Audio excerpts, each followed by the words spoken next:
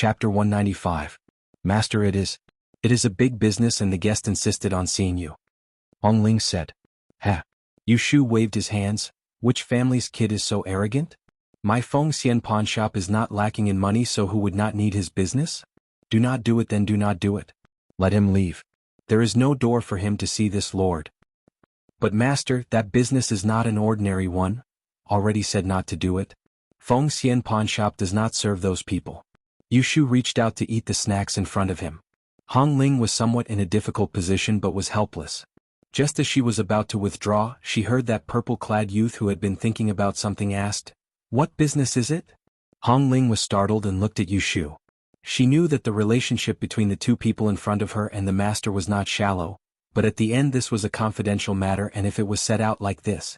Yu Shu saw her hesitant gaze and slapped his thigh. "Ask you to speak, then speak. These two are my own people and are also the shopkeepers of my Feng Xian pawn shop. Their words are my words, and in the future when I am not around, they will be the shopkeepers." Before he could finish speaking, Gao Yang let out another hee-hee. When Hong Ling saw it, she was relieved and said with a smile, "One is here to sell news. The news to sell is about the case of the Qin sisters in Jiangnanzhou province 3 years ago." When her voice just landed, Gao Yang was the first to exclaim in surprise, "The Qin family's case. There is actually news after 3 years. This business is a little big." Correct. Xie Jingxing also spoke. "The Qin family's influence in Jiangnan is vast. To accept this business, other than money, there are even more benefits. Talking about it, it must be done." Yu Shu scratched his head and said, "Since you all say so, then I will also go and take a look. I want to see which young fellow actually dare to make fun of this lord like this. It is very expensive for this lord to see one."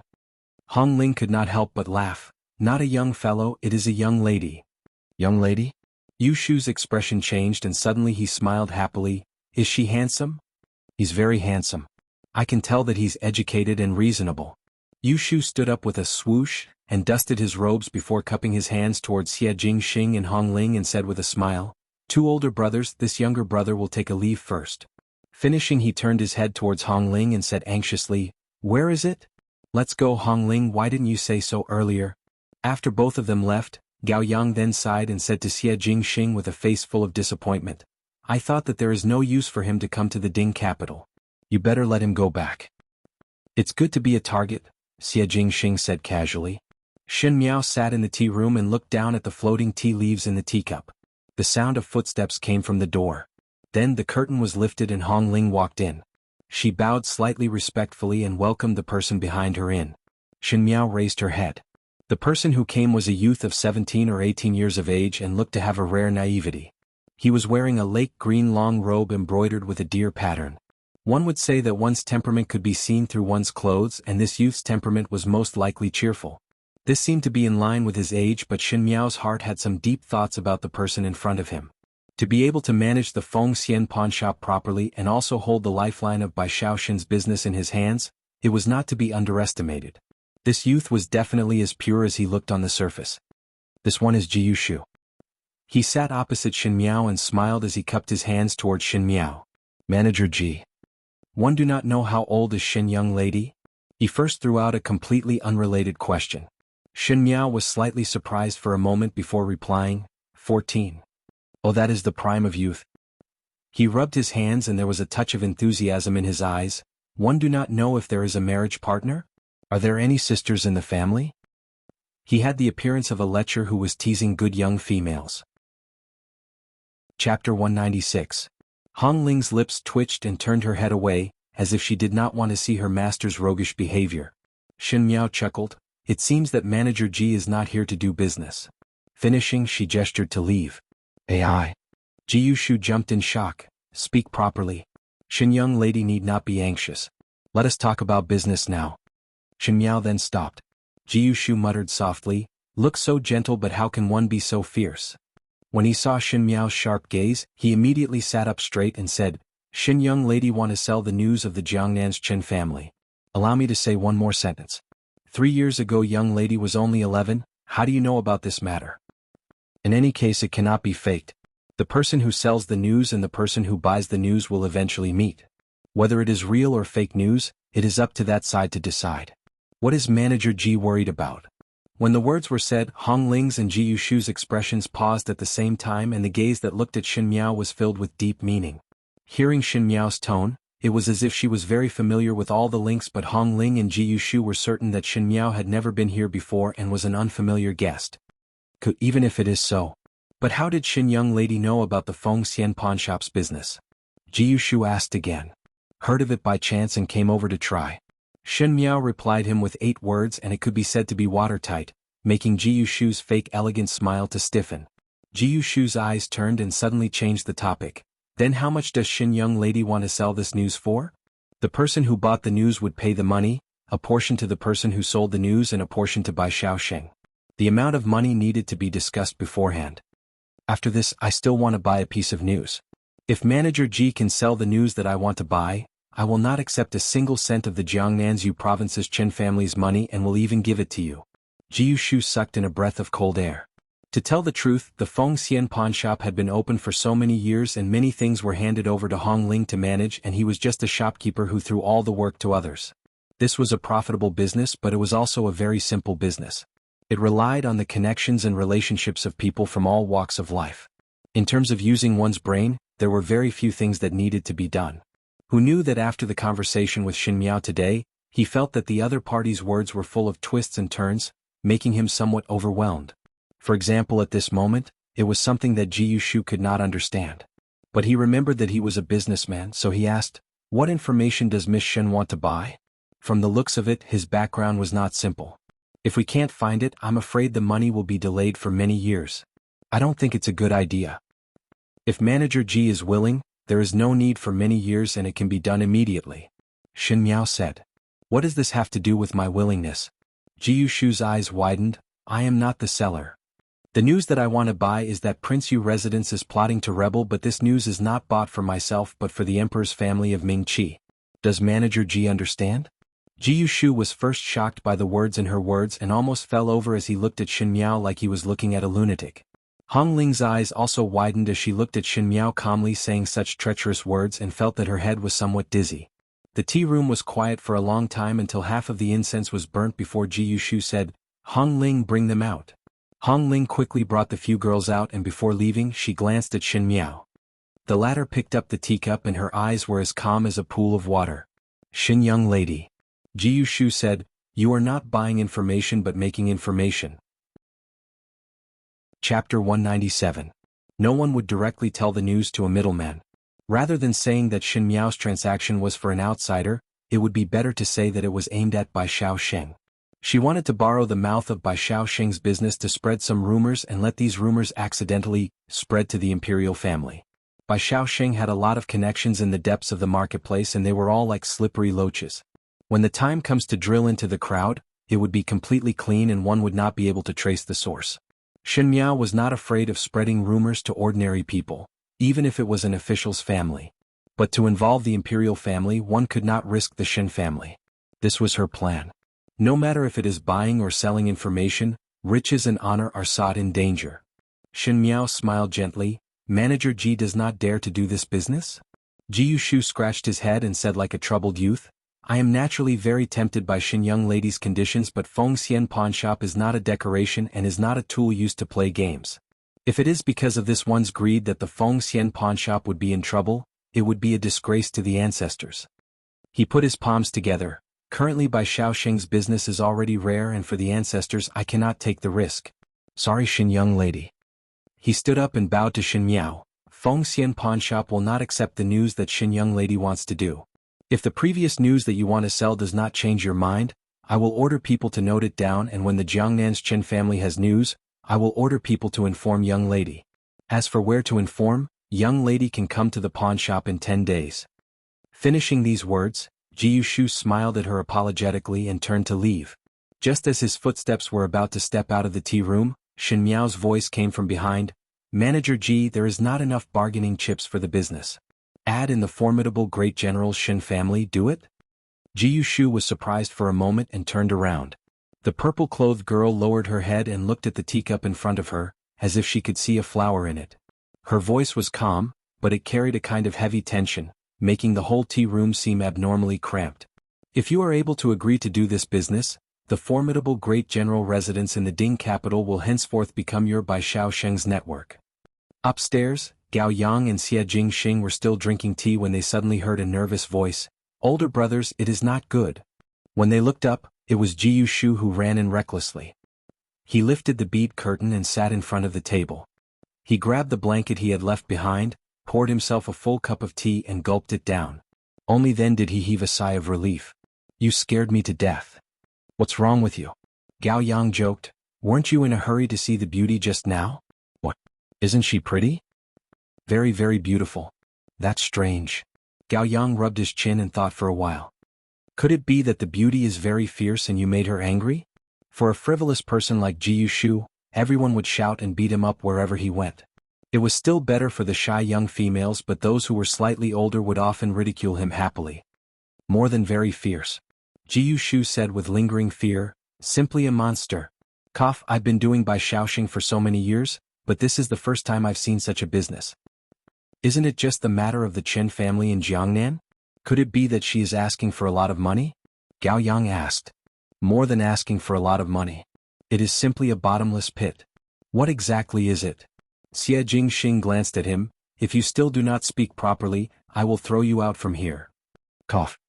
This customer does not need money to sell Jiangnan's Chen family's news and said that it is to be used to buy the news. Do you know what news she wants to buy? She wants to buy news for the imperial family, and the news is that Prince Yu residence is plotting to rebel. Damn it. Ji Yushu could not help but scold it. "This is using our Feng Xian pawn shop as a raft and want us to create news for her." When Gao Yang and Xie Jingxing heard it, their expressions gradually became serious. Ji Yushu loved to play around and most likely did not know the severity of it, but both of them knew the danger in Ji Yushu's words. This customer's methods were indeed too cruel.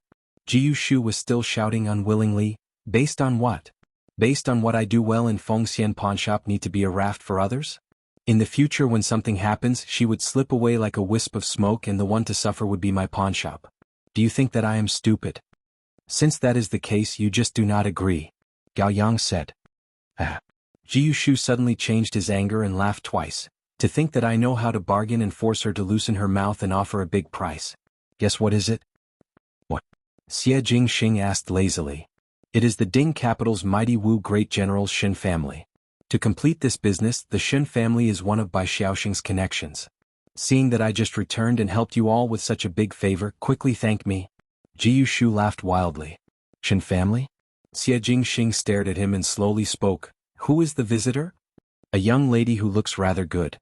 Surnamed Shen and most likely is also from the Shen family." Ji Yushu scratched his head, "Just very fierce and turned a blind eye to my elegance." Chapter 198. A young lady who looks rather good. Surnamed Shen and most likely is also from the Shen family. Ji Yushu scratched his head, "Just very fierce and turned a blind eye to my elegance." When the words were spoken, the tea room fell into a strange silence. After a moment, Gao Yang then looked at Xie Jingxing with a smile. "I roughly know who it is. This Shen family's young lady is somewhat powerful." Even though the smile was gentle, there was some sharpness in the tone. "Actually, I also find it strange." Ji Yushu shuddered and scratched his head. "Just now when she came over, I took a careful look. It was not like it was the first time she came to Bai Xiaopao to do business. I asked Hong Ling and had never seen her before. Our business is secretive and other than those few families of officials in the Ding capital, no one else knows about it." "How did she know?" "This young lady is not simple." Gao Yang pondered. "I originally thought that the Ding capital's Shen family was brainless fat meat that would be swallowed by others sooner or later. Now it seems that the water is deeper than imagined." He swept a glance at Xie Jingxing and found that the latter was deep in thought. "What do you think?" Xie Jingxing raised his head and looked at Ji Yushu. "Did you agree to her conditions?" "Such a big matter, I need to discuss it with you all." Ji Yushu ate a pastry in one mouthful. "But I estimate that the Shen family has a large business and the military strength in their hands is not weak. If what that young lady of the Shen family said is true, in the future it would be much easier for third older brother to plan. After all, she does not know that our Feng Xian pawnshop is privately third older brother's business. When the sandpiper and clam fight, the fisherman benefits. That young lady surnamed Shen most likely did not know that the promise that she made would ultimately benefit Xie Jingxing. However, one could not blame her as even Hong Ling, who had been the steward of the Feng Xian pawnshop for many years, did not know about the powerful relationship involved. Be that as it may, Gao Yang muttered to himself, this gamble is a little too big. The news that she wants to create would attract the imperial family's attention. We must be careful in our actions as it would not be worth the loss if there were any mistakes. As for the Shin family or the Shin family, the initial plan did not have the Shin family's power, so there is no need to be so concerned. What you said is also reasonable. Jiu Shu nodded his head and looked at Xie Jingxing, but in the end it is still third older brother who makes the decision. You agreed to her conditions. When Xie Jingxing spoke, Gao Yang frowned. Why are you making such a hasty decision? Since the Shin family has become a variable, it does not mean that they will not be useful in the future. It could be used to deal with some people. As for the news that she wants to create, it is directed at Prince Yu residence. Xie Jingxing raised his eyebrows. Just nice, we do not need to take action to tidy up and it would save us trouble. Hearing his words, the others finally remembered. Jiu Shu clapped his hands. That's right. I almost forgot. She wanted to spread the news of Prince Yu residence rebelling. This is directed at Prince Yu residence. Is there enmity between Prince Yu residence and the Shin family?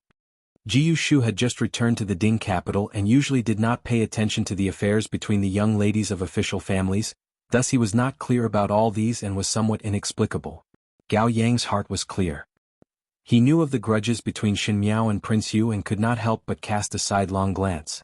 If it was an ordinary female who encountered such a matter, they would be afraid of the power of Prince Yu residence, but not only was Shin Miao not afraid, she was even waiting for an opportunity to counterattack. She was very smart. Since Prince Yu residence had the support of the imperial family, she would first alienate the imperial family. If the imperial family had doubts about Prince Yu, naturally the life-saving talisman behind Prince Yu residence would not be of any use. But even so, what else could she do? Accept this business. Xie Jingxing said, quickly inform the Jiangnan's Qin family. Chapter 199. Don't worry, I've already asked Hong Ling to send a letter to Yuzhou. The Qin family's case has been delayed for 3 years, but I don't know if the news about the young lady from the Shin family is true or false. After all, back then the Qin family had tried everything they could to no avail, so how could a little girl know about it? If her news is false, one estimate that the Qin family would not let her have a good time. Jiu Shu said vaguely with his mouth stuffed with snacks. Since she came to sell the news, it must be true. Xie Jingxing frowned, but there is still something wrong with this matter. Are you a good-for-nothing? Gao Yang looked at Jiu Shu wolfing down his food and could not help but shake his head. Could it be that you, a shopkeeper of Feng Xian pawn shop, have never eaten your fill? Jiu Shu stretched out a finger and shook it. How would the dim sum of other places be as good as third older brother's chef? Last time, I brought third brother's chef's desserts to Lady Xiao Yao, and Lady Xiao Yao actually smiled at me. It can be seen that. He picked up a piece of dessert and waved it in front of Gao Yang. There's something different about you.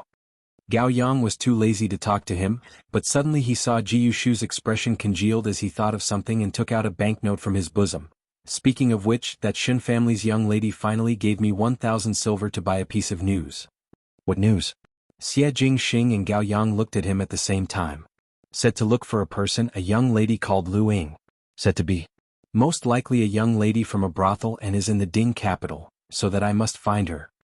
He asked curiously, why is she looking for a young lady from a brothel? Could it be that you also like beauties like me? Gao Yang and Xie Jingxing looked at each other. The former was puzzled and the latter only shook his head slightly. When she was sent out by Hong Ling and Mo Qing and the rest then heaved a sigh of relief when they saw that she was safe and sound.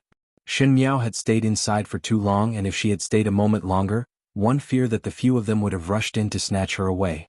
Before Shin Qiu left, he exhorted over and over again that Shin Miao had gotten into trouble and must be careful on the road. If he really lost Shin Miao, Shin Qiu would turn around and kill a few people. Hong Ling politely smiled at Shin Miao. Shin young lady can come back here 10 days later. Thank you, Manager Hong, Shin Miao replied softly. It was the little shop assistant at the door who could not help but take a few more glances at Shin Miao. It was probably the first time that he saw Hong Ling being so respectful to someone. After Shin Miao and entourage boarded the horse carriage and left, the shop assistant could not help but ask Hong Ling, "Steward, what is the background of that young lady?" "Mind your own business." Hong Ling lightly patted his head and thought for a moment before saying, "Next time you see this Shin young lady, speak sweetly. That is not a simple person." The waiter hurriedly agreed. Hong Ling looked at the departing figure of the carriage and sighed inwardly. There were indeed many talented people in the Ding capital, and now even a young lady could quietly plan such a big matter. Compared to the head of one's own family, she did not seem to lose out much. In the carriage, Shen Miao was in deep thoughts and one did not know what she was thinking about. Jingzhe and Guyu were afraid of disturbing her thoughts and did not speak at all. Actually, they did not know what business Shen Miao was doing today. It was obviously a pawn shop, but they did not know what was being pawned. But since Shen Miao did not say anything, the two maids would not talk about it. But when they passed by a place, Guyu smiled. In front is Guangfu Zhai. One have not gone out for a long time, why not let this servant go and buy some Guangfu Zhai snacks? Guangfu Zhai's snacks had always been in high demand, and now that it was not the most crowded time, there was no harm in buying some. Even though Shen Miao did not like to eat, Luo Shuiyan and Shen Qiu liked to eat. Shen Miao nodded her head. You go. Chapter 200. Guyu then jumped down the carriage and went to Guangfu Zhai first. Mo Qing and the rest surrounded the carriage. The few of them were tall and strong and were somewhat eye-catching. In a moment, everyone who passed by would take a few glances. Shen Miao opened the curtain to get some fresh air, but her eyes were attracted by one person. That person most likely just came out from Guangfu Zhai as he was carrying a bag of snacks in his hands. Coincidentally, his eyes met with Shen Miao in the air and could not help but be slightly startled. It was Pei Lang. Shen Miao had not been to Guangwentang for a long time. She did not want to gain the reputation of a talented female and also did not want to use this to obtain scholarly honors. These days she was busy with her own matters and had forgotten about this. She looked at Pei Lang and suddenly smiled and nodded her head at him in the carriage. Pei Lang was somewhat stunned for a moment.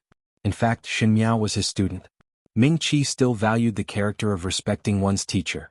Xie Jingxing was out of line, but as long as one was a student, one would always be polite to one's teacher. But Shen Miao's nod just now gave Pei Lang an illusion that he had to look up to Shen Miao, and Shen Miao was a head taller than him. Without waiting for him to react, Shen Miao had already put down the curtain. Mo Qing and the rest who were in the carriage noticed his gaze and looked at him with some vigilance. Pei Lang stood rooted to the ground. Such a rude action would have enraged a person like him, who was innately arrogant to the bone. But he did not know why, other than not knowing whether to laugh or cry. He could not feel any other emotions. Most likely it was because of Shen Miao's strong performance these days that he felt that if Shen Miao behaved like those students and acted obediently, he would not be used to it. Shaking his head, Pei Lang could only leave. Feeling that the gaze outside the carriage had left, Shen Miao's eyes looked down at her sleeves. Towards Pei Lang, her feelings were very complicated. She knew that Pei Lang was indifferent towards the matter of Fu Xiuyi treating Wan Yu and Fu Mingji, but she also knew that Pei Lang was only a person who was loyal to the ruler. The grudges from the previous lifetime had been settled, and since there was still a need for Pei Lang in this lifetime, she should not be entangled in this matter. It was just that her heart was somewhat uncomfortable. Just as she was thinking, Guyu had already returned from buying snacks. By the time they returned to the Shin residence, it was still not late, and Shin Qiu was also staying in the western courtyard. Shen Miao planned to send some snacks to Shin Qiu. Just as they walked to the main hall, they coincidentally met Ren Wanyun supporting Shin Qing out. Ren Wanyun's gaze towards Shin Miao was like a knife, and Shin Qing's eyes were incomparably venomous. Even Guyu and Jingzhe could not help but shiver, and both of them protected Shin Miao behind them. Fifth lady had not gone to greet old Fu in these days. Ren Wanyun brought up another topic. Could it be that she plans to be an unfilial descendant? Shin Miao swept a glance at her. Ren Wanyun was now like a mad dog, biting whoever she caught. On one side she was afraid of Shin Xian and Luo Shuiyan, but at the same time she was not willing to let Shin Qingbai suffer for nothing, so she could only do some small actions that did not hurt or itch. However, Shin Miao was after all not someone who was scared. She was not afraid of reputation at all. She looked at Shin Qing with a slight smile. Second Shin still has the energy to manage my matters, so she is not afraid of eldest sister's heart being hurt. The Empress's bestowal of marriage came in a rush as she will be entering the Wang residence next month. Second Shin has to teach eldest sister some things. After all, the marriage is not from an ordinary family but the residence of a prince of first rank. Finishing, she did not even turn her head back as she brought Jingzhe and Guyu away. Ren Wanyun was so angry that her entire body was trembling. These days, the angrier she was, the more she felt that her mind was in a mess. She did not even have the time to bother about that Wan Yinyang that Shin Gui doted on. Wan Yinyang gave birth to Shin Dongling, who was delicate and helpless in the past, and would often cook for Shin Gui to eat. With Shin Qing as a foil, she became more well-behaved. With that, Wan Yinyang coaxing Xin Gui until he was docile, Ren Wanyun and Xin Qing were getting worse by the day. Chapter 201. And all of this was because of Xin Miao. Otherwise, with Ren Wanyun's methods, how would Wan Yinyang, who was previously subdued by her, be so arrogant today? Mother. Xin Qing, who was by the side, pulled her hand. These days she had suffered a lot of cold eyes, and her previous arrogant and impetuous temperament had converged a lot. The hatred in her eyes did not diminish as she gritted her teeth. Do not worry, endure it. Wait till I enter the residence of the Prince of First Rank. Even if I have to risk this life, I will let Prince Yu take action against Xin Miao.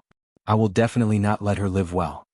Because Xin Qing was already pregnant, the Empress's bestowal of marriage was set for next month, so that it would not be easy to clean up after a long time. In such a short period of time, and it was an imperial edict, Ren Wanyun really could not do anything and could only watch as Xin Qing jumped into the fire pit. Qing'er need not be afraid. Ren Wanyun said, your older brother will be back soon. Yuan-er is the smartest, and when he returns, he would definitely think of ways to let that little slut's reputation be ruined. Xin Yuan would also rush back to participate in Xin Qing's marriage. Ren Wanyun's eyes flashed. Now she was isolated and helpless, and if it was not for Xin Yuanbo, who followed her words to please old foreign, that old woman would not help her. Xin Miao returned to the western courtyard and unexpectedly saw Xin Qiu waiting for her in the courtyard. Seeing her return, Xin Qiu then gave a sigh of relief and looked at her up and down. Why were you gone for so long? One thought that something happened. Under the sun of heaven's feet in broad daylight, one would be a fool if one were to make a move. Xin Miao handed the snacks to him. Bought it when I returned. This is for you. Xin Qiu was surprised for a moment and was somewhat touched as he received it. After returning this time, Xin Miao's change in attitude towards him made him pleasantly surprised. Why are father and mother not around? Xin Miao asked. Just returned to the capital and socialized with colleagues. Xin Qiu looked around and said, younger sister, you are not around today, and these few days father had some conflicts with second and third Shu. Just now old foreign reprimanded father severely. Father had a conflict with second and third Shu? Xin Qiu looked at Xin Miao's expression and thought about it before saying, younger sister, you also know that because of the matter in the ancestral hall, father and mother were somewhat dissatisfied with second and third Shu. Naturally, he didn't pay attention to them. Old madam was probably anxious, so she reprimanded father. Speaking till here, Xin Qiu's face could not help but reveal a look of injustice. Old foreign's heart is too biased. What wrong did father do? Second uncle and third uncle did not take good care of you in the Fu. Even I am angry, not to mention father. Xin Qiu did not call her grandmother, but old foreign. It was obvious that he had some complaints about old Xin foreign. After saying this, Xin Qiu could not help but look at Xin Miao's expression. Xin Miao was after all raised up by old Xin foreign, and every time she returned, she would be very respectful to old Xin foreign. Xin Qiu said these words impulsively as he was not sure if Xin Miao would be disgusted or not. There is a difference in closeness, and after all it is not one's own blood that flows. Xin Miao said indifferently, naturally there will be favoritism. Xin Qiu seemed to be happy that he had found an ally. That's right. Father is filial to her because of grandfather. You have done enough for so many years. You actually scolded father for being unfilial? Scolding father is not only because of second and third Shu's matters. Xin Miao said, one fear that this time father did not hand over the money that his majesty bestowed. Old Xin foreign loved money like her life, and this time Xin Xeng kept the reward for himself due to his anger. In addition, Xin Miao also did not mention to send the money over. After a long time, old Xin foreign naturally could not sit still and thickened her face to find fault. This is really... Xin Qiu seemed to want to say something but felt that it was not good to say it in front of his younger sister and endured it. So what about it? Father's things can be given to whoever one wants to. Chapter 202. That's right, so let her scold as she pleases. As long as one's face is acceptable and ignore her, she would not be able to play any tricks. It is just that father's temperament is too straightforward, and some matters must be tolerated on the surface. When the time comes, there will naturally be a chance to vent. Xin Qiu felt that Xin Miao's words were somewhat strange but faintly felt something. He smiled, not seeing for a year. Younger sister's temperament has become much stronger. Xin Miao declined to comment. Seeing that Xin Qiu had already opened the paper bag, he picked up a large piece of dim sum and threw it into his mouth. After chewing a few times, she said, the dim sum in the Ding capital is just delicious. We are in the northwest desert, so how would there be such exquisite things? Xin Miao quietly watched him eat, and after a moment she softly asked, "What does eldest brother think of loyalty?" Loyalty? Xin Qiu did not even raise his head. Naturally it is to be loyal to the monarch and serve the country, to kill the foreign enemies with iron blood, to be a pillar of the country.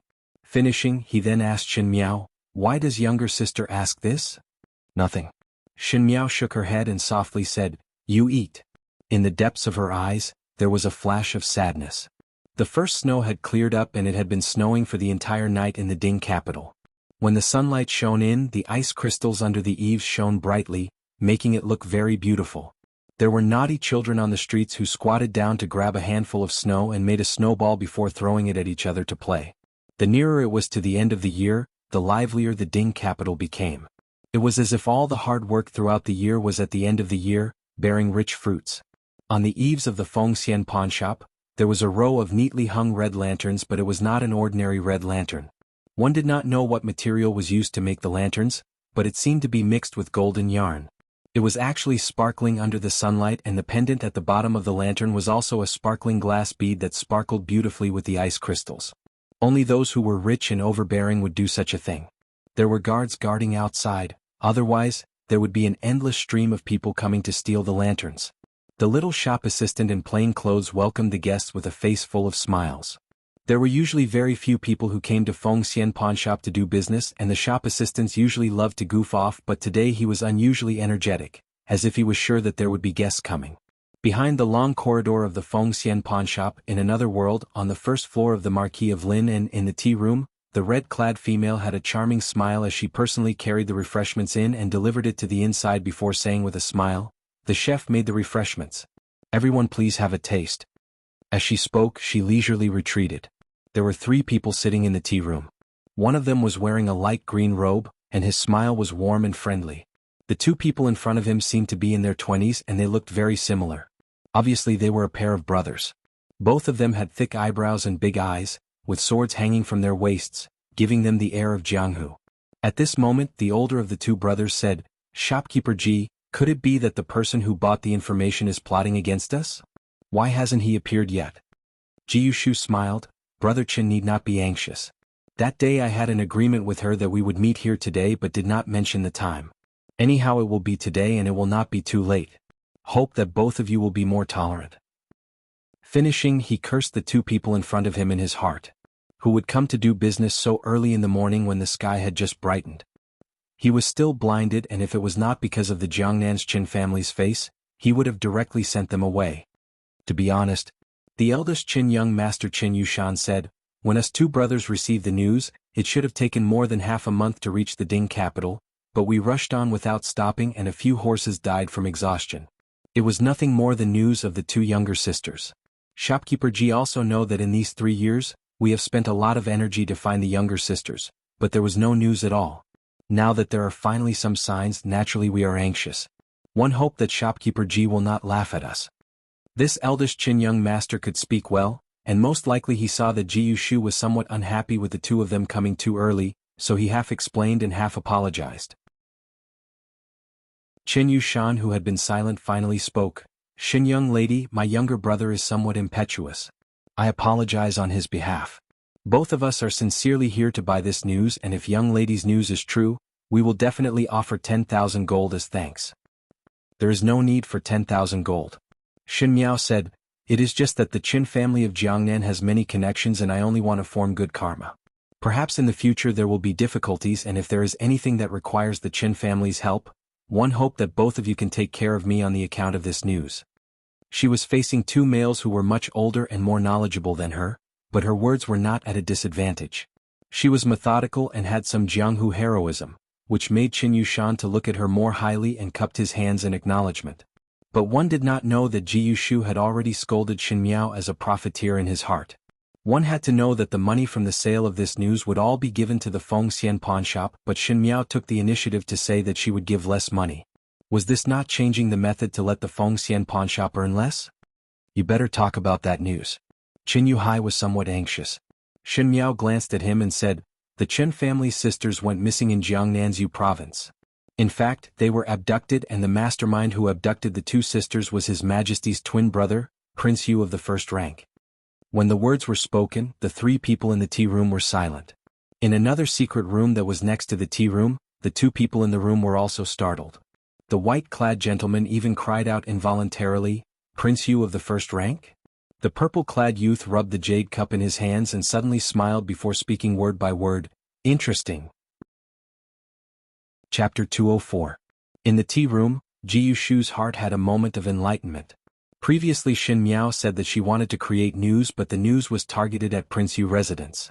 At this moment the news that was sold to the Qin family was also related to Prince Yu residence. Wasn't it to incur hatred for Prince Yu residence? It seemed that what Gao Yang said was indeed correct. The Shen family and Prince Yu residence had a deep hatred, and this person set up a trap with Prince Yu residence, waiting for Prince Yu residence to stumble. But thinking about it, Ji Yushu was somewhat depressed. Those who came to Bai Shaoxing to do business had always been sincere in buying and selling information and were deeply grateful to this place that could provide information. How would it be like Xin Miao in front of him, who directly used Bai Shaoxing as a tool, using Bai Shaoxing to rope in the Qin family and use Bai Shaoxing to deal with Prince Yu residence? But Ji Yushu pondered in his heart. Even if the Qin family of Jiangnan was a big family, Prince Yu residence had a fierce reputation for so many years, and there was also the imperial family's protection. Unless it was a blood feud, who would rush in upon seeing danger? Is what Xin young lady said the truth? Qin Yushan's voice was hoarse. Prince Yu's ferocious and lascivious reputation was known by the entire court, and if the Qin sisters were to fall into his hands, one could imagine the outcome. I have no need to lie to you. But how can you prove that what you said is true?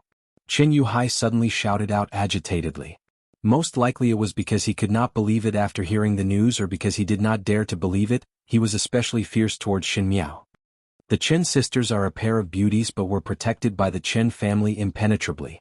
Prince Yu had always loved excitement and spent a lot of effort to kidnap the Qin sisters. Afterwards they were brought to the Ding capital overnight, and when the Qin family was still searching for the sisters' whereabouts in Yu province, the Qin sisters had already reached Prince Yu residence. Speaking till here, Xin Miao's voice paused for a moment before continuing. Afterwards, Prince Yu's methods of torturing females were terrible, and the Qin sisters wanted to commit suicide but were stopped by Prince Yu. Afterwards the older sister flattered and hoped to let the younger sister escape, but in fact Prince Yu knew of their plans and pretended not to know. After that the older sister was bestowed to Prince Yu's subordinates and was tortured and beaten to death. The younger sister was humiliated on the way and was blinded and found a place to do night incense work, always hoping to survive because this was the life that the older sister had fought for. It is just that. Xin Miao sighed softly. She actually never walked out of the doors of Prince Yu residence. The so-called night-scented work and the surrounding neighbors were all arranged by Prince Yu, in order to play with the Qin family's younger sister and see her living in the swamp with hope. Her voice was calm and cool, with only a hint of regret at the end, but it sent chills down one's spine. Ji Yushu was also extremely shocked. Even though he knew of Prince Yu's absurd and terrifying methods of torturing females, it was the first time he heard someone talk about it in such detail. It was to say it, but it was easy to kill. Liang. Yu. As for that Qin sister, she thought that she had escaped and was living with hope, hoping that one day she would be able to take revenge and find her family. But she did not know that the hope was already in someone's hands, and everything she did was just a playful method in Prince Yu's eyes. Such words made the Qin brothers silent. Qin Yuhai slowly stretched out his hand and clutched his head and suddenly howled in pain. I have already said before that there is no need for 10,000 gold and only need to form good karma. Xin Miao said, but I have a sentence that I do not know if both of you are willing to hear. One would like to hear the details. Qin Yushan cupped his hands. Prince Yu of the first rank haggles over every penny and is narrow-minded. If anyone provokes him, he would definitely retaliate. The Qin family has a big business, but when compared to the imperial family, they are still a head shorter. One think that both of you not only want to rescue the Qin sisters, but also want to take revenge for the Qin sisters. My Tangier is now about to marry into Prince Yu residence and is also one of the people being tortured. If in the future you destroy the entire residence of Prince Yu, please spare my Tangjie's life. When the Qin brothers heard it, most of the doubts in their hearts dissipated and they cupped their hands towards Xin Miao. As such, many thanks. Both of you can go and inquire about the Qin family's younger sister's news. After inquiring, do not act rashly. 3 days later at this place I will talk to you in detail. Chapter 207. The Qin brothers nodded their heads and could hear the meaning of Xin Miao's words to chase them away, so they did not hesitate and stood up. Qin Yushan said, "After finding younger sister, Xin young lady has done our Qin family a favor, and in the future if there is any need for the Qin family will naturally not decline. Many thanks for the matter this time." Finishing, he carried his sword and left in a hurry, most likely to search for the whereabouts of the Qin family's younger sister. Ji Yushu stared at Xin Miao. He thought that Xin Miao's performance that day was sufficiently unique, but did not expect that today she was still so surprising. The people of the pugilistic world were all arrogant and the Qin family was considered a large family. Moreover, this was originally a transaction of money and goods, but with just a few words from Xin Miao, she became the Qin family's benefactor?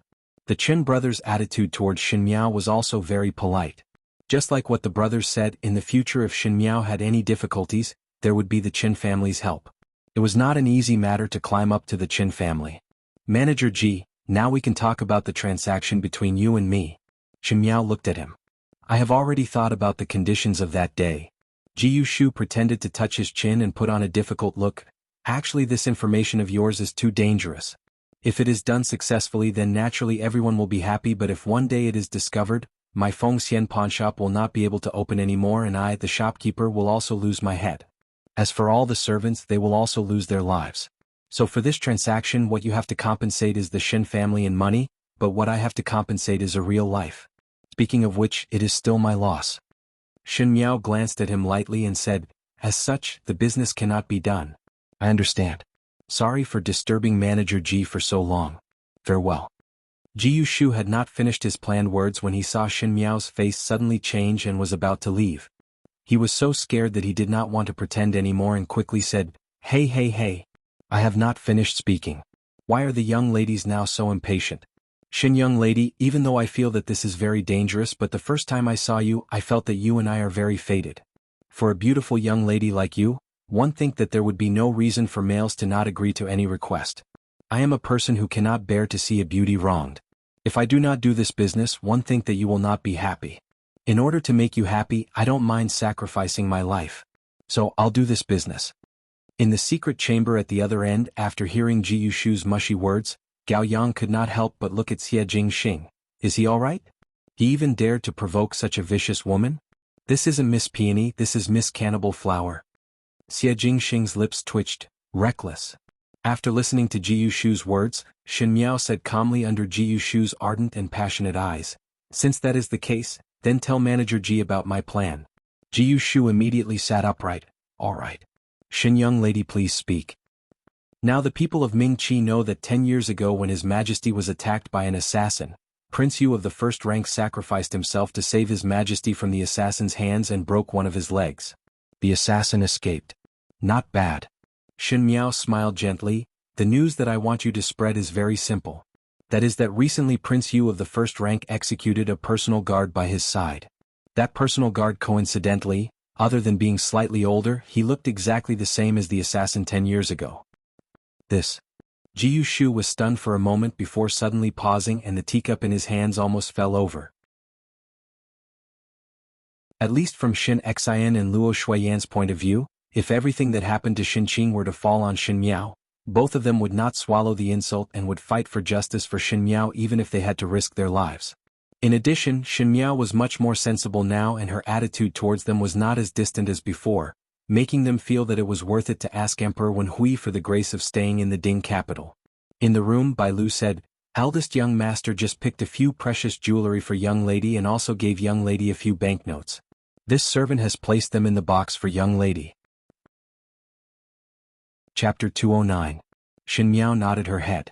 Ever since Xin Qiu knew that she went to the Fengxian pawnshop, he thought that she was short of money to spend and would pick some exquisite things from the palace to send over or directly send money over. He even said to her, "Younger sister, if you do not have money then tell older brother and older brother will give it to you. Do not go to any pawnshop. I am Xin Qiu's younger sister. Why would she need to go to a pawnshop to exchange for money?" Xin Miao was too lazy to explain to him, and adding on to the fact that money was not a hot thing, so she gladly accepted it.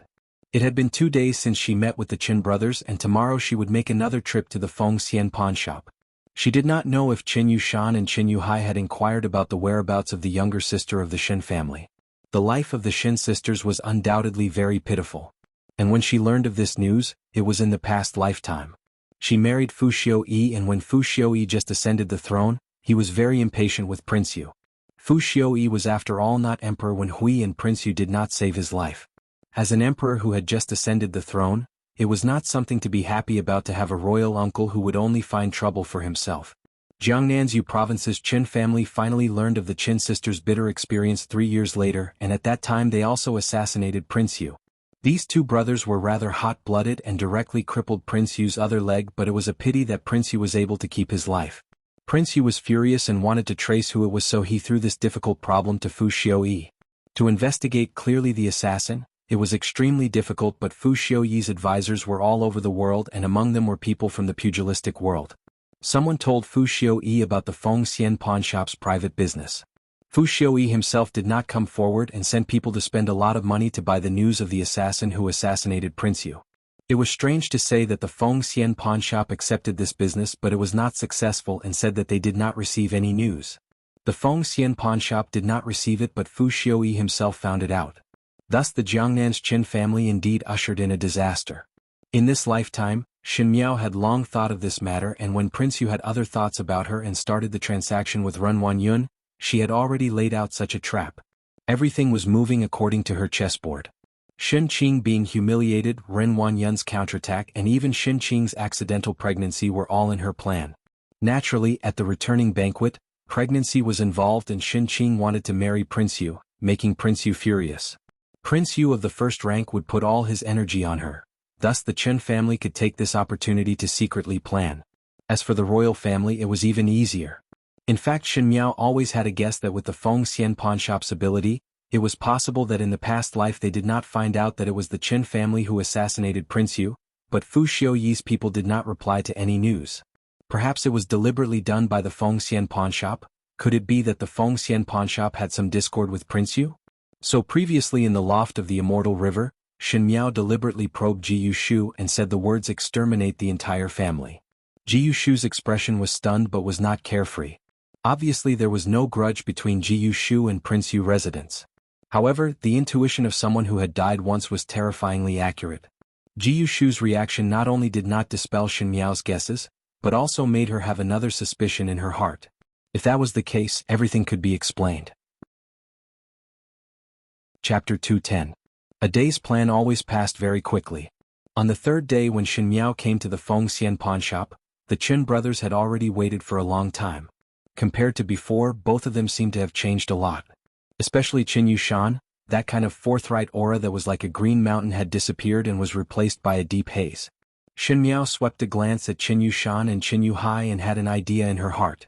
Presumably these two people had already inquired about the Qin family's younger sister's news. Perhaps they had even seen it with their own eyes. To personally witness one's own brothers falling into such a miserable situation, for the people of the pugilistic world who were decisive in killing, it would be a great stimulation. Otherwise, in the previous lifetime the Qin family would not have gone to assassinate Prince Yu without a care for the consequences. Xin young lady. Qin Yuhai spoke first. Previously Xin young lady said that the imperial family would not be able to trace the Qin family. Is it possible to tell us two brothers? Ji Yushu looked at his own teacup as if he could see a flower in it, but he deliberately did not look at Xin Miao. Xin Miao sighed. Naturally I also want to help, but like what was said before, in this way the risk that I am taking is also great. From a certain point of view, the Xin family and your Qin family are tied on the same boat. If anything goes wrong, the Xin family will also suffer. Qin Yushan paused and said, I know that this trip is somewhat difficult, so if young lady is willing to help, half of my Qin family's business will be given to the Xin family. When the words were said, even Ji Yushu could not help but look up at Qin Yushan. The Qin family was the wealthiest in Jiangnan, and Jiangnan had been a fertile land since ancient times. The Qin family's money was more than the imperial family, so now that they took the initiative to give out half of their business to the Xin family, it was tantamount to adding wings to a tiger. When Xin Miao heard it, she could not help but be somewhat absent-minded as she looked at Qin Yushan's pleading face. The Qin family sisters were tortured, and in order to take revenge, the Qin family was actually willing to pay such a price. They clearly knew that even if she took action, she would not be able to sit back and relax. Even so, they were still willing to gamble. This could only show the position of the Qin sisters in the Qin family's heart. In her previous life, she was trapped in prison and was isolated and helpless in the inner palace. If the Shin family was still around at that time, would her father, mother and elder brother also save her at all costs? Miss Shin? Chen Yushan reminded when he saw Shin Miao in a daze. Shin Miao recovered to her senses and smiled gently. Half of the family business is fine. I am helping you with this, but it is not because of your family business. It is nothing more than to form a good relationship. In the future, if there is a need for your Qin family, I hope that you will not decline. Secondly, I also have enmity with the residence of Prince Yu, and if the residence of Prince Yu is not destroyed, there will be a day when trouble will come. She looked at Qin Yushan. Now we are all on the same boat. Qin Yushan looked at Shin Miao, who was in front of him. Her eyes were clear and her tone was sincere. It was as if every word that she said was powerful and could be done. From the first time they met until now, she did not behave like a budding girl. Qin Yushan couldn't help but think that if the Qin clan sisters had the temperament and ability of the young woman before him, they wouldn't be in such a miserable state now. Thinking of the Qin sisters, Qin Yushan's slightly better mood immediately turned gloomy again. He said, "What is young lady Shin's method? You do not need to ask about the imperial family's side for the time being. It will be better after a period of time. In addition, if you want to take action, it is best to do it next month. Next month in the residence of Prince Yu will marry my Tangjie, and on the second day of the marriage, everything will be lax. At that time you can take action early in the morning and it will be foolproof." You? Qin Yushan wanted to say something, but at the end he shook his head. How can you end the imperial family's side within a month? Shin Miao looked at Ji Yushu, who was drinking tea, with a smile that was not a smile. You do not need to worry about this. The most urgent matter is to gather men and horses. After a pause, she then continued to speak. Prince Yu residence is not small and you must first understand the layout. On the day of taking action, other than my Tangjie, after saving the person, you must cut the weeds and eliminate the roots. Chapter 211. Don't worry, we brothers know, Qin Yuhai said. I don't know what is the rule of exterminating a family in the Jianghu. What I mean by exterminating the weeds by the roots means that women, children, young and old, servants and concubines are not to be spared. The entire Prince Yu residence will completely become a tomb. Qin Yushan and Qin Yuhai were both stunned. Qin Yuhai frowned. Even servants and concubines? Most of those concubines are pitiful people that Prince Yu captured. Shin Miao sneered. A centipede dies but never falls down. If young Master Qin wants to be merciful, you will only harm the Qin family, and my Shin family will also be implicated. She spoke coldly. After a moment, Qin Yushan nodded. We won't leave anyone alive to drag you down. This is very good. Shin Miao said, then wish both of you to take revenge and wash the residence in blood. After chatting with the Qin brothers for a while longer, the Qin brothers stood up and took their leave. After they left, Ji Yushu finally opened his mouth to speak. Shin young lady, you are so young but seem to know a lot of things. Just now I could see clearly that the Qin brothers are at least experienced and knowledgeable people and actually followed your arrangements. Shin young lady, it is the first time that I have met such an intelligent and beautiful female like you. One do not know if there will be a chance in the future to go for an outing with you in the suburbs in spring, admire the lake in summer, and enjoy the boat in late autumn. He was still saying it well at the beginning, but the more he said it, the more outrageous it became. He was like a lecher who took liberties with a good young lady. Manager Ji, Shin Miao asked, don't tell me you just wanted to tell me this? Ji Yushu cleared his throat. In fact, I only want to tell Shin young lady that the news is already done and has been sent to the palace. One think that not long later Shin young lady's desired result would be achieved. Shin Miao's heart was slightly shocked. Even though she knew that the Feng Xian pawnshop had the ability, she did not know that the other party's actions were that fast. Presumably there would be people in the palace who would receive them, else to quietly infiltrate the palace. One feared that it would take a lot of effort. This Feng Xian pawnshop's water was also very deep. She didn't hide her deal with the Qin brothers just now because she knew it was impossible to hide it. Many thanks to Manager Ji. Shin Miao's eyes drooped down. After the matter is completed, the promise with Manager Ji will be kept. Ji Yushu was silent for a moment before asking in a rare serious tone, Shin young lady, this one has a matter that does not understand. Go ahead. Shin young lady is using the Shin family as the price to do business with me. Are you not afraid that there will be a day when I want the Shin family to do dangerous things and push the Shin family to the cusp of the wind and waves? This deal would not be worthwhile. After saying that, Ji Yushu stared at Shin Miao and paid attention to her expression. Shen Miao did not even blink as she lightly said, "Rather than worrying about future difficulties, it is better to worry about the present problems. If that day really comes, it can only be said to be the fate of my Shen family." Jiu Shu was somewhat puzzled. Really? It's fate. In the secret room, Xie Jingxing listened to the movements coming from the side and said lazily, "Only Yu Shu, that fool, would believe her words." Gao Yang said, "This girl's deceiving skills are already at the point of perfection. How would Yu Shu be her opponent?" "No need to worry," Xie Jingxing said unhurriedly. "Once on my boat, it would not be that simple to get down." When Shen Miao got up to bid farewell to Jiu Shu suddenly said, "Oh right." Chapter 212. After she left, Jiu Shu then shook his head and said as he walked into the room, "Really a woman that is more unfathomable than young lady Xiao Yao.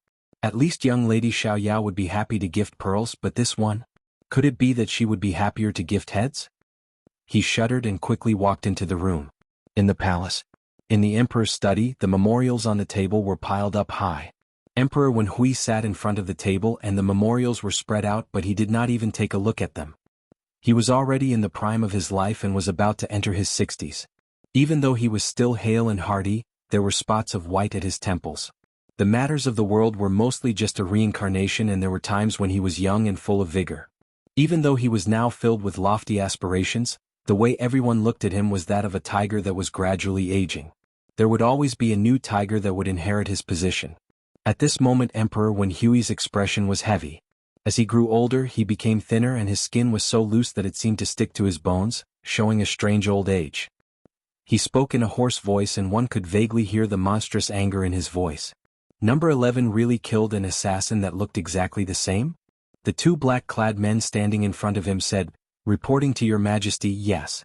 The person that was caught had been tortured. In addition, the trusted aide of His Highness Prince Wen that was caught in the residence of Prince Wen also personally admitted that Prince Wen had executed a masked guard a few days ago." Emperor Wenhui closed his eyes and suddenly raised his hand. The paperweight on the table flew out and broke into several pieces on the ground. After a moment he then sneered, "Number 11, Zhen had still underestimated him." There were many eyes and ears in the palace. The imperial concubines, officials and even the Empress. These eyes and ears were all to survive in the palace, and whoever had more information would have the first chance to win. The emperor was no exception. Only when his eyes were everywhere, would the dragon throne be more stable. At the beginning he accidentally heard from his eyes that Prince Yu had killed an assassin that looked exactly the same as the previous one. Emperor Wenhui did not believe it. The imperial family's feelings were cold and he had stepped on the corpses of his brothers to sit on the emperor's throne. Leaving behind Prince Yu, who was ranked 11th, was because Emperor Wenhui always remembered that dangerous night when Prince Yu used his body to block the danger and was drenched in blood to save his life. Emperor Wenhui often thought that for so many years he treated Prince Yu well, not only because of the kindness of that leg, but it also represented that Emperor Wenhui still had kindness. Now that he was an emperor, everyone's feelings for him were no longer pure. Even his sons were scheming against him. But Prince Yu of the first rank was able to remind Emperor Wenhui that in this world, there was still a person who would disregard his own safety to block the sword for him, and he still had a personal disciple. But now it was like a huge joke. It seemed that the scene at that time was a play that was arranged by this personal foot, and even Emperor Wenhui suspected that the crippled leg of Prince Yu was fake. What did Prince Yu want to do? Plotting for the throne? Usurpation? There were so many records in the history books of concealing one's strength and biding one's time, and in one day one's rebellion, Emperor Wenhui only felt anger and humiliation from being deceived. When one was betrayed by a trusted person, the trust would be withdrawn, and not only that, the suspicion would intensify. The people of the imperial family were naturally suspicious, and previously they did not suspect Prince Yu of the first rank because of his sincerity, but now that sincerity had become fake, the seeds of suspicion of the imperial family immediately grew into a towering tree that no one could shake. Send people to guard the residence of Prince Yu. Zhen want to see what tricks he wants to play. Gao Gonggong lowered his head and looked at his eyes and nose as he silently looked at his toes, as if he did not hear the anger of the emperor. It was just that he sighed in his heart. Troubled times, troubled times. Chapter 213. The days passed by, and in the peaceful Ding capital, it was as if nothing had happened. As the end of the year approached, everyone was busy preparing for the New Year's goods, and even the poor families seemed to be filled with a faint joy. However, no matter how happy the days were, there would be people who were not happy. In the palace, Prince Li and Prince Xiang were walking in the garden. In Prince Li's faction, Prince Xiang and Prince Cheng's forces were weak and they bowed their heads to Prince Li and their attitude was very respectful. Compared to the Crown Prince's steadiness and the Prince Zhou and Prince Jing brothers' sharpness, Prince Li walked the path of moderation. He was not the most outstanding and his consort mother was not the most favored, but he was extremely slick in bribing everyone up and down. No matter if it was the courtiers or brothers, they were willing to give him some face, but in private, he was an out-and-out smiling tiger. Sixth older brother, these days one heard that imperial father is very cold to royal Shu.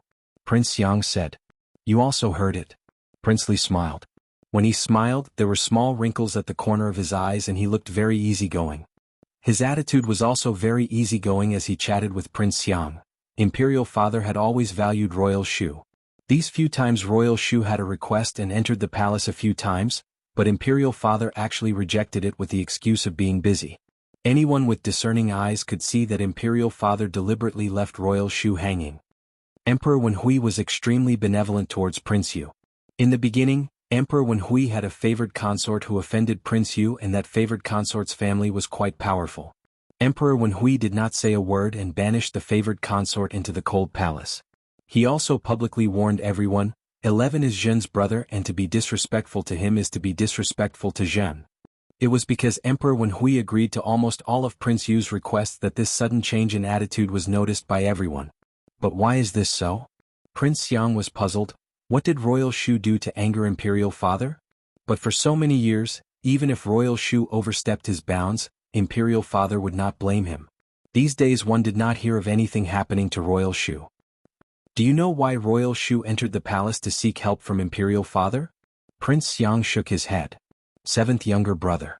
Prince Li patted his shoulder as if an elder brother was admonishing his insensible younger brother. One must pay more attention to everything in the palace. You are so honest that I, sixth older brother, cannot help you to worry about everything. Prince Xiang smiled. I follow sixth older brother. Sixth older brother is smarter than me in what sixth older brother says. I heard that royal Shu of the matter is the Shen family? Prince Xiang was suddenly enlightened.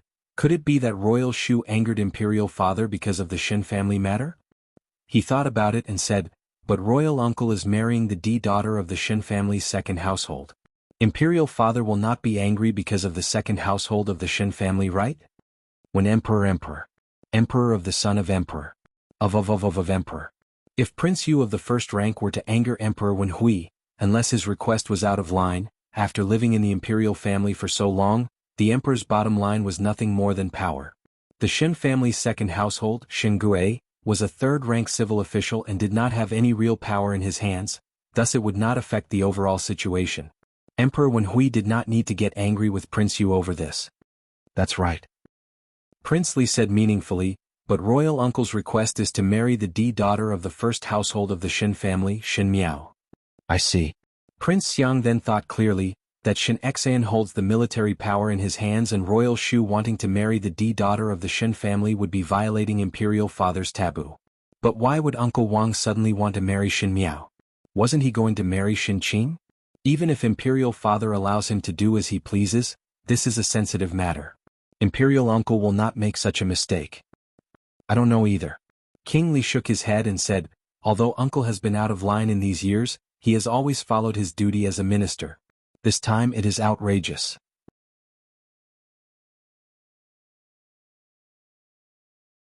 Chapter 215. Not everyone had the courage to treat themselves as a stone, and because of this, Gao Yang's heart felt that Shen Miao was more dangerous. And for an enemy that could grow up, the best way was to strangle her before she matured. It was just that. Gao Yang was somewhat uncertain of what Xie Jingxing's thoughts were. It was impossible for Xie Jingxing to not see the variables on this girl. If Shen Miao became an obstacle in their plans, it would only spoil the big matter. She had such brave deeds before? Jiu Shu said in surprise before nodding his head. It is normal for the daughter of the formidable great general to be more valiant. Even though she did not have martial arts and was not raised by Shen Xan with this temperament, no one would dare to bully her. Seeing that Gao Yang was somewhat lost in thought, Jiu Shu suddenly thought of something and continued, speaking of which, this time even though I was the one who created the news about the imperial family matters, but everything was done according to Shen Miao's plans. Now thinking about it, she was really somewhat scary.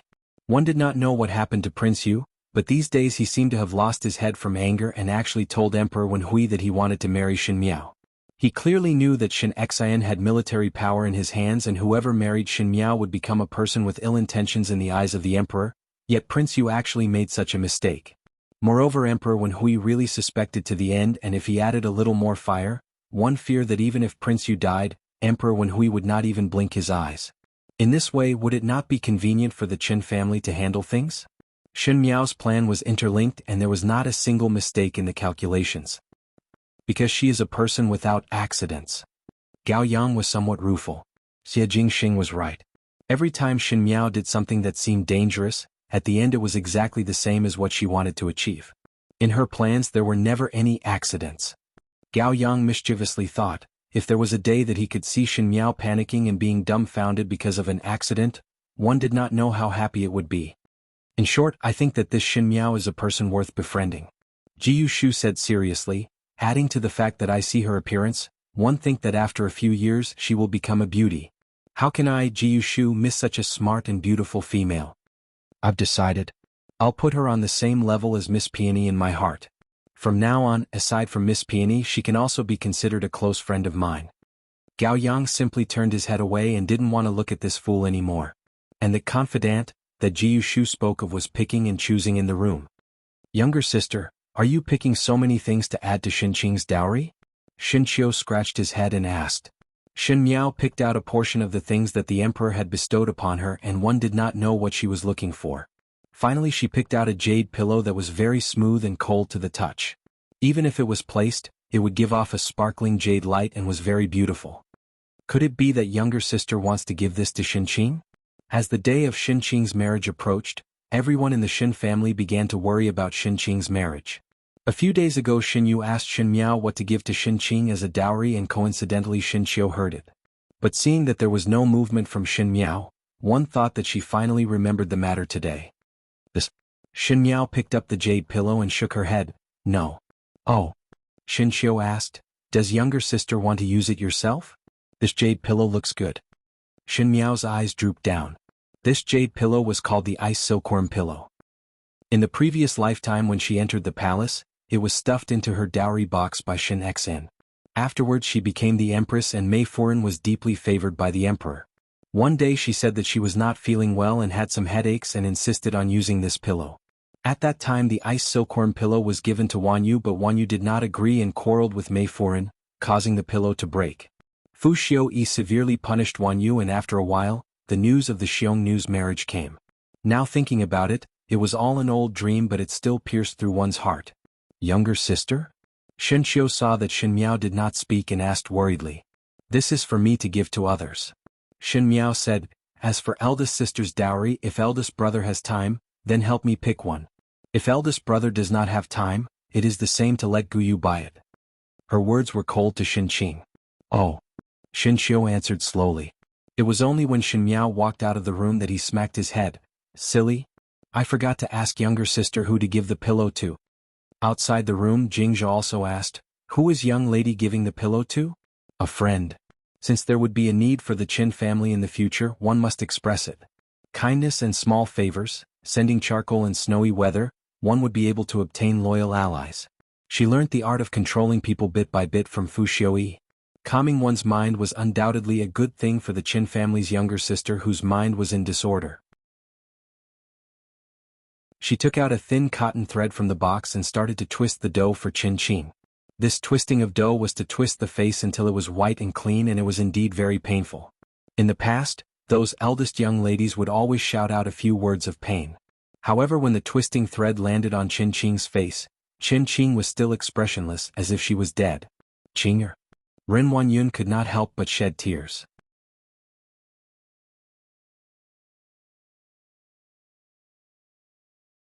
Chapter 219.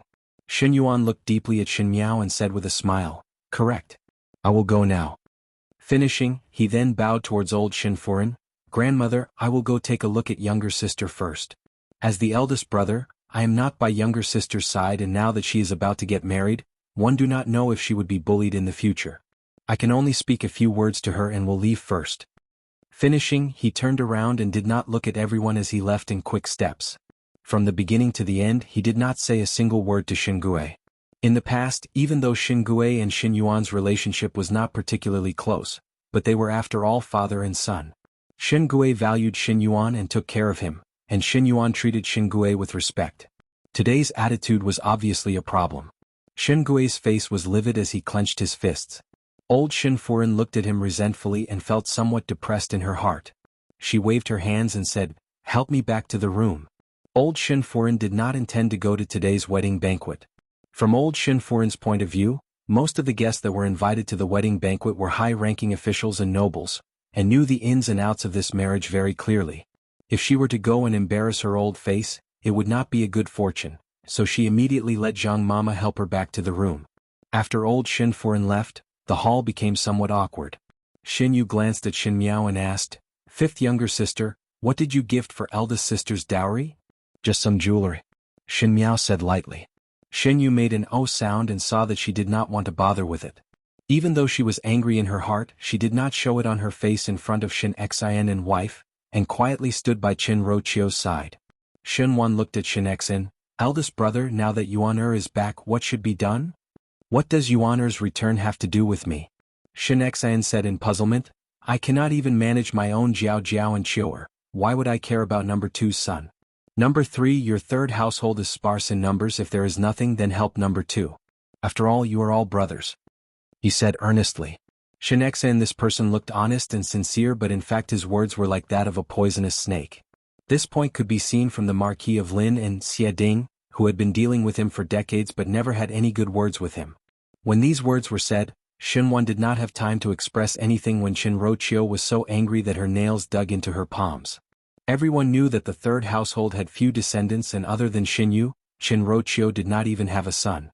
Even though Xin Wan had deep feelings for Qin Rochio, but old Xinfuren had long wanted to bring in concubines for Xin Wan because Qin Rochio was unable to give birth to a son. Xin Xin was stabbing a knife into Qin Rochio's heart. "That's right, sister-in-law." Luo Shuiyan also smiled and said, "Don't always worry about other people's matters. I know that the two of you are kind, but it's time for you to think about your own matters. Yu Jie is already so big. In the future when she marries, she won't have a brother to help her. Unavoidably it will be a bit too weak." Xin Miao's eyes were filled with smiles. Xin Xian and Luo Shuiyan were not good at fighting in the inner courtyard, but the battlefield experience had made them more sensitive than others. Xin Wan and wife wanted to sow discord but were muddled by Xin Xian and Luo Shuiyan's four tales of weight. "Younger sister, let us also go and see eldest younger sister." Xin Qiu patted Xin Miao's shoulder, "Your additional dowry is still at my place." Xin Miao knew that Xin Qiu had something to say to her and nodded her head in agreement. After greeting the few of them, she walked towards the western courtyard with Xin Qiu. "Younger sister, Xin Yuan has enmity towards you," Xin Qiu said. "I know." He could possibly know the reason for the matter. Xin Qiu was somewhat anxious. He is a person who likes to do mischief in the dark and is quite scheming. One fear that he would take revenge for Xin Qing and think of ways to harm you. You stay in the residence these days and do not go out. Chapter 220. Xin Qiu had a natural hostility towards Xin Yuan, and this was also an unclear reason. In fact, Xin Yuan and Xin Qiu did not have any grudges, but Xin Qiu just did not see Xin Yuan as an eyesore. Perhaps some people were born to be enemies. "Eldest brother, if he really had the intention to harm me, no matter how well I hide, he would be able to think of a way. Moreover, what can he do? Don't worry, since he's such a cautious person, he definitely wouldn't just randomly find someone to kill me. It's definitely a trick." When it came to tricks, who could compare to her, who had already died once? "Younger sister, you are still young and do not understand the dangers of some matters." Xin Qiu was even more anxious. "Xin Yuan is not a good person. If you are so careless, you will suffer." "Eldest brother, do not worry." Xin Miao looked at Xin Qiu, "Counter soldiers with arms and water with earth. If there is really anything, is there not still eldest brother?" She smiled coldly, but there was a sentence in her heart that she did not say to Xin Qiu. In the previous lifetime, Xin Qiu's death was definitely not an accident. She did not know who it was from the second household or the third household, but these people would not be able to escape. Even if Xin Yuan did not take action against her, she would not let Xin Yuan have an easy time. Just treat it as repaying the debt from the previous lifetime. In the Kai Yun Yuan of the eastern courtyard, when Ren Wan Yun saw Xin Yuan, She went forward to hug him and sobbed. The fear and helplessness that she had these days finally broke out the moment she saw Xin Yuan. Ren Wanyun choked with sobs and was unable to say a word. Even Xin Qing, who was like a puppet when she saw Xin Yuan, there was a flash of brilliance in her despairing eyes. Xin Yuan comforted Ren Wanyun for a while before going forward to touch Xin Qing's head. Xin Qing endured it and finally burst into tears. As she cried, she said, "Second older brother, why did you not come back earlier?" When Ren Wanyun saw Xin Qing crying, she also cried. In a moment, the cries in the room shook the heavens and it was very miserable. Those who did not know would have thought that it was a funeral and not a happy event. A haze flashed in Xin Yuan's eyes. He had grown up in the general's residence, and even though the most powerful people in the general's residence were Xin Xian and his wife, but from what he saw, the two of them were only martial men who only knew how to fight, and the daughter they gave birth to was also a fool. These people were easily played by the second household in the palm of their hands. As for his mother and younger sister, they had always lived in elegance and wealth. In comparison, that Xin Miao was like a daughter of a small family from the countryside. But now, that nouveau riche idiot had actually forced Ren Wanyun and Xin Qing to such an extent.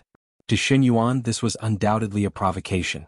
Ren Wanyun had clearly stated the ins and outs of the matter in the letter that she wrote to him. From Xin Yuan's point of view, even though Ren Wanyun's plan was not perfect, but for Xin Miao to be able to counterattack and even escape safely, it was somewhat out of his expectations. "Mother, don't cry." Xin Yuan's expression did not change because of this. He said, "There is no use crying. Yuan." Ren Wanyun grabbed his hand. "You are the one with the best ideas. You will definitely be able to save your younger sister, right?" Hearing that, Xin Qing also looked at Xin Yuan expectantly. "Second older brother, I beg you to help me. I do not want to marry that person. Originally I should not marry him. Second older brother, help me, help me." Even though Xin Qing was somewhat afraid of this older brother of hers, but since young when she was bullied, Xin Yuan would help her win it back without batting an eyelid. They were all saying that Xin Qing did not know shame and was fickle. Even if Ren Wanyun and Xin Yuan were angry in their hearts, they could not kill all the commoners. "Does that fiancé of yours know that you are so attentive to Miss Peony? Already said that it was a joke for a child's marriage. Who knows what she looks like? I will not marry. I only love Miss Peony. If Miss Peony is not good, then the fifth young lady of the Xin family is also not bad." He laughed and looked at the person opposite. "Third older brother Xie, am I right?" Xie Jingxing glanced at him and was too lazy to speak. Gao Yang sneered, "Xin Miao? One fear that you would not have the life to marry." "What? Don't say that other young lady is like a demon. I only value her intelligence, sensitivity, boldness and meticulousness." Ji Yushu was not convinced. "Moreover, she looks not bad. Heard that previously she liked that Prince Ding brat. How can a good young lady's eyesight be bad? Can Prince Ding be compared to me? Really?" Gao Yang looked at Ji Yushu. "You are really good. But this Xin young lady of yours seems to be in trouble." "What trouble?" Ji Yushu asked. "Xin Qing's older brother, Xin Yuan, has returned." Gao Yang gloated. Xin Miao had tricked Xin Qing into the residence of the prince of first rank, so Xin Yuan would definitely not let Xin Miao off. The Xin Yuan is not someone easy to deal with. In the second household of the general residence, one feared that even Xin Gue would not be as experienced and farsighted as Xin Yuan. Moreover, the Xin Yuan is the most vicious and merciless. When he takes action, he would not be soft. Xin Yuan does not seem to be an ordinary person. Ji Yushu suddenly thought of something. Is he not Fu Xiuyi's people? Just a small minion. Xie Jingxing suddenly opened his mouth and lazily swept his eyes below. "Hey jumping clown. You all even put him in your eyes. You are still this arrogant?" Gao Yang asked. "What is next?" Wait for others to start and then pick up the scraps." Chapter 223. After the wedding sedan had traversed more than half of the Ding capital, it finally entered the residence of Prince Yu. There were already a number of guests at the entrance of Prince Yu residence. Even though Prince Yu was usually vicious and cruel, he was after all a member of the imperial family and the ministers still had to come. Emperor Wen Hui and the princes did not come, but the palace still sent people over to send gifts. Most likely these days, Emperor Wen Hui's attitude made Prince Yu very dissatisfied.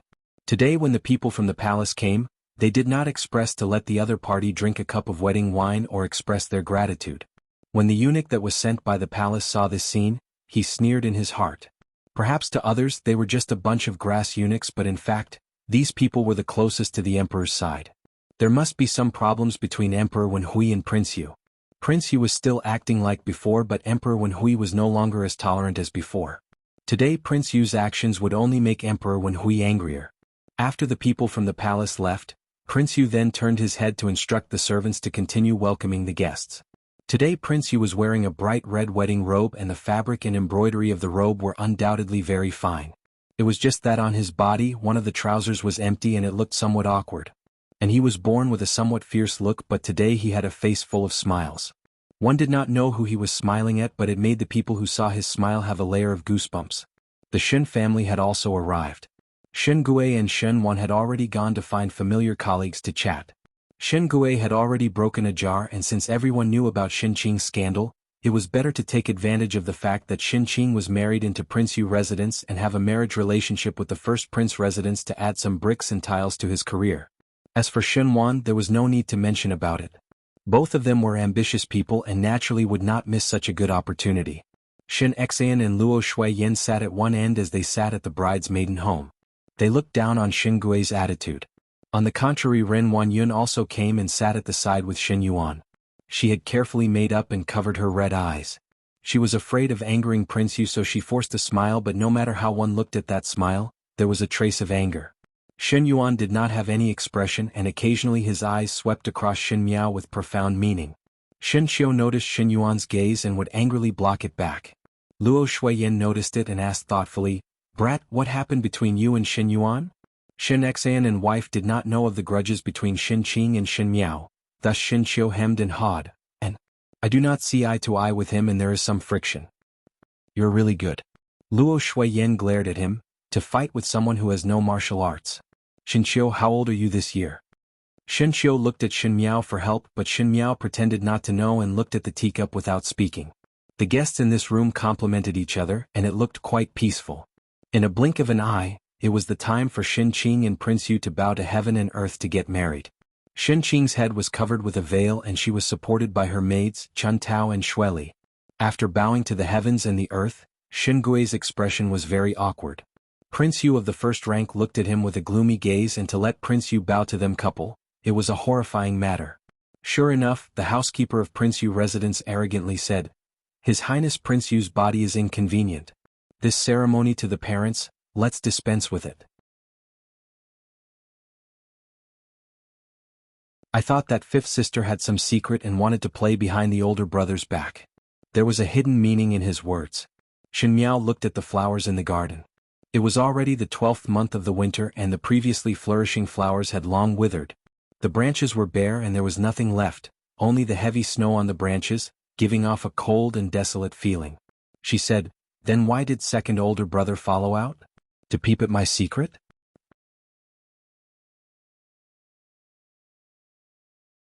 Would Shen Qing be able to turn things around or not?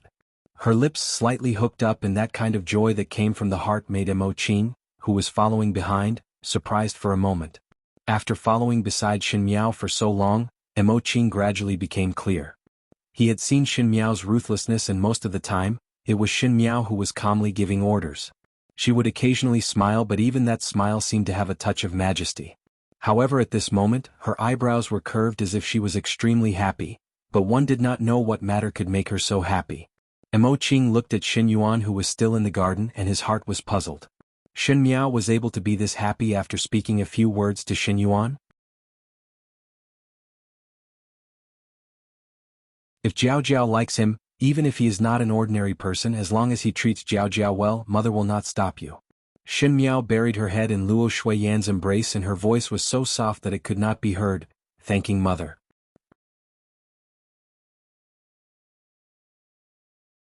Shen Qing bit her lower lip hard, and there was an indescribable sense of shame in her heart.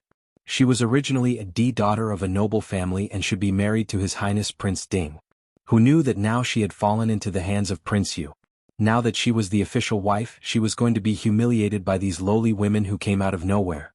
Seeing such a shameless and licentious scene, Shen Qing's heart was filled with fear and anger, but she also thoroughly hated Shen Miao.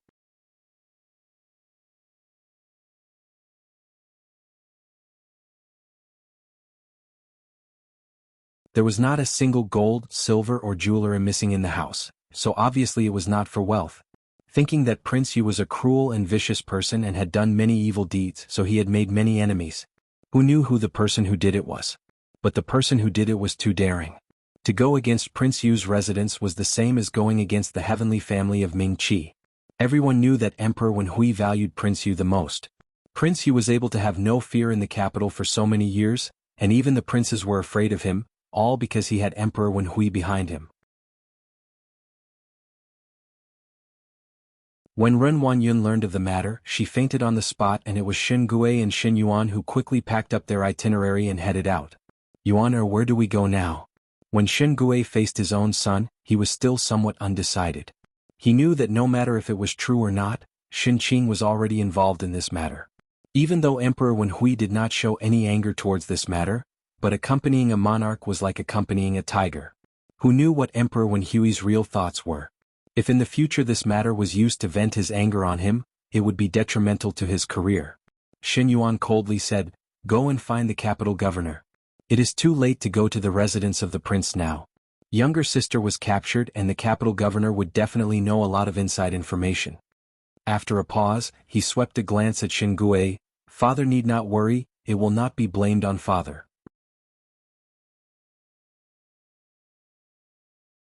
Chapter 231. Xin Gui heard Xin Yuan's sarcasm and felt slightly annoyed, but it was not good to say anything. He could only pretend that he did not hear Xin Yuan's meaning and said, "Since it is so, quickly leave." On the other side, Luo Shuiyan and Xin Xian were also preparing to set off. Chiu, make a trip to the prince's mansion. Right now, Lao Er had gone to the patrol office, while Lao San had entered the palace to gather information. Someone had to pay attention to the prince's residence. "Your father and I will go to the palace first. This matter is very important. If spies sneak into the city, it will be bad." Luo Shuiyan instructed Xin Xiu, "Go and negotiate with the prince's residence and investigate the people of my Xin family that died. Return and send money as compensation." "Don't worry, mother. Leave it to me." Xin Xiu readily agreed. After Xin Xian and wife left, Xin Xiu tidied up his clothes and prepared to go out, but suddenly he heard Xin Miao's voice from behind, "Eldest brother." "Younger sister?" Xin Xiu was surprised and turned around to ask, "Younger sister is not staying in the house but coming out for?" "Eldest brother is going to the residence of the prince of first rank?" Xin Miao asked. "That's right," Xin Xian replied. "I still have some matters to attend to. I'll be back soon after I'm done with them." Xin Miao looked at him and said, "Eldest brother, bring me along." Xin Xian was startled for a moment before shaking his head and said seriously, "Younger sister, I know that you have a deep grudge with Prince Yu residence, and now that Prince Yu residence has fallen into such a state, honestly speaking, I also feel that they only have themselves to blame. If you want to personally see their end, eldest brother will do it for you, and it is not worthwhile to personally make a trip over." Xin Miao smiled, "I just want to take a look. There's really nothing to see." Xin Xiu deliberately scared her.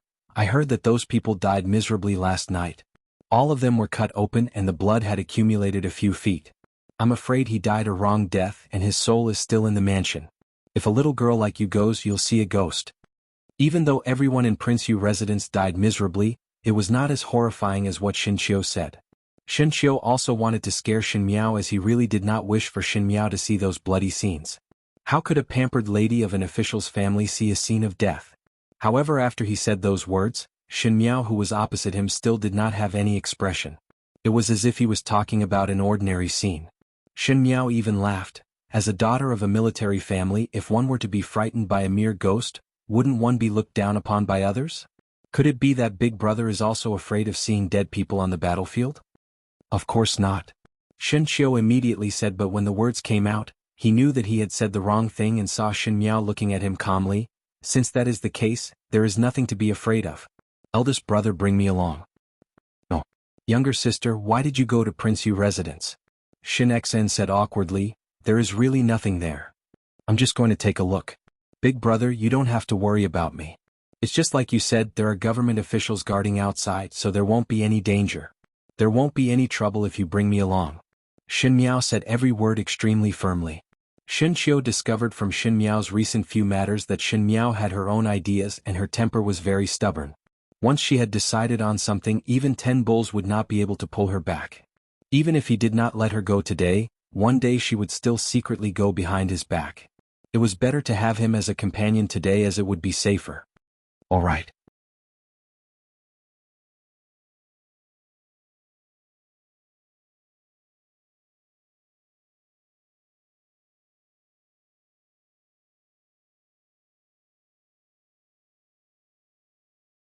It was clearly a pair of eyes that were as dazzling as the scorching sun, and the curvature of his lips made one intoxicated, but his gaze was so sober that it was almost cold. Shen Miao cannot be left alive. Gao Yang quickly said, "This matter is of great importance. It is her misfortune that she died here today. Leave the corpse here and let's go out. No one will discover it. Third Xia, do not be soft-hearted. Do it." Shen Miao looked at Xie Jingxing. The hand that was holding her neck was slender and good-looking, but it was ferocious as it firmly clasped and did not loosen. The purple-clothed youth's eyes were even more profound under the light of the lantern. Every stroke of his was like a spirit walking out of a painting. The more beautiful he was, the more cruel his smile was. It was like a cat catching a mouse. However, what was revealed in his eyes was absolute indifference and killing intent. He really wanted to kill her. Shen Miao looked at him motionlessly. That pair of clear eyes was even brighter than the first snow in spring. There was no sadness or joy in it, as if it could reflect a person's life. Xie Jingxing's eyes moved slightly and his lips suddenly hooked up into a smile. His other hand gently covered Shen Miao's eyes. He bent his head slightly and moved closer to Shen Miao's ear, as if he was whispering to a lover. "Do not look at me. I will not be able to bear it." Chapter 235. Do not look at me. I will not be able to bear it. Time strangely stopped in that instant, and all things in heaven and earth seemed to have lost their voices. The entire room of lights was swaying, but it could not be compared to that person's eyes. It was clearly the most intimate appearance, like a lover's whispering ambiguity, but in a blink of an eye, it turned into a thick killing intent. Xie Jingxing's eyes hung down and there was a slight warmth under his palms. It was as if he could feel the eyelashes slightly blinking like fluffy butterfly wings. With a flap, it wanted to fly away but was caught and could not fly away. "Gao Yang, go out," Xie Jingxing said. Gao Yang frowned. "What do you mean?" "Go out first," Xie Jingxing said calmly. Gao Yang glanced at him and did not say anything before picking up the things that were wrapped up in the cloth and walked out. After his footsteps disappeared far away, Xie Jingxing slowly released his hands. He spread out his hands, and on his fair palms, there seemed to be sparkles flashing under the lights. Just now Shen Miao seemed to be crying. Xie Jingxing lazily said, "It is just death, what are you crying for?" He still wanted to say something, but when he saw the expression of the young female in front of him, he suddenly shut his mouth. Shen Miao's brows were delicate and pretty, but that little bit of childishness on her face was now covered by the coldness on her face. Her eyes were as clear as water, but there was no trace of tears or sadness at all. Most likely it was a trick just now, as she was not afraid at all. As Xie Jingxing's thoughts flashed, he saw Shen Miao suddenly raising her elbow to hit his chest. This move was ruthless and accurate. If it was another person, one feared that they would be knocked to the ground, but Xie Jingxing only swayed slightly and had already grabbed Shen Miao's left arm. Shen Miao was pulled by him and almost fell into Xie Jingxing's embrace. But one saw her quickly taking out something from her sleeves, and without hesitation, she stabbed at Xie Jingxing's arm. That hairpin was small, and if one did not pay attention, one would not be able to see it. Shen Miao's actions were vicious and did not show any mercy as the hairpin pierced into the latter's arm. Xie Jingxing's eyes darkened, and with a wave of his hand, Shen Miao was once again thrown to the front of the stone wall. Xie Jingxing's hand was on Shen Miao's fragile neck, and it seemed that as long as he exerted a little strength, her neck would be easily broken. His voice was slightly heavy, with an almost undetectable anger. He said, as expected of someone from the general's residence, "You've learned 100% of sneak attacks." Shen Miao's gaze landed on Xie Jingxing's arm, where half of the hairpin had fallen out and blood gradually flowed out and dyed his sleeves red as it stuck to his arm. Xie Jingxing followed Shen Miao's gaze and smiled indifferently. "It does not matter even if there is poison, I will definitely kill you before that." His eyes were extremely beautiful, and when he was casually looking at others, it was the most intoxicating. If that smile, yet not a smile, was seen by the young ladies in the Ding capital, there would be a debate. But Shen Miao could see the well-hidden indifference and coldness in it. What kind of person was Xie Jingxing? He seemed to be very complicated. The image of him in the Ding capital was that even though he had the ability, he was cynical and unruly. He was destined to be unable to be controlled by others and was unable to display his fists and feet in his official career. But at this moment Xin Miao had doubts in her heart. Was the Xie Jingxing in the eyes of the common people the real Xie Jingxing?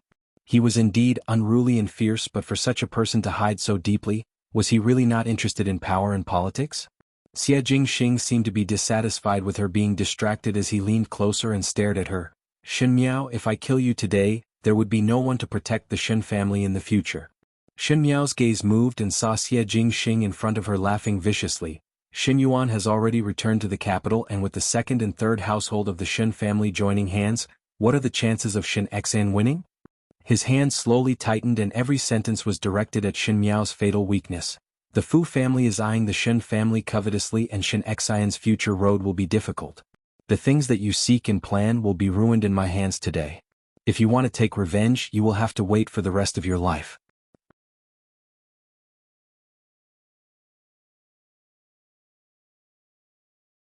Xin Miao quickly replied, I will not leak it out. Xie Jingxing was very satisfied with her temperament of knowing when to stop. He was silent for a moment before suddenly asking, Xin Miao, do you have enmity with the Fu family?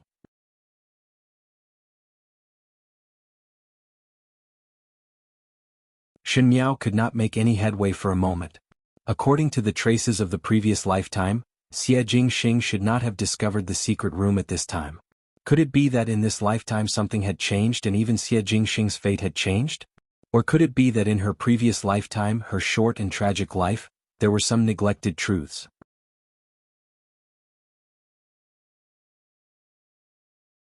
Chapter 238. This question was not solved until she saw Xin Qiu and returned to the Xin residence in the evening.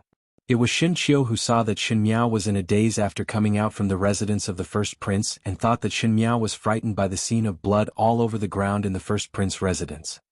He instructed the kitchen to boil some tranquilizing soup and was scolded by Luo Shuiyan for bringing Xin Miao to such an unlucky place. Xin Qiu felt wronged, but Xin Miao did not feel it at all. On the other side, there were also people who felt injustice for Xie Jingxing. That girl is too ruthless. Gao Yang stared at the wound in front of him, dumbfounded. Xie Jingxing took off his outer robe and only wore a loose inner garment. The collar of his shirt was loose, revealing half of his strong and straight body. His sleeves were rolled up halfway, revealing his arm. The wound caused by the hairpin was so deep that the bone could be seen. Xie Jingxing allowed Gao Yang to apply medicine for him as he played with the hairpin in his hands. The hairpin was an ordinary plain silver hairpin with a simple wavy pattern. However, the tip of the hairpin had been polished until it was incomparably sharp, comparable to a silver needle used as a hidden weapon. The tip of the hairpin was also bent like a barb. If such a hairpin were to pierce into a person's body, it would definitely tear off a large piece of flesh. For example, Xie Jingxing, there was a wound on his arm. Xin Xian's family is noble and virtuous, but that girl's actions are so vicious. She doesn't look like Xin Xian's daughter at all. Could it be that they got the wrong child? Gao Yang was still very surprised. Look at how she did not hold back when she used it. It has already entered into the flesh. He spread the powder evenly on the wound. Xie Jingxing frowned and sucked in a breath of cold air. Endure it even if it hurts. Gao Yang snapped, Xie-san, I've been with you for so many years, but I've never seen you take pity on women. What did you do today? She bumped into such a big thing and even hurt you, yet you let her go just like that. I say, Gao Yang rubbed his chin. Could it be that you really like her? She's still a little girl. She doesn't have anything she wants. Are you crazy? Xie Jingxing said impatiently, enough. I'm not that shameless to bully a young lady. You're speaking as if you've never bullied a little girl before. Gao Yang sneered. I really don't understand what you're thinking. He carefully wrapped the bandage around Xie Jingxing's arm and sighed after wrapping it up. Now that we have the item, what's next? Search again, Xie Jingxing said. The Fu family will find out sooner or later. Gao Yang frowned. Actually, what I find most strange is how did Xin Miao know about the secret room? If she was from the Fu family, you would have been exposed. She has enmity with the Fu family. Xie Jingxing said lazily, she can't wait to borrow my hands to kill. As for how I found it, it's probably a coincidence. A trace of sharpness flashed in his eyes. Xin Miao said that she accidentally found out about the secret chamber, but he did not believe this reason at all. Shen Miao was a person who did things with a purpose, and it could be seen from the matter of her dealing with Xin Qing and Prince Yu. Something that didn't seem to be of much use could play an unexpected role in the end. Xie Jingxing even had a conjecture that Shen Miao dealt with Prince Yu, perhaps it was because of the thing in his hands. But how did she know? Even he and Gao Yang had just found out about it not long ago and spent a lot of energy on it. Shen Miao was only an unmarried daughter, and there were many inconveniences in investigating the news, but she was able to know the secret. The secrets on her body were no less than others. In short, it is better to be careful. Gao Yang stood up and picked up the remaining bandages and medicine before walking out of the room. Moreover, now that she has found out my identity, one do not know what kind of changes will happen in the future.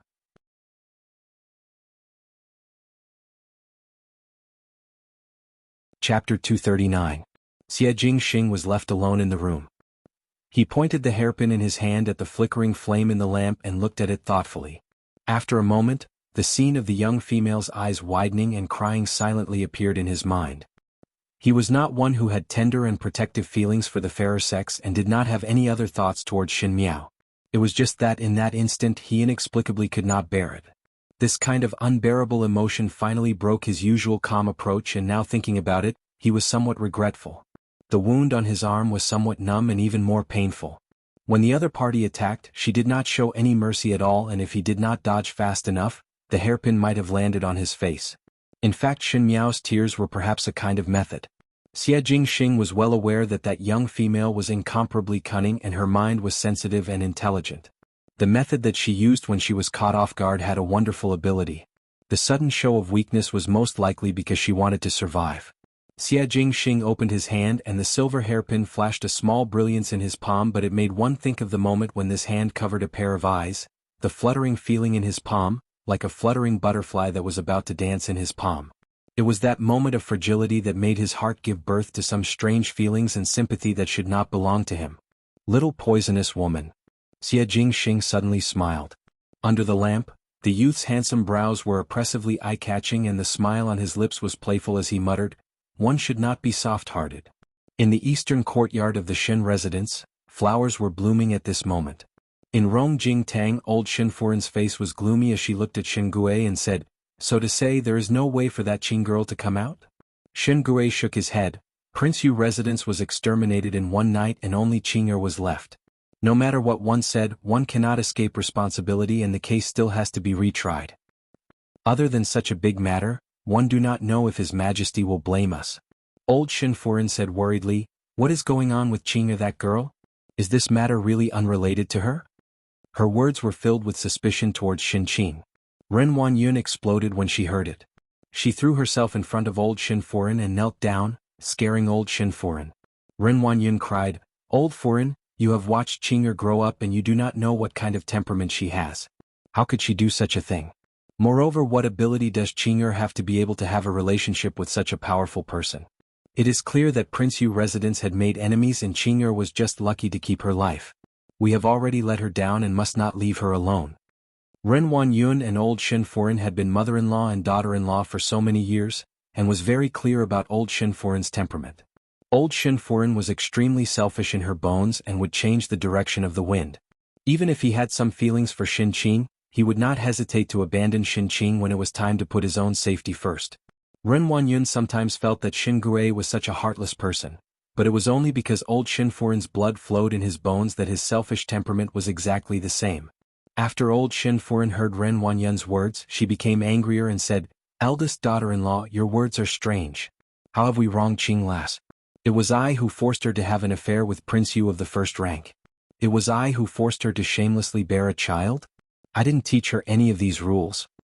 Old Shenfuren was a female singer and a person who came out from the marketplace. Naturally, the words that she said were not pleasant to hear. Even if Ren Wanyun was shrewd to the bones, she was also angered by old Shenfuren's merciless words. She said, "Mother, how can you say that about Qing'er? She is your granddaughter." Chen Roqiu opened her mouth to persuade, "Second saw, speak less." Mother is also worried about Qing'er, which made her angry. Everyone knows that among the 3D young ladies, Mother likes Qing'er the most.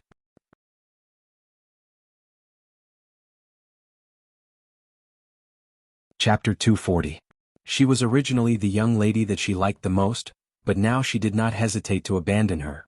Old Shen Furin's selfish nature was really despicable. Shen Xian and Luo Shuiyin revealed a look of disdain but did not say a word and treated it as a show. Shen Yuan glanced at Qin Roqiu.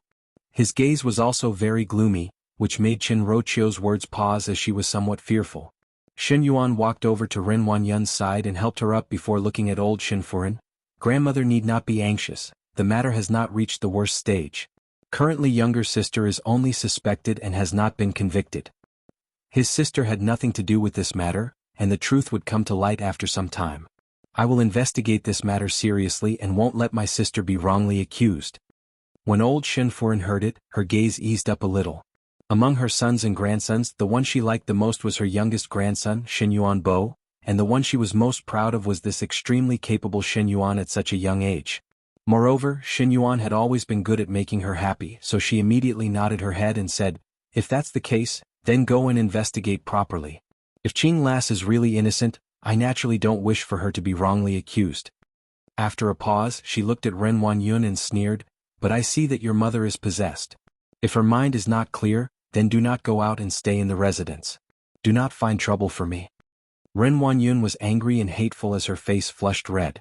She did not know when it started, but old Shen Furin's dissatisfaction with her had increased and now she was wantonly humiliating her in front of all her children. Even Qin Roqiu looked at her with ridicule. It was only when Shen Yuan supported her back to Kai Yun Yuan did Ren Wanyun catch her breath. She pulled Shen Yuan's arm and said, "Yuan, think of a way to save your younger sister. How would Qinger have such a great ability? How could she be the murderer?" "Mother, don't worry." Shen Yuan comforted her. Since younger sister was wrongly accused, there is no need to be afraid of people investigating. Now that she's being suspected, it's only because the real culprit hasn't come to light. Since that's the case, if we find the real culprit, sister's injustice will naturally be resolved. When Ren Wanyun heard this, it was as if she had found a life-saving straw and her eyes immediately lit up. She asked happily, "When will the murderer be found? How long will your sister be locked up for? When will you find the murderer?" Shen Yuan looked at Ren Wanyun. Ren Wanyun's complexion was very haggard and it had been a long time since she put on makeup. Her skin looked old and dull and her hair was very disheveled. There was no trace of her previous meticulous and exquisite appearance. She had always been a person who was particular about her appearance and wealth. Now that she was so sloppy, it was as if she was a completely different person. And the cause of all this was because of a young girl who had been called an idiot in the past. Shen Yuan felt a headache coming on. He had always prided himself on his intelligence and did not expect that upon returning to the capital, he would be given such a big mess upon returning to the Fu. Ren Wanyun's position in the residence had plummeted. It was fine that Xin Qing was pregnant out of wedlock, but now she was involved in the massacre of Prince Yu residence. Without knowing why, Shen Yuan suddenly remembered the day of Xin Qing's marriage when he was talking to Xin Miao. At that time Xin Miao said, "No one can say for sure about the matters of the world. Everyone has their own fortunes and misfortunes and it is possible that there is no road ahead." Now there was really no road in front of Xin Qing, and even if there was a road, the road would be extremely difficult. She was the only survivor in the entire Prince Yu residence, and at this point, Shen Yuan could clearly see that the culprit did not leave Xin Qing's life because of soft-heartedness or sympathy. To leave her life, it was the talisman that hastened Xin Qing's death. At the very least, there was a huge difference between being implicated in the massacre of a family and dying with the crime of murder in mind. The culprit clearly deliberately let Xin Qing fall into such a difficult situation, but Xin Qing was just a young lady. Who would be so ruthless to a young lady? Was it Xin Miao? How would Xin Miao order so many killers to kill the people of Prince Yu residence for her? It would be difficult to do it with that kind of manpower. Shen Yuan's gaze was heavy. No matter if the person behind the scenes was Xin Miao or not, he must investigate this matter to the end. Since that person was targeting Xin Qing, it might not necessarily be targeting the second household of the Xin family. Even though Xin Qing's future was difficult, it was not to the point where she was at a dead end. He must uncover the person behind the scenes and return it 1,000 times over. Shen Yuan thought like this, but he did not expect that just like Xin Miao's words, no one could say for sure about the matters of the world. Everyone has their fortunes and misfortunes, and it was possible that there was no road ahead. On the second day, his path was sealed into a dead end.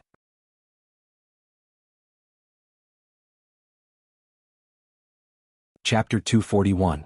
With such a big matter happening in the Ding capital, the entire city was talking about the tragedy of Prince Yu's family being exterminated.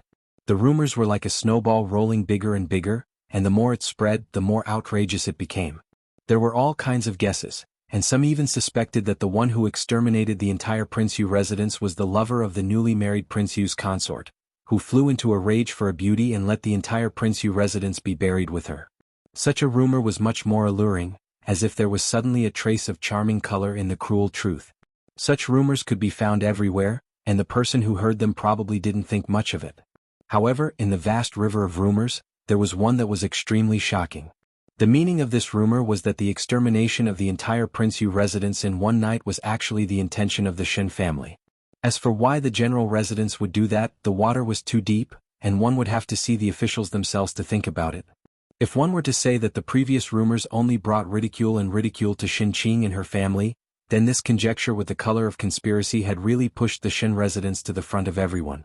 Prince Yu residence of the first rank was exterminated and not even a beast was left in the residence, but a bride that just married into the family was left behind. What capabilities did this bride have to make the other party spare her life, unless she had some relation with her? If it was the Shin family, then all of this naturally made sense. But why did the Shin family have to go against the Prince Yu residence? On the surface, perhaps it was because they were dissatisfied with the marriage, but if one were to probe deeper, now that there was a turbulent undercurrent in the court, who knew if the Shin family had been incited by others, or if it was to express something? These things were not seen by the common people, but the old foxes in the officialdom would not let it go. In a short period of time, the Shin family was placed in the teeth of the storm. Early in the morning, Bai Lu and Shuangjiang came over to invite Shin Miao to eat snacks. The Shin residents did not have the mood to take care of other matters, and even the 3 meals in the small kitchen were sloppy.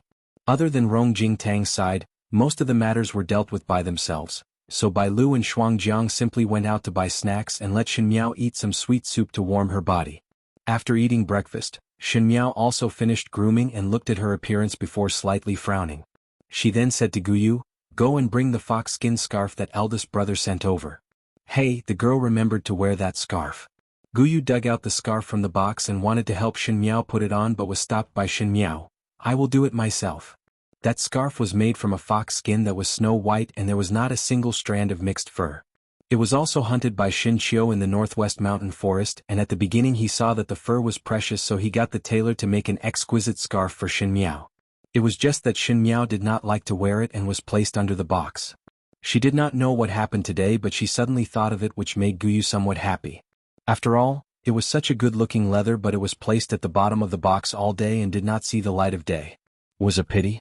Shin Miao wrapped the scarf around her neck, and when Guyu saw it, she exclaimed in admiration, "Young lady looks really good with this scarf around your neck. It makes you look even fairer.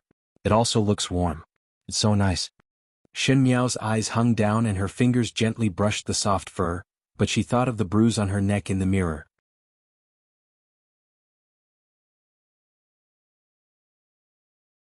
Chapter 242.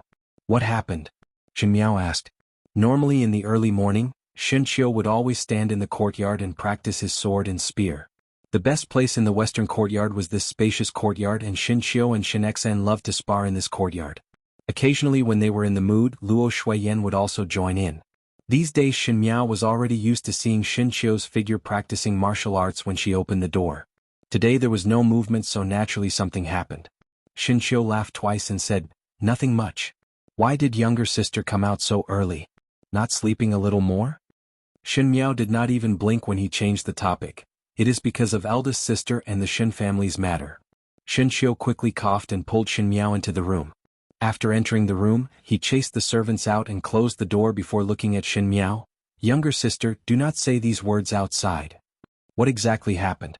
Shin Chiu scratched his head. "It is not a big matter. Just leave it to father, mother and me. Do not go out these days and do not bother about this matter." He spoke vaguely, most likely wanting to fool Shin Miao. But if even Shin Chiu could fool Shin Miao, then Shin Miao would not be able to continue living in the Shin family. She stared at Shin Chiu without blinking. "All right. Eldest brother, you do not need to hide from me. It is the matter of Prince Yu residence's extermination. Others suspected eldest sister and now suspect the Shin family." Shin Chiu was surprised for a moment and looked at Shin Miao. Suddenly there was a sense of powerlessness in his heart.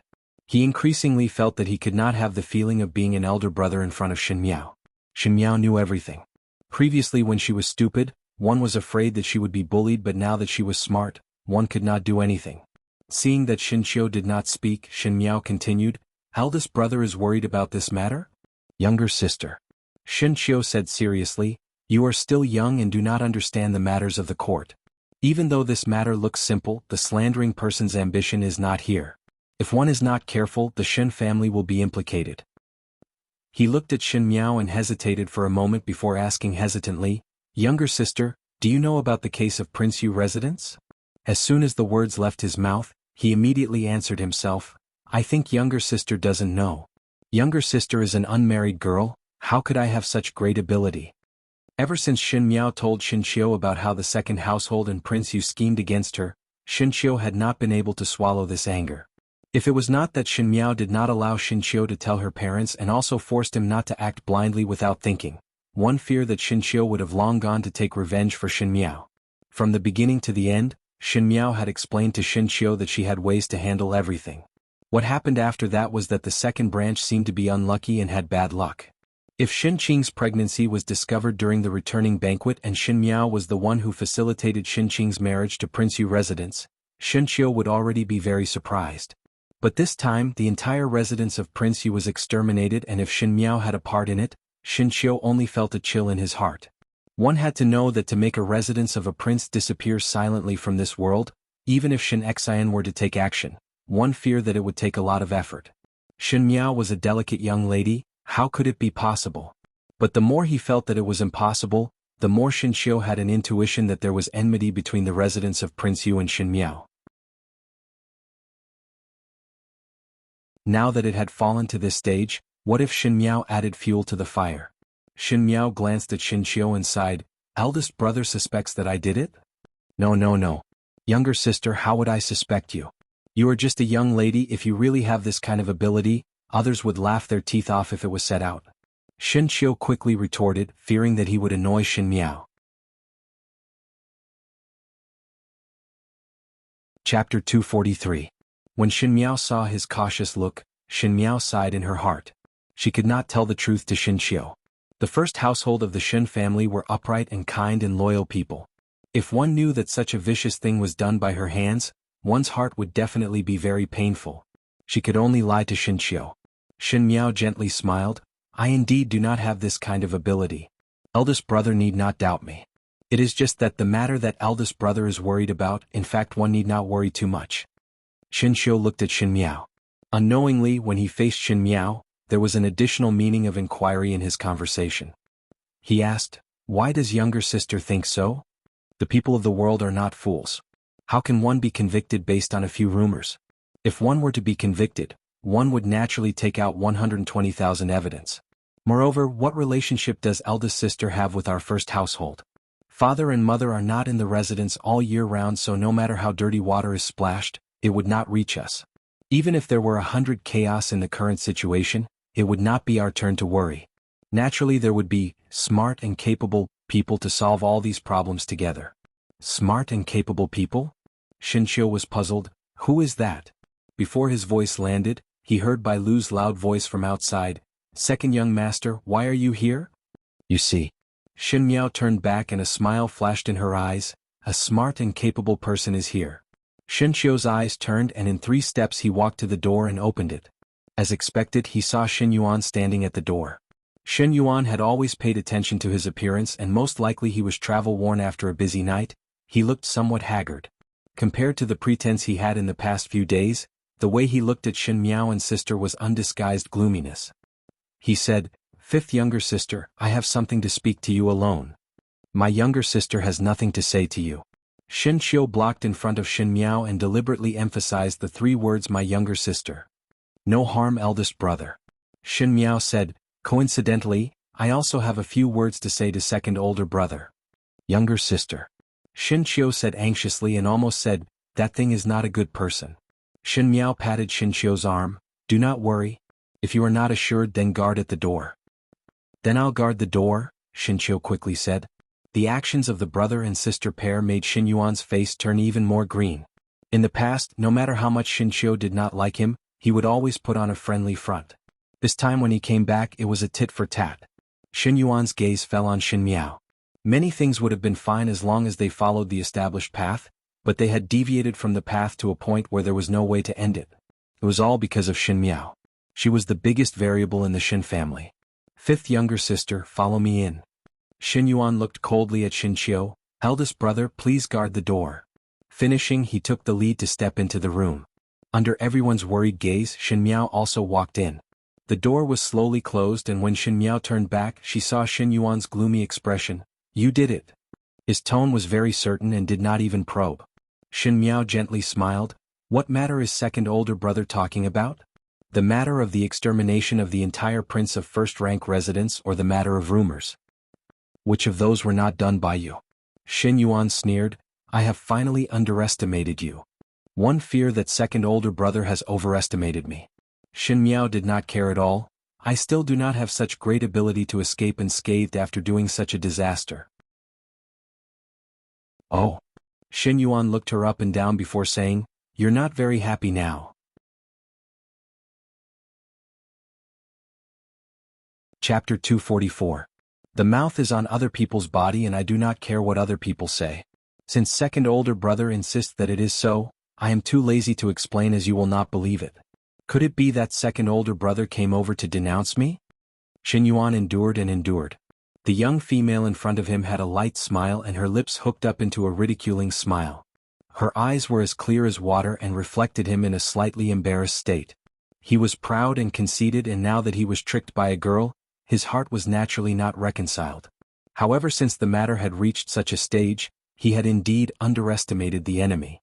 Are you not afraid of implicating the Xin family by doing this?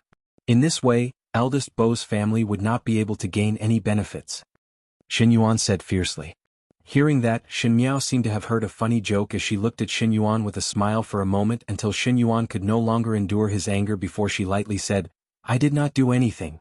Moreover, second older brother's words are too strange. Even if this matter is related to the Xin family, what does it have to do with our first household? She lightly said, my father, mother and older brother are all in the northwestern region all year round. You cannot say that I, a young lady, can make the decision for the first household. Even if the Xin family is really implicated, second older brother, at least the first household can be pulled out of it. Xin Yuan sucked in a breath of cold air. It was not that he did not think of this layer, but when he brought up these words, it was nothing more than seeing that Xin Miao did not understand the matters of the court. No matter how smart and cunning Xin Miao was, she would only be able to be tyrannical in the inner courtyard. But the court was the world of men and Xin Miao was in the Xin residence, so who would analyze the situation of the court? Xingui? Xinwan? Don't make me laugh. But with Xin Miao's sarcastic words, it clearly showed that she understood the situation better than anyone else. So you already have a move. Xin Yuan's expression changed and he sneered, it seems that your first household is not prepared to take action? We never have the leisure to worry about other families' matters. Xin Miao looked at him unruffled. It is second Shu and third Shu that have to explain properly. But the one who is most worried should be second older brother. She shook her head and said with some regret, you just returned to the Ding capital and then encounter such a thing. This is really blocking second older brother's future. She deliberately said it in a cadence. It was probably because she had been with Xin Qiu for a long time that she had learned how to infuriate people without batting an eyelid. This made Xin Yuan so angry that he clenched his fists tighter. Xin Miao suddenly turned her head and touched her soft fur and said with a smile, but seeing that everyone is surnamed Xin, I have an idea that can solve the urgent situation. I don't dare to use fifth younger sister's idea. Xin Yuan stared at her. If I'm not careful, I won't even know it when I lose my life. Second brother must be joking.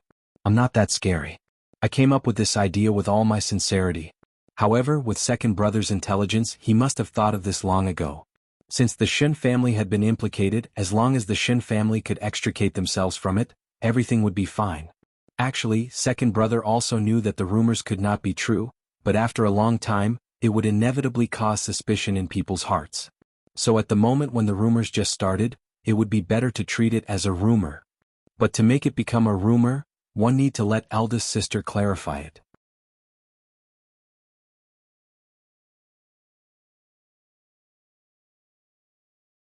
Chapter 245. Likewise. There was a flash of pride in Xin Miao's eyes as she asked, "Do you think that eldest sister will be willing to clarify for second older brother's future?" She smiled gently, "One think that she will be willing, after all you are blood related." After pausing, Xin Miao suddenly shook her head. "Wrong, one think that eldest sister would also not be willing. Eldest sister is a person who treasures herself the most. Second older brother only need to lose his future, but eldest sister would have to pay with her life. Xin Miao, you will not be lucky every time." Xin Yuan gritted his teeth and his tone seemed to be itching to skin Xin Miao alive. He suddenly understood why Ren Wanyun would hate Xin Miao so crazily when she mentioned about her. It was because the other party was indeed a person that one hated to the bones. "I do not know if I will be lucky every time." Xin Miao looked at him, "But second older brother, there is no way out now." With a bang, Xin Yuan kicked the door open and left without even turning his head back. His action made Xin Qiu's heart tighten and he rushed into the room without a second word. Seeing that Xin Miao was safe and sound, he then felt relieved. He asked curiously, "What did you say to him? Why was he angered to that extent?" "Oh, most likely because he felt remorseful seeing his younger sister suffering in prison and was unable to do anything." Xin Miao picked up the cloak from the side without turning her head back. When Xin Qiu saw it, he asked, "Younger sister is going out? Eldest sister is in prison and as a sister one must go and take a look." Xin Miao smiled gently, "After all, we are siblings." With such a big movement in the Ding capital, it would be strange if the Fengxian pawn shop did not know about it at all. One feared that if the founder of Baishaoshan knew about it, he would come out from his coffin to lecture people. In the Lin Jiangxian pavilion, Hong Ling placed the exquisite pastries on the table and set the teacups before silently retreating. Jiu Shu picked up a piece of pastry and took a bite before spitting it all out. "What is this thing? It tastes terrible." Finishing, he looked at Xie Jingxing, "Third Xie older brother, just lend me your chef for a few days." Xie Jingxing gave him a concise, scram word. Gao Yang said as he sipped his tea, "Now that the whole capital is talking about the prince's residence, you still have the mood to eat dessert? Jiu Shu, you are really admirable. There is no need to admire me too much." Jiu Shu smartly straightened his collar. "I have always been so outstanding. However, what does the affairs of the prince's mansion have to do with me? Why can't I eat snacks?" "Don't forget, the premise for the Qin brothers to take action was the news that your Fengxian pawn shop spread out." Gao Yang reminded, "What assassin rebellion, the news that you created is not small." Jiu Shu exploded when he heard it. The person who created the news is still Xin Miao. One did not see her not eating snacks or sitting restlessly. I heard that she got up early this morning and went to the prison to see Xin Qing. Look, this is what it means to face things calmly with a heart like colored glass. If I were Qin Qin, I would have directly died of anger.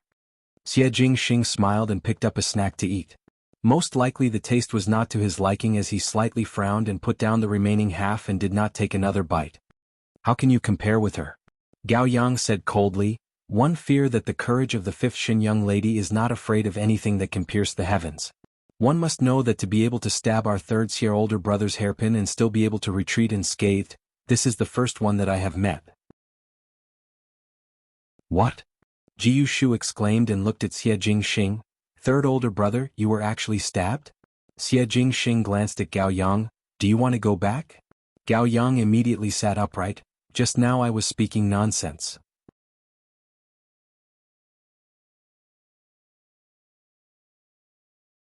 Chapter 246. But Jiu Shu apparently discovered a new interesting matter and kept asking Xie Jingxing, "How did she stab you? With a sword?" "Third older brother, you did not evade, so her actions must be very fast. Finally she escaped unscathed." "Heavens! Third older brother, you cannot beat her?"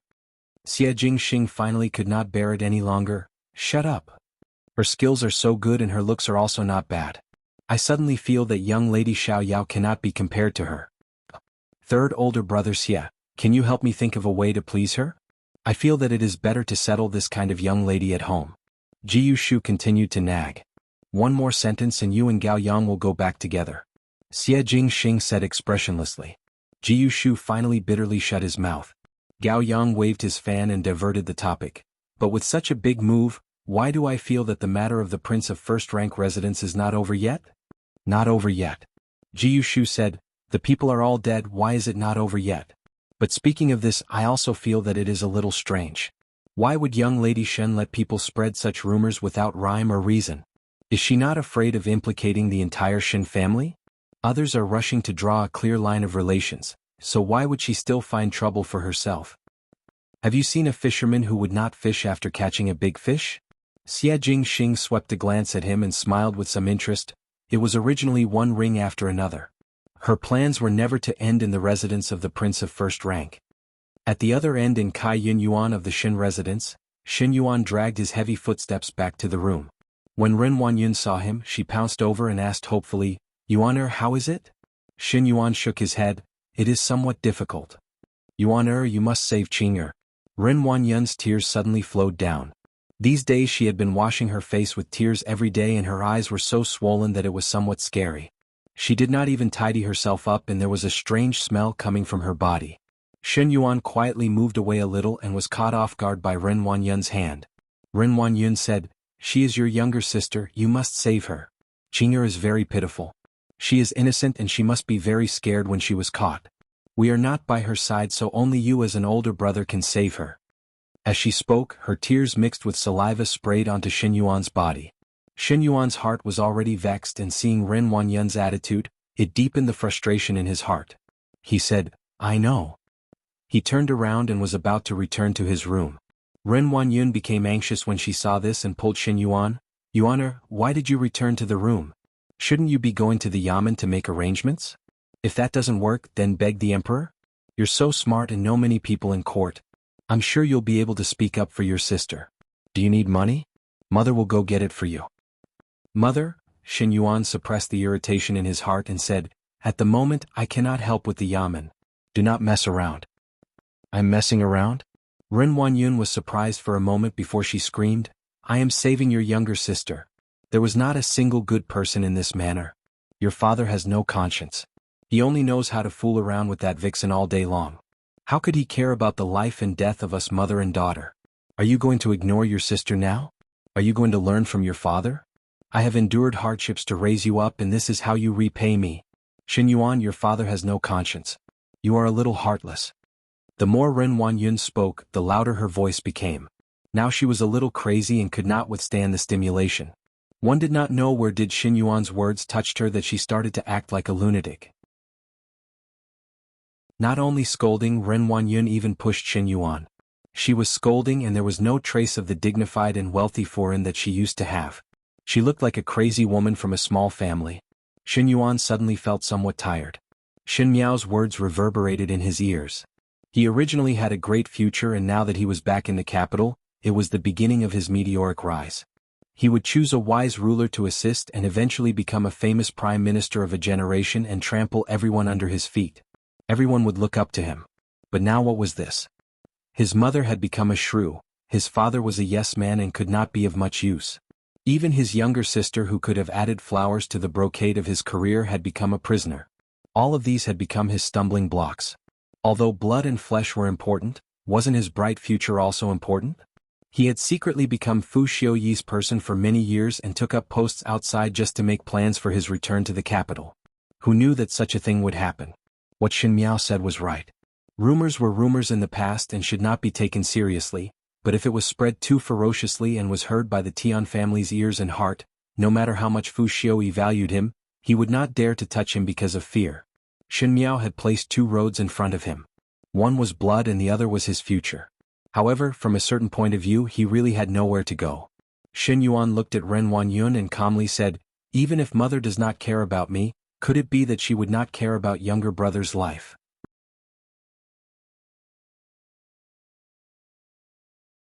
Chapter 247. Even if mother does not care about me, could it be that one would not care about younger brother's life? When the calm words sounded, Ren Wanyun's scolding suddenly stopped. She looked blankly at Shen Yuan. "What did you say?" "Now that the entire Shin residence is implicated, the first to bear the brunt is our second household. Younger sister's matter has many implications and even if father and I lose our official positions, mother would not care but if it implicates younger brother, could it be that mother would not care?" Shen Yuan said. Ren Wanyun looked at him and for a moment her expression was somewhat flustered. What does this have to do with Boer? Boer is still so young, how could he be involved in these matters? No one is more innocent than Boer. "Mother, everyone is innocent in this matter." Shen Yuan sneered. Could it be that I am not innocent? Enduring it, he continued, Mother, when the rumors are getting more and more intense, if the Shen family were to go and provoke things at this time, one fear that the entire residence would suffer.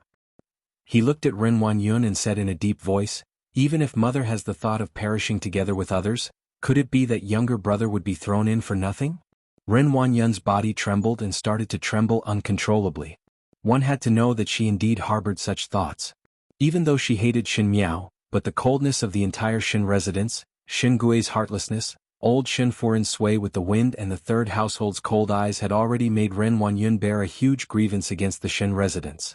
She even thought that it did not matter even if the entire Shin residence was implicated because of Shin Qing, if she could drag the first household to die together, it would be considered as revenge. But Shin Yuan had pointed out one thing, and that was if the Shin residence really suffered a calamity, even Shin Yuan Bo would not be able to avoid it. Since ancient times, the emperor loved the eldest son and the commoners loved the youngest. Shin Yuan was intelligent since young, so Ren Wanyun did not worry much about him, but it was Shin Yuan Bo who was young and mischievous that Ren Wanyun doted on him. If Shin Yuan Bo were to lose his life, she would not be willing to see it no matter what. Your Honor, what should we do?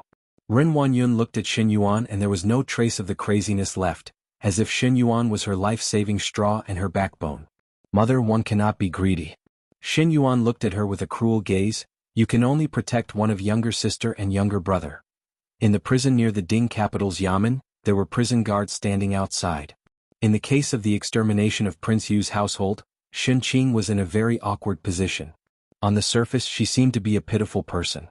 As soon as she married into the Wang Fu, her family encountered a massacre. Fortunately, she was lucky enough to keep her life. However, if one delved deeper into the case, there were many doubtful points. Perhaps it was related to Shin Qing. Even if it had nothing to do with her, there were all kinds of erotic conjectures and rumors about Shin Qing cursing her husband. It was enough to make her name the focus of everyone's discussion on the streets and alleys. From this point of view, it would have been better for them to have died cleanly in that case. Emperor Wen Hui's attitude towards the case of Prince Yu residence was also thought-provoking. He said that he wanted people to investigate immediately but threw the matter to the administrator of the capital and the Yamen, and did not even ask about it. With Emperor Wen Hui's brotherly affection towards Prince Yu of the first rank, it was not possible to let it go so easily. The Son of Heaven's mind had always been hard to guess, and the officials below were also unable to guess what Emperor Wen Hui wanted to do, so they could only put Shin Qing in prison to await trial. This was actually a little comical. The only woman who survived the massacre was unarmed, yet she was treated as the main culprit. The matters of the world were sometimes so strange. When Shin Miao came to the prison door, the head jailer was surprised for a moment when he saw her and went forward. Who is it?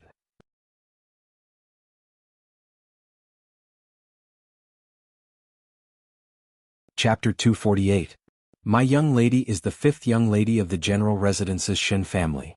Jing Zhe took a step forward and stuffed the sachet containing the silver anklets into the hands of the head jailer. One specially came over to take a look at eldest young lady. Shin Miao took out the token that Shin Qiu gave her from her sleeves and waved it in front of the head jailer. When that person saw it, he quickly bowed respectfully. So it is fifth Shin young lady. Shin Xian's name was well known in the Ding capital, not to mention the head jailer. Even the officials would have to give some face to her. I want to go and take a look at eldest sister. Trouble Darren to lead the way. Shin Miao said. That head jailer smiled. Originally these few days no one is allowed to visit, but since fifth Shin young lady has spoken, then follow this lowly one. Finishing, he gave a few instructions to the jailer outside. Jingzhe and Guyu stayed outside and brought Shin Miao in. Now Shin Qing's identity was very awkward and no one knew if there would be a chance to get rid of her crimes in the future. But even if she really got rid of her crimes, it would be extremely difficult for Shin Qing to live with that kind of reputation. Actually, fifth young lady need not be too worried. The head jailer smiled. Even though eldest Shin young lady is still in prison, once the matter comes to light, eldest Shin young lady would not be implicated. He thought that since Shin Miao came to visit Shin Qing, the two sisters should have a very close relationship. No matter what, if Shin Miao was comfortable, it would be considered as selling a favor to Shin Xian. Shin Miao nodded her head. Many thanks to Darren's guidance. When a stone staircase appeared in front, the head jailer stopped and said, Eldest Shin young lady is imprisoned below. Fifth young lady, go down and talk to her. My subordinates and I will wait outside. Do not speak for too long. Shen Miao thanked him again, and after the head jailer and the few jailers deliberately avoided her, she then walked down the stairs. Walking down the long stairs, at the end was a prison cell. There was an iron fence surrounding it, and there was only a small fist-sized window in the cell. This was the place where major criminals were locked up. There was a row of torches on the stone wall, but the torches were swaying in the gloomy prison cell, making it look somewhat strange. The cell was covered with straw, and on top of it was a dirty quilt. The quilt was probably infested with lice, and some small black material could be vaguely seen. The person wrapped in the quilt was sitting on the straw with his head buried in his knees. It was unknown whether he was asleep or not. Shen Miao quietly looked for a long time before walking over and stretched out her hand to knock a few times on the iron fence. The man who buried his head in his knees jerked his head up, revealing a slightly frightened face. When he saw clearly that it was Shen Miao, his frightened expression turned into anger as he gritted his teeth and shouted, "Shen Miao! It's me." Shen Miao took a step back to avoid Qin Qing pouncing on her and scratching her. Her guess was right. The next moment, Qin Qing pounced on Shen Miao. Her hands reached over the iron fence in an attempt to catch Shen Miao, but she could only wave her arms in vain because of the fence. "Looks like you still haven't learned your lesson." Shen Miao laughed and looked at her calmly. "Don't waste your energy. It is useless." Qin Qing hatefully put down her hand and suddenly burst into laughter. "Shen Miao, are you here to demonstrate to me? Are you here to see how miserable I am? Let me tell you, there will be a day when you will be 100 times more miserable than me." "What a pity." Shen Miao looked at her pitifully. "Even if there is such a day, you will not be able to see it." Qin Qing was surprised for a moment, and a trace of fear suddenly appeared in her eyes. She had been locked up in this prison for a few days, and even she herself did not know what was going on. She had always been pampered and thought that the night in Wulong Temple with Prince Yu was the most painful moment in her life. She did not expect that the grievous news that followed was more and more frightening. Pregnancy, returning banquet, marriage, and the bloody massacre on the night of marriage. Now she was actually a prisoner. She resisted the uneasiness in her heart and stubbornly said, "Don't think of lying to me. This matter has nothing to do with me at all. Don't tell me that it will implicate me."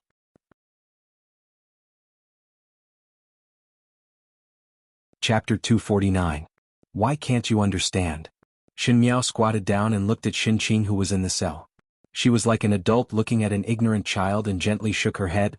"The entire Prince Yu residence was exterminated and only you survived. No matter if it was a conspiracy or not, no matter if you have any relation with the murderer, as long as you are alive, you will become a great sin." "What relation can I have with the murderer?" Qin Qing retorted. "Why would I want to exterminate the entire Prince Yu residence? I have no grievances or hatred with him. Even if there is, it is you." Her words suddenly stopped halfway as she looked at Shen Miao in disbelief. "It was you who did it?" Shen Miao's lips slightly curled up. "Was you who did it?" Qin Qing suddenly grabbed the railing of the iron fence and looked at Shen Miao. "It is you. You and Prince Yu of the first rank have a deep enmity, and it was you who let people exterminate his entire family. You deliberately left me alive so that I would be the scapegoat for you. Shen Miao, you have a good scheme." She looked at Shen Miao and her heart was shocked and angry. She was shocked that Shen Miao was so sinister and angry that she had fallen to such a state, and it was all because of Shen Miao. "Eldest sister, one must produce evidence for everything." Shen Miao smiled gently, "But from your words just now, it seems that you have become smarter after staying in prison for 2 days. Even though she denied Qin Qing's words, but in Qin Qing's eyes, Shen Miao had admitted to the crimes that she committed. Qin Qing was furious. "What do you want to do?" "Shen Miao, you will not succeed. My father and older brother will definitely save me. They will find evidence, and at the end the one sitting in prison will be you and not me. At that time, I will definitely think of ways to hack you into 1,000 pieces." "You are still counting on Second Shu and Shen Yuan?" Shen Miao ridiculed. "Second Shu is now afraid of being implicated and did not even come to see you. As for Shen Yuan..." Shen Miao smiled. "He could have a good career and a limitless future, but because of you there are endless troubles. Do you really think that he would want to save you?" Qin Qing glared at Shen Miao, but in her heart she knew that what Shen Miao said was not wrong at all. How would she not know what kind of character Shen Gui had? As early as when Shen Gui married her to Prince Yu of the first rank, Qin Qing could see clearly that Shen Gui was the same as old Shen Foreign and would only seek advantages and avoid disadvantages. As for her second brother, who had been somewhat unpredictable since young, although he had helped her solve many problems in the past, this time, it affected Shen Yuan's career. Would Shen Yuan really help her? Shen Miao, stop talking nonsense. Despite the uneasiness in her heart, Qin Qing still forced herself to say, my mother won't just stand by and watch. My mother will definitely find a way to save me. As long as my mother appears with second brother's ability, it won't be difficult to find out the truth. At that time the unlucky ones will be you. Second aunt? Shen Miao sighed, I know that second Shen treats you very well and you are second Shen's eyes. If anything bad happens to you, second Shen will definitely risk her life to protect you, just like how she treated me in the beginning. Only then did Qin Qing's restless mood ease a little, and she also felt somewhat pleased with herself. Ren Huanyun had always indulged her, and among the 3D daughters in the Shen residence, Qin Roqiu was slightly stricter towards Xin Yu, and Luo Shuiyan was rarely together with Shen Miao. Only Ren Huanyun was 100 times more indulgent towards Qin Qing. It was because when Qin Qing was born, Ren Huanyun had a difficult birth and it was not easy for both mother and daughter to be safe. Thus Ren Huanyun was very attentive towards this daughter. Even when Qin Qing wanted to fight for Prince Ding Fuxiu Yi, Ren Huanyun did not say anything bad about it. Now even if others were indifferent to her, as long as Ren Huanyun was around, she would definitely not allow her to be wronged. Qin Qing's proud smile had yet to rise when she heard Shen Miao's laughing voice, but eldest sister, make a guess. Between you and seventh younger brother, who is better in second Shen's heart?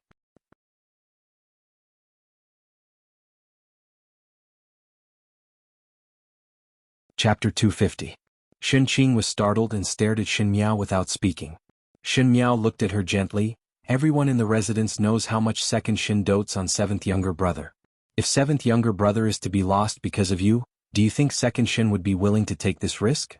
In fact, I am also looking forward to know the answer. One do not know if eldest sister can answer it for me? Qin Qing's body started to tremble violently. She was clearer than anyone else about Xin Yuanbo's position in Ren Huanyun's heart. With Ren Huanyun's current age, Xin Yuanbo was naturally very precious. In addition, even though Xin Yuanbo was mischievous, he was also very likable. The most important thing was that Xin Yuanbo was a son. In this world, it was not easy for females, and in Ren Huanyun's heart, she was always more biased towards her youngest son. If Xin Yuanbo was to be sacrificed for her, Qin Qing was well aware of the answer. She would be the one to be abandoned. But no matter how fearful her heart was facing Shen Miao, Qin Qing was not willing to show any weakness. She looked at Shen Miao and sneered, what do you want to say? Could it be that you want to say that no matter what I will die? Shen Miao, do not forget that I still have the imperial flesh and blood in my stomach. The child in my stomach has the blood of the imperial family. Even if it is for him, I will definitely not make any mistakes. After saying this, Qin Qing stroked her stomach and showed a loving smile. This really made one somewhat stunned. After all, a few days ago, she was still beating her stomach and wished that this illegitimate child was not there. Eldest sister, do you really think that he is your life-saving talisman? Shen Miao's fluttering eyes landed on Qin Qing's slightly bulging stomach and lightly said, if it was in the past, with His Majesty's importance to Prince Yu, naturally one would want to keep this child. But now, one fear that it will become your life-saving talisman. What do you mean? Qin Qing did not understand what Shen Miao was saying, but from Shen Miao's determined gaze, there was a sudden fear in her heart. Her intuition told her that Shen Miao was not biased towards her, but why would the child in her stomach become her life-saving talisman? Naturally, Qin Qing did not know that some rumors were circulating in the palace and had reached the emperor's ears, thus some things had quietly changed. If it was in the past, in order to protect Prince Yu's flesh and blood, Emperor Wenhui naturally would not let Qin Qing be buried with him so early. But now, once the seed of doubt arose, the emperor would be cruel and merciless. It was likely that he wished he could cut the weeds and eliminate the roots, so that he could send Qin Qing and the vile spawn in her belly to hell as soon as possible. Seeing Shen Miao smiling without saying a word, Qin Qing became even more flustered. She snapped, Shen Miao, I have no enmity with you. Why are you trying to harm me? No grudges? Shen Miao seemed to have heard a funny joke as she looked at Qin Qing. When you mother and daughter schemed against me, did you ever think that there was no grievance or hatred? You. Qin Qing was unwilling in her heart. She looked at Shen Miao as if she was looking at a terrifying person.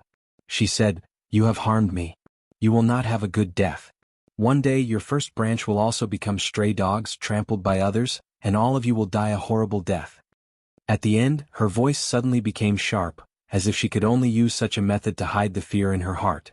But in the midst of her abuse, Shen Miao's expression did not change. She whispered, The saying one's fortune will change is not false, but to wait for the heavens to change, one feared that it would be too difficult. In this world the plan lies with the people. Fortunately, everything was not in vain.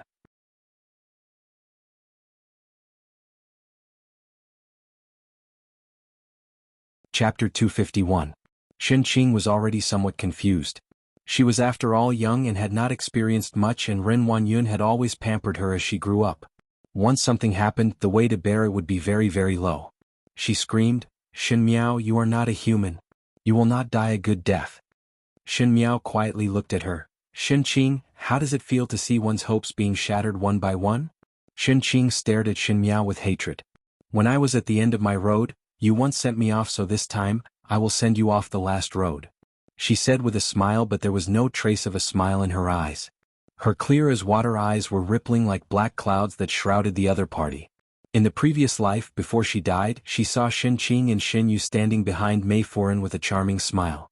The second and third households' contributions could not go unnoticed for the first household of the Xin family to end up with a miserable ending. She walked this difficult life again so that she could pull out the fangs of the poisonous snake one by one and then slowly torture them. Xin Qing did not understand her words and only bitterly gritted her teeth. "Xin Miao, you will not die a good death." Xin Miao stood up and looked down at Xin Qing from above. That slightly immature face in the gloomy prison showed a kind of majesty and magnificence that could not be looked at directly. And in that majesty, there was a faint black storm that eventually turned into a sneer on her lips. The purple skirt fluttered in front of the prison and that figure gradually disappeared. The last sentence that Xin Qing heard was, Xin Miao said, "Xin Qing, you are the first." In the eastern courtyard of the Xin residence, there was an unusual silence on this day. Xin Gui stayed in the room with a gloomy expression on his face. Today he heard from the eunuch in the palace that Xin Qing's matter was really not easy to handle. Most likely there was a problem between Emperor Wenhui and Prince Yu, and this problem was obviously more serious than what the courtiers guessed. At the moment it was a dilemma. If he were to manage Xin Qing's matter, one feared that Emperor Wenhui would be unhappy, and if he did not care about Xin Qing, the rumors would spread more and more, and when there was trouble, the first person to look for would be him. He was sighing here, and Wan Yinyang walked over to his side and gently massaged his shoulders. Xin Gui was lustful and had many concubines in his residence, but Ren Huanyun was strict, and those concubines were not able to give birth to any sons or daughters for him. Even if they were lucky enough to give birth, they would die very quickly. It was this Wan Yinyang who gave birth to a daughter, Xin Dongling, under Ren Huanyun's eyelids, and even raised her up to this age, which was enough to see her ability. At the beginning the servants in the residence all spread that if Wan Yinyang did not give birth to a daughter but a son, one feared that her status would be able to compete with Ren Huanyun. Wan Yinyang and old Xin Furen were both singers, and Ren Huanyun looked down on her, and old Xin Furen also felt that this identity was somewhat irritating. But Wan Yinyang was indeed a famous actress and was the pillar of the troupe. She was also charming and affectionate, and when she acted as a Huadan, there was no need to mention how beautiful she was. Ever since Xin Dongling was born, Wan Yinyang had been staying in her own small courtyard, as if she had disappeared from everyone's eyes. Even that weak and sickly Xin Dongling also did not leave the courtyard all year round and only came out to meet people during the new year and was almost thrown to the back of people's minds. Now that something happened to Xin Qing and old Xin Furen was not happy, Ren Huanyun and Xin Gui would quarrel whenever they meet, and this Wan Yinyang made a comeback. These days she had served Xin Gui comfortably, and when she looked at Ren Huanyun and her daughter again, there was an unspeakable disgust. Master is still worried about eldest young lady's matter. Wan Yinyang was massaging Xin Gui's shoulders as she persuaded, Master need not be too worried. Since eldest young lady did not do that matter, there will be a day when the truth will come to light.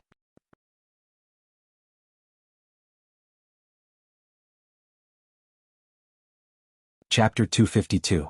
AI. Xin Gui sighed, no matter if she does it or not, this matter is not that simple. This time Qing'er will implicate everyone. When Wan Yinyang heard it, she said worriedly, even so, there is always a black and white principle in this world. She said, this concubine and third young lady do not have anything as long as they follow master, life and death do not matter. But second young master's career is good, and there is also seventh young master who is still so young. If he is implicated, what can be done? Xin Gui's expression changed and his heart was somewhat irritated. Even though he was selfish, greedy and lustful in his bones, but towards his two sons, he still had great hopes. One did not know what was going on, but when it came to their generation in the Shin residence, there were not many children. And they had 2 sons in one household, which was something that made Shingue extremely proud.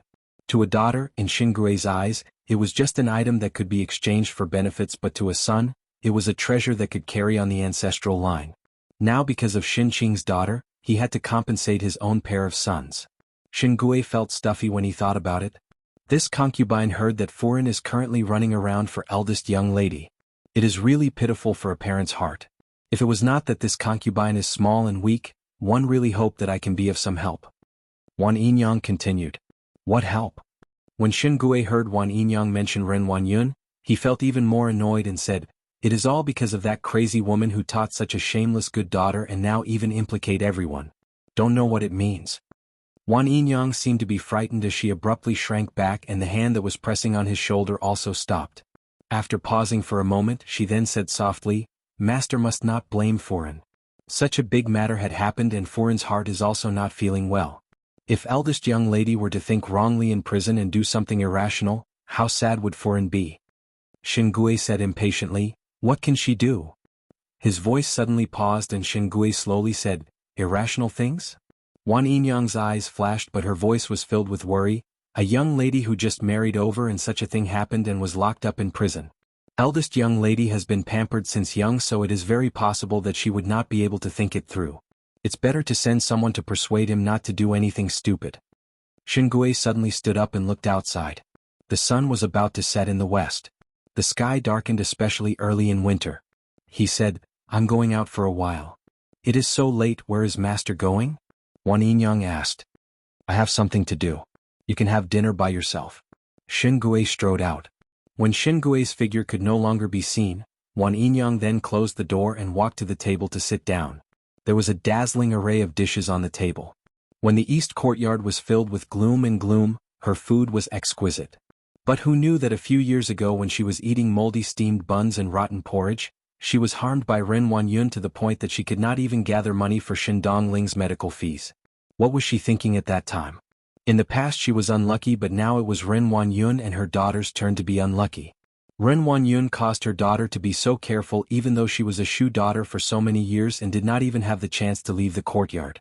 Now that Shin Qing was in prison, one feared that she would be more miserable than Shindong Ling in the past for the rest of her life. Go and call third young lady over to eat. She instructed the maid by her side, and the maid left. Yinyang, will Master really take action against eldest young lady? Another maid asked carefully. Of course. Wan Yinyang smiled charmingly. He definitely will. After being husband and wife with Shingue for so many years, she knew better than anyone what Shingue was thinking in his heart. Just now she deliberately reminded him just to remind Shingue of some things. If Ren Wanyun knew that her own daughter was finally settled by her own husband, one did not know how carefree it would be. She scooped up a spoonful of soup and slowly tasted it. At the same time, Shin Yuan, who was in Kai Yun Yuan, also put on a cloak, and without greeting anyone, he walked out of the Shin residence's main doors.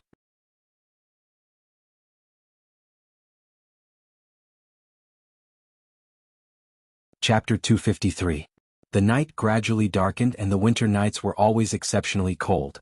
If one were to walk outside, the north wind seemed to be able to blow into the seams of one's bones, making one feel pain even if one moved. In the gloomy prison, the wind blew in through the narrow window, making the people in the prison to shrink into a ball.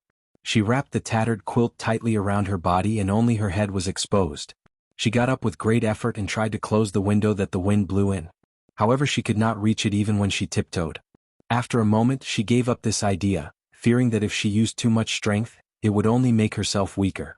When the patrolling jailer saw this scene, he only smiled at this scene and did not step forward to help. After staying in this kind of gloomy place for a long time, one would more or less be somewhat distorted. Most likely it was a kind of pleasure to watch the prisoners suffer, at least for now. Shin Qing glanced at the jailer and quickly lowered her head to hide the trace of hatred in her eyes. After being here for a few days, she had suffered all the hardships that she should have suffered. She did not know if it was because Shin Yuan and Shingue did not manage to bribe them, but these jailers did not treat her any different from others and also made fun of her suffering. If there was anything that was deliberately taken care of, it would be that she was not like the other female prisoners who had her innocence destroyed by these jailers. However, perhaps this was not the credit of the Shin family, After all, she was still carrying Prince Yu's flesh and blood in her stomach. No matter if her background was glorious or not, she was after all stained with a little royal blood. Shen Qing carefully touched her lower abdomen. Now this was the only thing that she could rely on. She did not know why, but the words that Shen Miao said to her in the afternoon made her feel an extreme fear. This was something that she had never had before. Even when she was first brought to the prison, she did not have such thoughts because she knew that there would always be someone who would come to save her and her loved ones would not let her suffer in vain. But Shen Miao had analyzed it word by word for her, shattering her hopes one by one, allowing Shen Qing to see clearly how weak she was. It also made Shen Qing doubt if she could escape unscathed this time. The jailer glanced at her and was about to walk out again when Shen Qing suddenly called out, "Big brother." The other party stopped and walked over to her.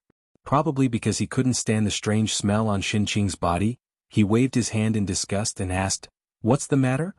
In the past few days, has my family come to see me? Or did you pass a message to me?" She held back her anger. A little jailer actually dared to look at her with such a look of disdain. If it was in the past, she was afraid that he wouldn't even have enough time to curry favor with her. These despicable people who fawn on those in power. The jailer laughed. "What are you thinking, Miss Shen? The case hasn't been solved yet. Who would dare to see you? Besides, apart from that younger sister of yours, no one else in your family has asked about you," the jailer said in a mocking tone. After all, such a thing happened to Shen Qing.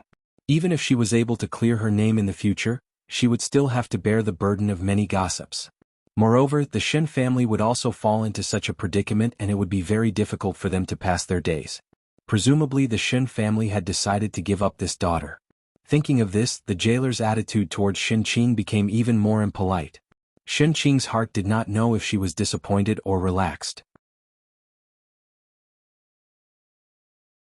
After hesitating for a moment, she then looked at the jailer and said, "Big brother, if my older brother comes to see me, you can say that I have heavy thoughts and do not wish to see others. How about not letting him see me?"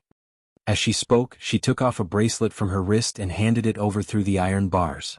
When she was in prison, most of the jewelry on her body had been taken away. This bracelet was worn by Ren Wanyun on the day of her marriage and was also very precious. Shen Qing kept a selfish motive and did not take this thing out. Thinking about it, she was forced to give the bracelet out today.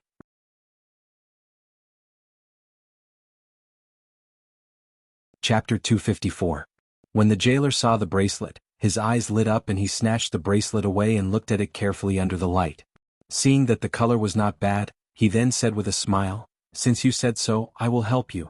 But it is a good thing that your older brother came to see you. Why do you still push him out?" Shen Qing forced a smile and said, "Because of me, the residence is in trouble. One really feel apologetic and do not have the face to see them." The jailer nodded his head, but there was some contempt in his eyes. If she was really such a self-respecting female, how would she commit adultery behind her family's back and even get pregnant before marriage? Now saying that she felt apologetic and did not have the face to see others was really putting on an act. But the jailer did not have any reason to refuse and left after accepting the matter. After the jailer walked far away, Shen Qing then squatted down and helplessly hugged her shoulders and buried her head in her knees. Now she often did this action because she did not know if what she was doing was right or wrong and did not know where the road ahead was.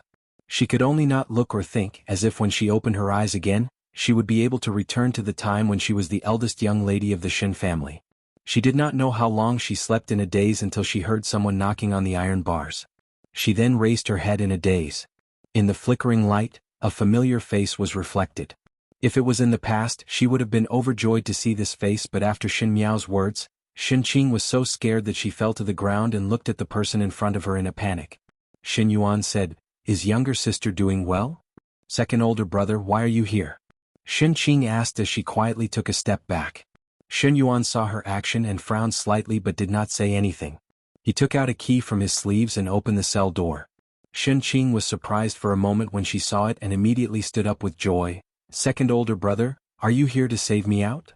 Shen Yuan shook his head, temporarily unable to save you. He took out a bag of snacks and handed it to Shen Qing. "Come over to see you and get you something to eat." Shen Qing was somewhat disappointed. Shen Yuan had already walked in and seemed to feel that the prison was somewhat dirty. He had a somewhat disgusted look on his face. When Shen Qing saw this, she felt somewhat sad in her heart.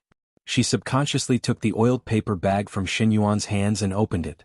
In the oiled paper bag, there was a fragrant pastry that was still steaming. It was her favorite chestnut cake in the past. "You have suffered these days," Xin Yuan said with a rare gentleness. "I know you love to eat this, so I brought it to you to satisfy your craving." Shen Qing's nose turned sour and she almost shed tears. These days she had been eating spoiled food in the prison and was still not full. Every day she lived in fear and anxiety. Now that she saw her old love and Xin Yuan was coincidentally by her side, all the grievances in her heart gushed out. "Don't cry. After you finish eating, wait a few days and I'll save you," Xin Yuan said gently. Shen Qing somewhat awkwardly took out a piece of pastry and was about to send it to her mouth when she saw Xin Yuan's gentle smile.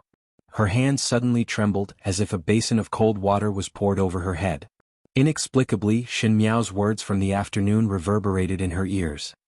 "He could have a good career and a limitless future, but because of you, there were endless troubles. Do you really think that he would want to come and save you?" The pastry was close to her mouth, but Shen Qing could not bite it no matter what.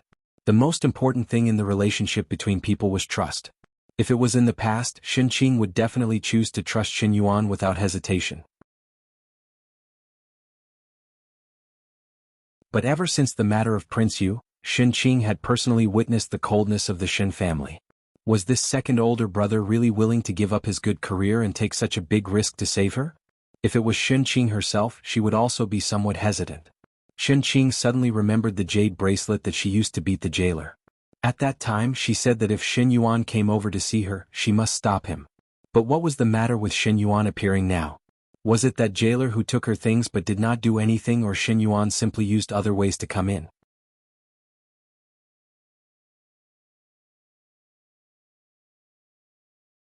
Chapter 255. At this time, Shen Qing suddenly discovered that none of the prison guards who were patrolling in the prison had appeared. And there were no other prisoners in the cell that she was locked up in. That was to say, there was only her and Xin Yuan here at the moment. They were originally the most intimate siblings, but it made her feel a chill down her spine. "Why are you not eating?" Xin Yuan asked her. Shen Qing forced a smile and was quick-witted. I cannot bear to. Leave it for later. Will not taste good when it is cold." Xin Yuan smiled. "I will send it to you again in a few days." "No." Shen Qing declined. I do not want to eat now." "Were you not very hungry just now?" Xin Yuan looked at her. "Why do you suddenly not want to eat?" Shen Qing waved her hands in panic. "I just do not want to eat. Suddenly I feel somewhat uncomfortable. Most likely it is because of my body that the things I eat are occasionally strange." She wrapped the pastry in a paper bag and placed it at the side. "Wait till I feel comfortable and will definitely eat it." Shen Yuan silently looked at her actions and his eyes were dark, but he finally sneered. Younger sister seemed to have become smarter after staying in prison for a few days. His voice no longer had the gentleness from before, but instead there was an inexplicable cruelty. Xin Yuan said, "It seems that you already know. It is a pity, as one originally wanted to let younger sister go more easily." Shen Qing's body suddenly started to tremble as she looked at Xin Yuan. "Second older brother, what do you mean by this? Younger sister is so guarded against me, and I thought that you already understood my meaning. Even if you are not willing to eat the pastry, then forget it. Even though you have let down older brother's painstaking efforts, but seeing that you are pregnant now, second older brother will not haggle with you." Xin Yuan's words were very calm and matched with his slightly refined face. There was a kind of power that made one fearful. Shen Qing seemed to be aware of something and suddenly shook her head frantically and wanted to shout, but before she could make a sound, her throat was grabbed by someone. How could a person who usually looked so refined have such great strength? What was even more frightening was that his subordinate was his own twin sister, yet he did not hesitate or pity her at all. It was as if he was looking at a passerby. Shen Qing's eyes widened from being strangled as she stared fixedly at the person in front of her. Xin Yuan chuckled softly and said, "Younger sister must not blame second older brother for being ruthless. Now that you have caused such a big disaster, you will implicate the entire Shen family if you are not careful. Could it be that for the sake of his younger sister, his parents, and even Yuan Bo would have to pay with their lives? Sister, you can't be too selfish." Shen Qing struggled with all her might. However, she was a woman, and a pregnant woman at that. Moreover, she had been tortured to the point of being on the verge of death. How could her strength surpass that of a man of his age? She could only kick her legs in vain, and even the straw on the ground was kicked everywhere. "I know you're not satisfied," Xin Yuan said softly. "Younger sister originally had nothing to do with this matter, but now she has to pay with her life because of this. I am your second brother. I will definitely avenge you. Second older brother will guarantee you that the first household of the Shin family and Shin Miao's ending will be thousands of times more miserable than yours. So younger sister must not hate second older brother. Only when you die, the second household will not be implicated and second older brother's career will be proud. Only then can I help you take revenge. Do you understand? Shin Qing's body gradually went limp and her eyes started to lose their spirit. It was as if she was a dying fish that was gradually drying up on the dry shore. Shen Yuan released his hand and the body under his hand fell to the ground with a plop sound. In just a short period of time, he had turned from a lively dragon and a lively tiger to a completely silent one. Shen Qing's life was now in prison.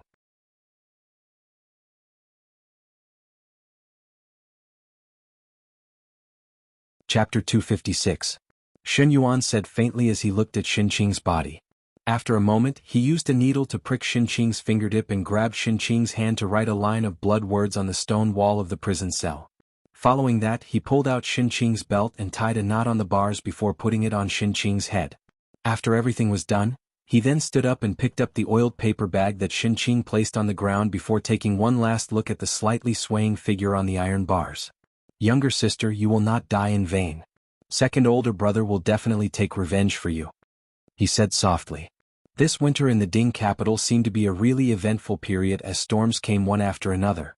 The massacre of Prince Yu's entire household was known by everyone, and even though the commoners were secretly clapping their hands in joy, they also knew of the dangers involved. And the only surviving new bride, the eldest young lady of the Shin family, was sent to prison. Because she was inextricably linked to this case, everyone stuck their heads out to inquire about the results. In the end, on this day, there was suddenly news that the eldest young lady of the Shin family had hanged herself in prison using her belt. Before she died, she left a blood letter saying that she had nothing to do with this matter, and with her husband's family dead, she was unwilling to live in this world and could only die to show her will. People were very strange as they were much more tolerant towards the dead. If it was previously because Shin Qing got pregnant out of wedlock and married to Prince Yu, she would be called a loose woman who did not abide by the ways of a woman, but now that she died, it attracted a lot of sighs. Everyone praised her for having integrity and strength of character, but she was harmed by Prince Yu for a lifetime. The previous rumors seemed to have collapsed overnight.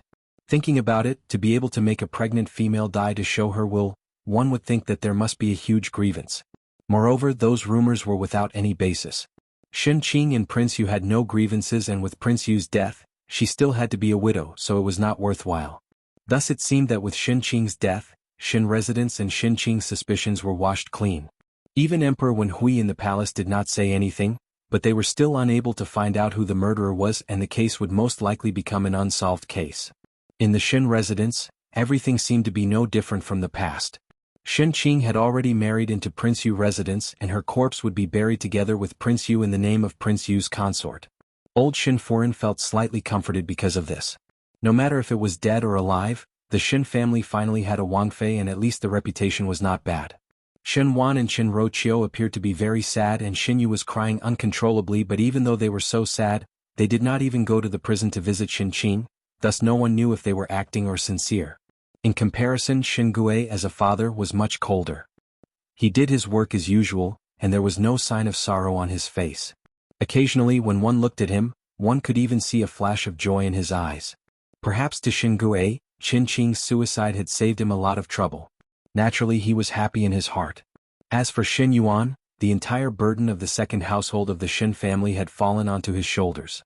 Every day he would be running around outside, and there was almost no one in the residence, so one did not know what the situation was. If one were to talk about the person that made people sigh the most, it would be Ren Wanyun. After Ren Wanyun got to know the news of Shin Qing committing suicide in the prison, she fainted on the spot. After she woke up, she was somewhat delirious and pulled Xiang Lan's hand, saying that she wanted to see Shin Qing return to her home. It was obvious that this matter was a huge blow to Ren Wanyun, and in such a delirious situation, naturally she was unable to be the master of the second household. Shen Gui let Wan Yinyang temporarily take charge of the second household's matters, and everyone in Kai Yun Yuan were secretly whispering that at the end of the Shen family's second household, Wan Yinyang would most likely be able to make a comeback, and even that sick and weak Shin Dongling would most likely be able to make a comeback in one fell swoop. Fortunately old Shin Furin's heart ached for Shin Yuanbo and in the end did not let Wan Yinyang take care of her grandson, but brought Shin Yuanbo to Rongjing Tang and personally raised him.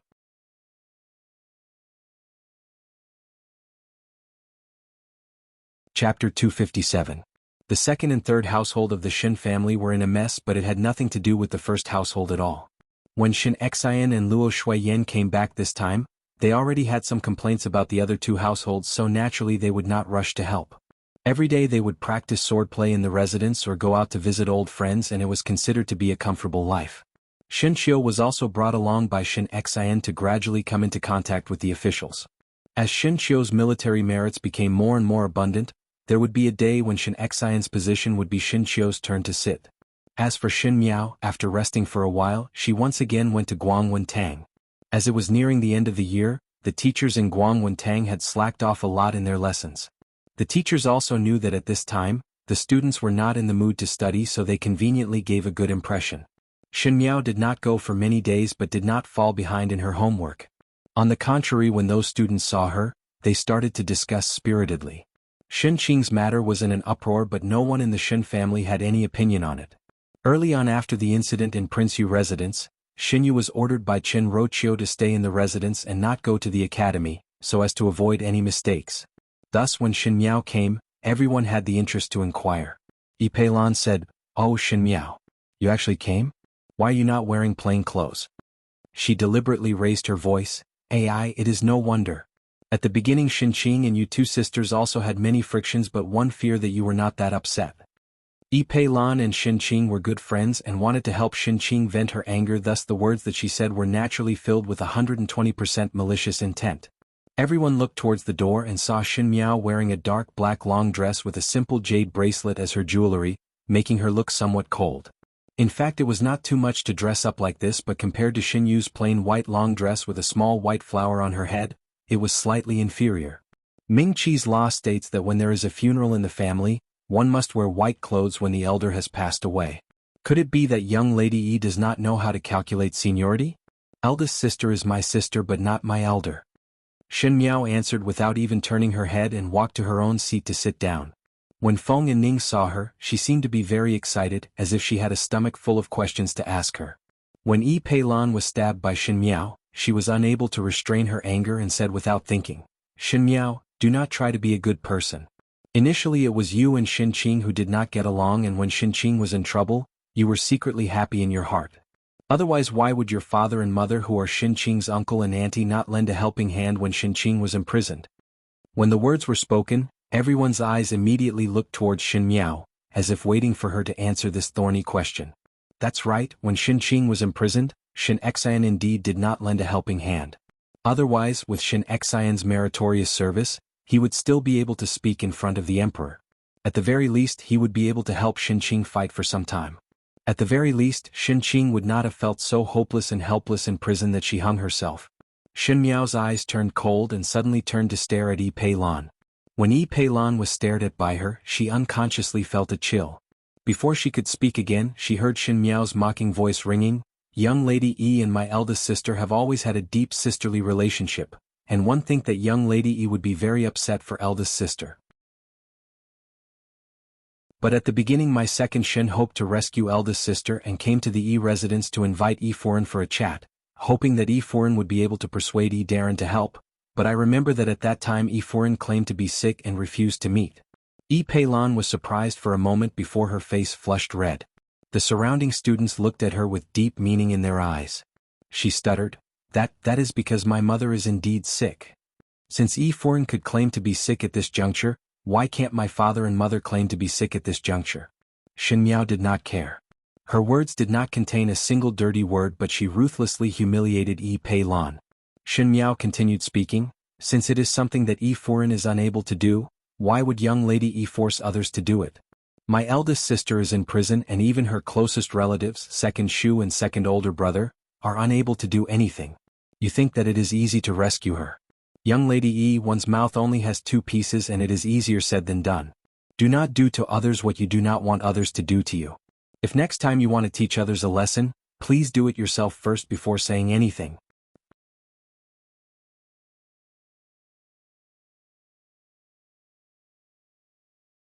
Chapter 258. Pei Lang just entered the hall and heard Shin Miao's words. He looked towards the middle of the hall and saw Shin Miao standing ramrod straight. Her clear and light words had completely humiliated Yi Pei Lan and the entire Yi residence. Yi Pei Lan was speechless and could only bite her lower lips as she stared at Shin Miao. That's right. Do not do to others what you do not want done to yourself. The Yi residence was a master that changed the direction of the wind and still stood on the moral high ground to criticize others. It was really laughable. Shin Miao. Feeling more and more annoyed, Yi Pei Lan was about to rush up and fight with Shin Miao when she heard a light cough and Pei Lang walked in from outside. Seeing teacher, everyone immediately kept quiet. Yi Pei Lan's anger had not dissipated when she heard Pei Lang lightly saying, "One cannot quarrel in the academy." Finishing, he gave Yi Pei Lan a warning look. Everyone knew that in Guangwen Tang, even though Pei Lang was a scholar and had a gentle temperament, he was respected by others. Even with Yi Pei Lan's arrogant and willful character, she did not dare to argue with him. Shin Miao sat down on her seat and Feng Ning nudged her arm and whispered, "Teacher Pei is helping you out. Yi Pei Lan is too much that even Teacher Pei could not stand it." Shin Miao looked up and met Pei Lang's gaze. In that gentle expression, there was a little more probing, as if he wanted to see what exactly she was thinking. She met Pei Lang's gaze and her lips hooked up imperceptibly as she slowly smiled. Pei Lang was slightly startled. The young female had a delicate and pretty appearance and was cold and dignified, but that smile just now seemed to have some charm that only an adult female would have. There was a trace of faintly discernible seduction that made one could not help but want to explore the secrets within. However, at that moment, Shin Miao lowered her head and that short-lived smile seemed to be an illusion. Feng Xian Pawnshop naturally knew all the rumors in the Ding capital, be it big or small matters. Ji Yushu buried his head in his abacus and said to the two people opposite him, "The Jiangnan Qin family's transaction is really worth it. With such a large sum of money, this pawnshop would not need to open for 3 years. You just eat up so much money and not leave any for fifth Shin young lady?" Gao Yang jokingly said, "In any case, others are the ones who sell information." Ji Yushu's lips twitched. She herself said that the money will belong to me and I took such a big risk to create news for her. Otherwise how can the matter of Prince Yu residence be handled so cleanly without any future troubles? He said, "What's more, if he didn't tell Qin Yushan that he didn't want money, I wouldn't be able to do business for 30 years after this transaction. Thanks to her, I didn't earn so much. If she wasn't a woman, I would definitely teach her a lesson. If you really teach her a lesson, I will definitely send you a coffin." Gao Yang gently fanned himself with a gentle smile, but the words that he said made one's teeth itch. Prince Yu of the first rank wanted to harm her and was exterminated by her entire family. Her own sisters schemed against her and she took their lives. Such a vicious and merciless girl, I bet you would die in less than 3 moves. Less of that. Ji Yushu was dissatisfied. Am this lord that weak? Moreover, no matter how powerful she is still a female and females have weaknesses. Ji Yushu looked at Xie Jingxing who was indifferently drinking tea at the side and said, "Put it this way, if there is a day when 5th Shin young lady falls in love with our 3rd Xie older brother, she would definitely be pestering and coquettish. No matter how tempered she is, she would not be able to match our 3rd older brother's tenderness. At that time, even if 3rd Xie older brother points a sword at her, she would not even frown." Haha. Gao Yang looked at him coldly. At that time she would first cut 3rd Xie into 8 pieces and then mince him to feed the dogs. 3rd Xie older brother, Gao Yang scolded you as a dog. Ji Yushu immediately complained. Xie Jingxing played with the hairpin in his hands and rolled his eyes at both of them. There was a rare trace of awe on his face. They are here.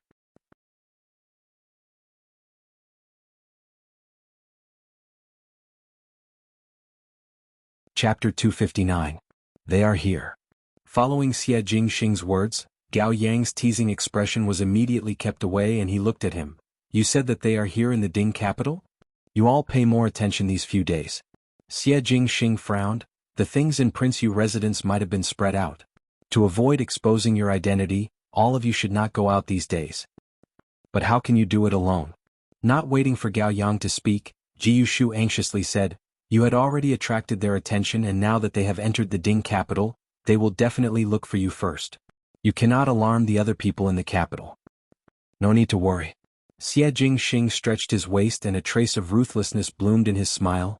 I have waited for them to come for a long time. 3rd older brother Xie, you are going to teach people a lesson again? Ji Yushu's eyes were sparkling as he looked at him. Can you bring me along this time? All right. Xie Jingxing casually said, you can be a target.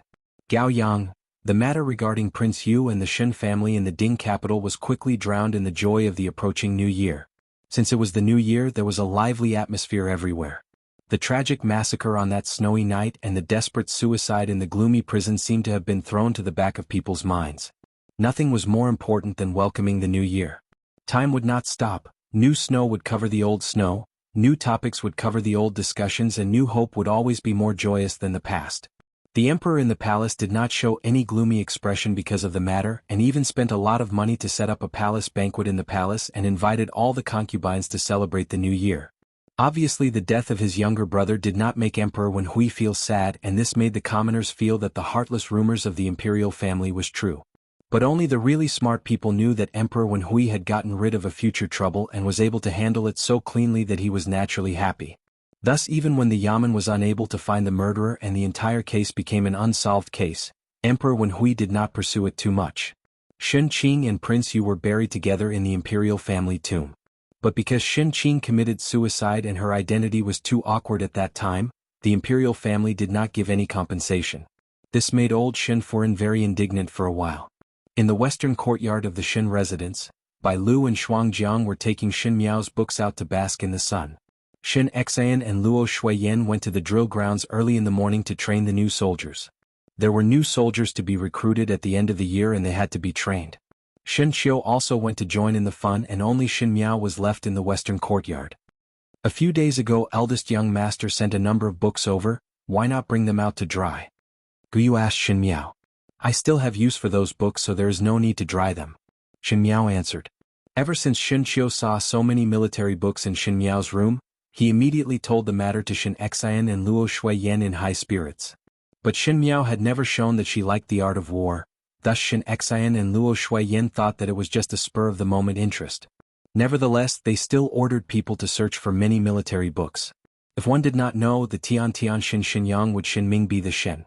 Naturally, Shen Miao did not have any plans to be a female general, but the Shen family army would have to face a lot of dangers in the future, and she could only rely on the understanding of the past lifetime to help the Shen family army through these possible difficulties.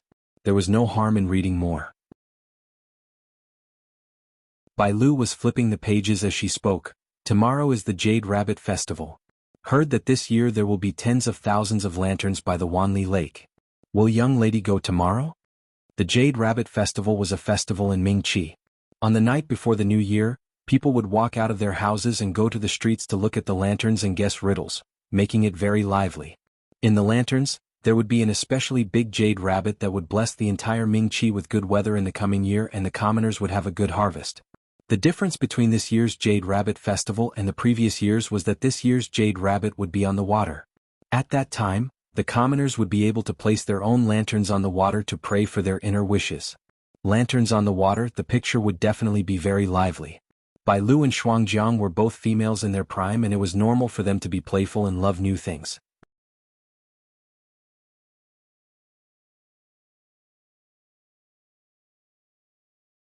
Chapter 260.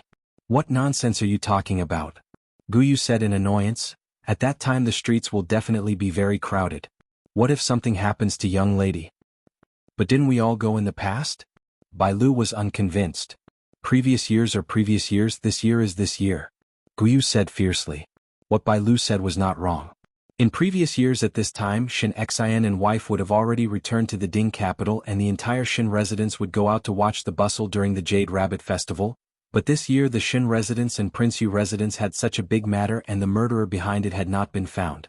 If there was someone waiting for an opportunity to retaliate, Shen Miao's situation would indeed be much more dangerous. No matter how big the liveliness, it was not as important as Shen Miao's safety. It's fine. Shen Miao smiled gently. I also wanted to go and take a look at the bustle. With father, mother and eldest brother around, there would not be any danger. But Guyu still wanted to persuade. That's all. Shen Miao interrupted her words and walked back into the room. Guyu could only suppress the worry in her heart. One did not know from when Shen Miao had developed a character of one's own words, and there was no longer the appearance of her seeking help from those two from the second and third household.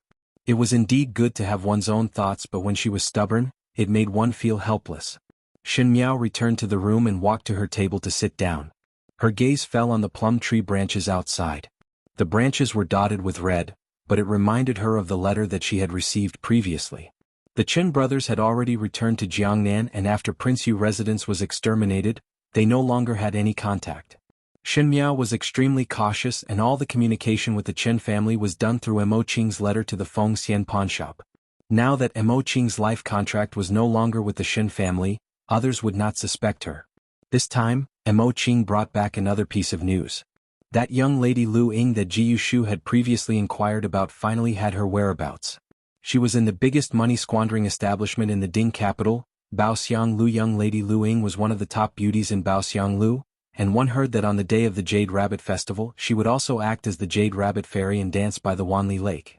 She really wanted to take a look so she could take advantage of this opportunity.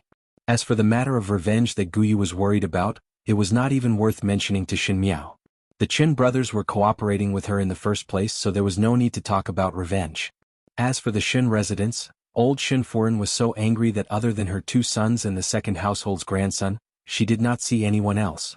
The second household of the Shin family was considered to have collapsed, and Shin Yuan was busy fawning on the officials and would not make a move on her in the near future. The third branch had always concealed their strength and bided their time. At this critical juncture they would not cause any trouble. Now that he thought about it, there wasn't a year that was more comfortable than this year. Thinking like this, Shin Miao's lips slightly curled up, and Guyu, who was looking at her from outside, could not help but be startled. Before she could recover to her senses, she heard Jingzhe's voice. Jingzhe walked in from outside and said, "Young lady, Wan Yinyang of the Eastern Courtyard wants to see you." "One clan?" Guyu frowned and whispered, "Why is it her again? Why does this Wan Yinyang keep running over to our courtyard?" Shuangjiang and Bailu also whispered, "This is too eager to curry favor." The few maids were not very welcoming towards Madame Wan. In fact, ever since the matter with Ren Wanyun and Shin Qing, they hated the people of the second household. No matter what Wan Yinyang's motive was, she was after all a person of the second household, and it made one very uncomfortable to run over here all day. A few days ago, when Wan Yinyang wanted to see Shin Miao used all kinds of means to push her away. But today she said, "Let her in." Jingzhe was surprised for a moment before replying and went out. It was Guyu and the rest who had a worried look on their faces, fearing that Wan Yinyang had some bad ideas.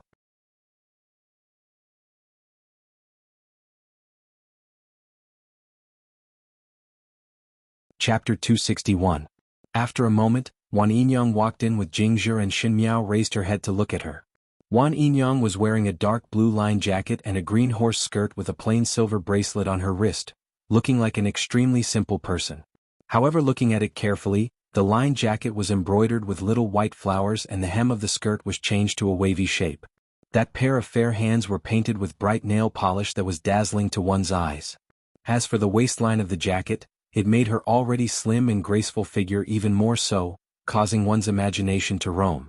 Looking up, an oval face, big eyes, white skin, red lips, and when she smiled over, even though she tried to restrain it, the coquettish charm in her bones was still revealed. This was a female that knew how to hide. It could be seen from the fact that she did not show her face for so many years because of Shindong Ling, but she was a female that could not keep her cool. Once Shin Qing died and Ren Wanyun went crazy, she could not wait to come out and strut around. Shin Miao had seen a lot of this kind of people in the inner palace in her previous life. Some of them were clever and some of them had good looks. They thought that as long as they were willing, they would be able to firmly control a male's heart. But they did not know that there were countless fresh and tender females in the world, and a male's heart was the most unpredictable. If one was able to keep their cool, perhaps one could have a special position in a male's heart, but once one could not keep their cool, those little cleverness would become a joke of one thinking oneself clever. Wan Yinyang was obviously the kind of person who thought herself clever. Wan Yinyang bowed towards Shin Miao and sat down on the small table opposite Shin Miao. She was sitting sideways and her legs were slightly slanted, making her body very smooth and soft. She was indeed worthy of being a leading role in the Huadan. Shin Miao looked at her calmly and did not say any nonsense and went straight to the point. "Why did Wan Yinyang come to look for me?" Wan Yinyang did not expect that Shin Miao would open her mouth so directly that it made her choke. She heard that Shin Xian and wife had the greatest power in the Shin residence and that the most idiotic fifth young lady was now a powerful one. Thinking that she came over to worm her way in, she did not think that Shin Miao would not even entertain her.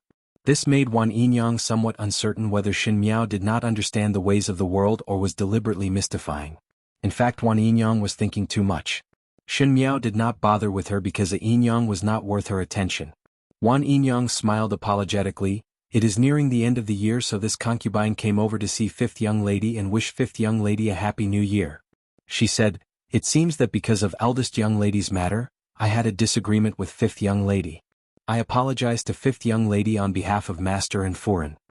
Shin Miao looked at her with a smile that was not a smile.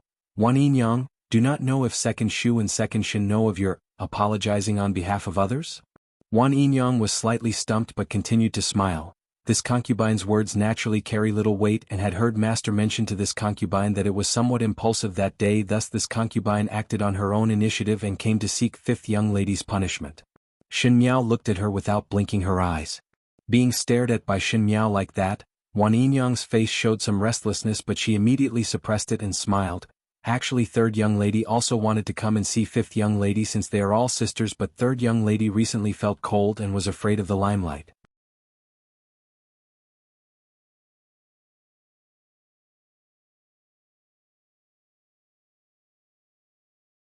Chapter 262. Shin Dongling was ranked third, so she was called third. Mississippi Ren Wanyun's character was the most jealous, and after Wan Yinyang gave birth to Shin Dongling, she stayed in the courtyard all day and did not come out. That Shin Dongling was also a weak and sickly person. Thus in Ren Wanyun's past and present lifetime, she did not have any impression of Shin Dongling at all. She was practically a transparent person. Even if she was a concubine's daughter that was no longer favored by any noble family, perhaps she would be bullied and humiliated, or even scolded, but she would not be like this. She was practically forgotten by everyone. Such a person, if he wasn't so weak that he could be ignored, then he was so strong that he could endure what normal people couldn't. In the previous lifetime, Shin Dongling was given to someone else by Ren Wanyun as a bargaining chip for Shin Gui's career. In this lifetime, Ren Wanyun had lost her power and Wan Yinyang once again flew to a high branch. It was unknown if Shin Dongling's fate would change because of this. Third older sister's health is not good, so it is better not to come out. Shin Miao said in an indifferent manner, "If one were to catch a cold because of this, I would not be able to afford it." Wan Yinyang was somewhat displeased when she heard it, but there was still a smile on her face as she said, "This is third young lady's closeness to fifth young lady. It is all this concubine's fault that third young lady was born with an illness and could only watch other children play in the courtyard for so many years." Finishing, she turned her head and used the handkerchief in her hand to cover her mouth, looking extremely sad. Shin Miao somewhat could not stand Wan Yinyang's pretentious attitude and said lightly, "No one can decide their own body. Moreover, it is not necessarily bad for third older sister to stay in the courtyard. Eldest older sister was able to enjoy to the fullest, but who knew that a beauty has an unlucky life?" Her lips slightly hooked up. One's fortune is not something that can be seen on the surface. When the words were said, Wan Yinyang looked at Shin Miao with some bewilderment, and after a moment she forced a smile. "Fifth young lady is right." She suddenly stood up again and looked at Shin Miao. "Fifth young lady," this concubine suddenly remembered that there are still some matters and will leave first. "If there is a day when fifth young lady is free, one think that third young lady will come and talk to fifth young lady. Her health is not good, so one hope that fifth young lady will be more tolerant." Finishing, she bowed towards Shin Miao and left. However, compared to the figure that had just arrived, he seemed to be in a much more hurried and panicked state. Jingzhe had been serving tea by the side and looking at the back view of Wan Yinyang leaving in a hurry. She said in puzzlement, "What is the meaning of this, Wan Yinyang? Was he here to express goodwill? And third young lady hasn't left the courtyard for so many years and has only seen young lady a few times. Why do you speak as if you have some feelings for her?" "You're right." Guyu was cleaning up the table of Wan Yinyang's remaining teacups as she spoke. "Now thinking about it, this servant also cannot remember how third young lady looks like. In any case, she is a young lady of the residence and was hidden for so many years. Most likely it was to hide from second foreign. It is really pitiful." "What's there to pity?" Shin Miao picked up the tea on the table and took a sip. One fear that in her eyes, "You all are very pitiful." Jingzhe was puzzled. "Young lady is talking about third young lady?" Shin Miao smiled. "It is I who have misjudged. In our residence there is still a smart person." The purpose of Wan Yinyang's visit today was obviously to probe. However, with Wan Yinyang's intelligence, to be able to think of such a method to probe, On the surface it seemed that she could not wait to announce that she had regained Qinggui's favor, but upon careful thought, it was not exactly so. The dragon's head and not the tail, that Shen Dongling who had not shown her face was much smarter than Shen Qing. But, no matter which side she was on, Shen Miao would not treat her as a friend, not to mention a sister. All be on guard. She put down the teacup in her hands and reminded the maids beside her.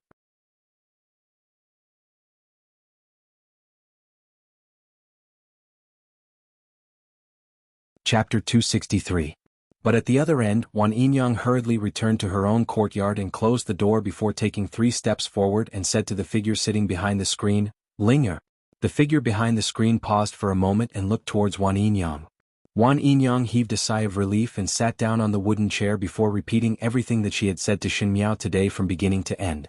She was originally a Huadan actor and her memory was very good, thus she recited the conversation between the two of them as if it happened right in front of her. After finishing, Wan Yinyang then said, "Linger, what exactly does fifth young lady's words mean? My heart felt somewhat cold when I heard it. Do you think that eldest young lady's matter is related to fifth young lady?" Yinyang must speak cautiously. The person behind the screen said, "Eldest sister's matter is already in the past and what is said outside is what is said. One must never mention this matter again, otherwise one would only harm oneself. I just feel that my heart is somewhat uneasy," Wan Yinyang said. A slight sigh came from behind the screen. The person who was sitting put down the embroidery in her hands and stood up before walking to Wan Yinyang's side. That was also a delicate and beautiful young female. Compared to Shen Qing's generosity, Shen Yu's elegance and Shen Miao's dignity, this young female appeared soft and weak. Her facial features were somewhat like Wan Yinyang's and she had an oval face and big eyes. If her eyes were more quick-witted, most likely she would be scolded as a little vixen. But her expression was pale and even her lips were bloodless. As such, that little bit of seductiveness was reduced and she looked somewhat harmless. She was wearing an old washed goose yellow-colored dress which could possibly belong to Wan Yinyang. This young female's body was not as developed as Wan Yinyang's and when she wore it, it was somewhat big and empty, thus her beauty was reduced and she looked somewhat ordinary. That young female was the Shu daughter of the Shen family's second household, Shen Dongling. Now everything is much better than before. Shen Dongling comforted, "At least Yinyang and I can openly go out and no longer need to be threatened by foreign. This Shen residence is not easy to get by." Wan Yinyang looked at her daughter and her heart turned sour. "In the beginning I was greedy for riches and thought that after entering the Shen residence, one would be able to sleep easy for the rest of one's life. Who knew that being in a noble family is also so tough? For so many years in order to survive under Madame's eyes, you have no choice but to live like this. The people in this manor are also very powerful. Even the originally quiet fifth young miss looks really scary now." Yinyang, Shen Dongling shook her head. "Regardless of whether eldest sister's matter is related to fifth younger sister, the person behind the scenes has helped us. It will be very difficult for foreign to make a comeback now. Even if second brother is powerful and foreign has the reputation, she has no hope of the past and will not be able to compete with us." "That is also true." Wan Yinyang looked at Shen Dongling with a gratified expression. "Finally it is over. But today you asked me to test fifth miss but fifth miss is quite cold to me. I'm afraid she doesn't want to accept our goodwill. What should we do now?" "Do not accept then do not accept." Shen Dongling smiled. "Fifth younger sister seems to be an intelligent person. Since that is the case, it is better not to provoke her in the future. If it is possible, it is also good to let her deal with second older brother." "Second young master?" Wan Yinyang was surprised for a moment. Second young master has already entered officialdom and fifth young lady is only a young lady. How can she deal with second young master? Yinyang can rest assured. Shen Dongling said, "Fifth younger sister is not a simple character. She is the sharpest knife in the Shen residence." The small actions of the eastern and western courtyard of the Shen residence were most likely not known by the outside. Other than the people in the residence, most likely in the eyes of the other people in the Ding capital, the general residence was a happy and harmonious scene with benevolent and filial piety. This had always been the case before this year but unfortunately the things in the world were always changing. Sometimes when the seeds were buried too deep, it would germinate and grow at an unexpected time.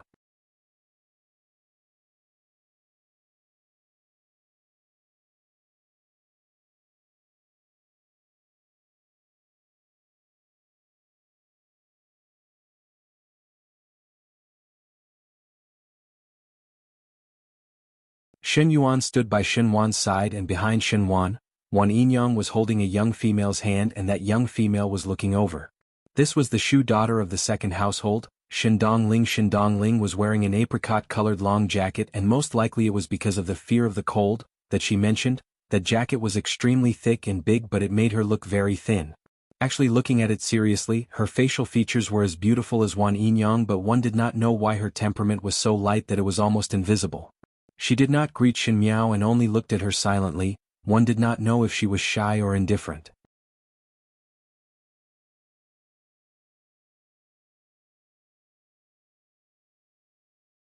Chapter 266.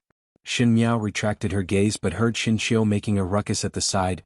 "Younger sister, you are getting more and more beautiful now." Brat. Shen Xang gave Shen Qiu a kick when he heard that. "When was your younger sister not beautiful?" Luo Shuiyan also smiled as she walked to Shen Miao's side and held her hand. "Our Jiao Jiao is also a big young lady."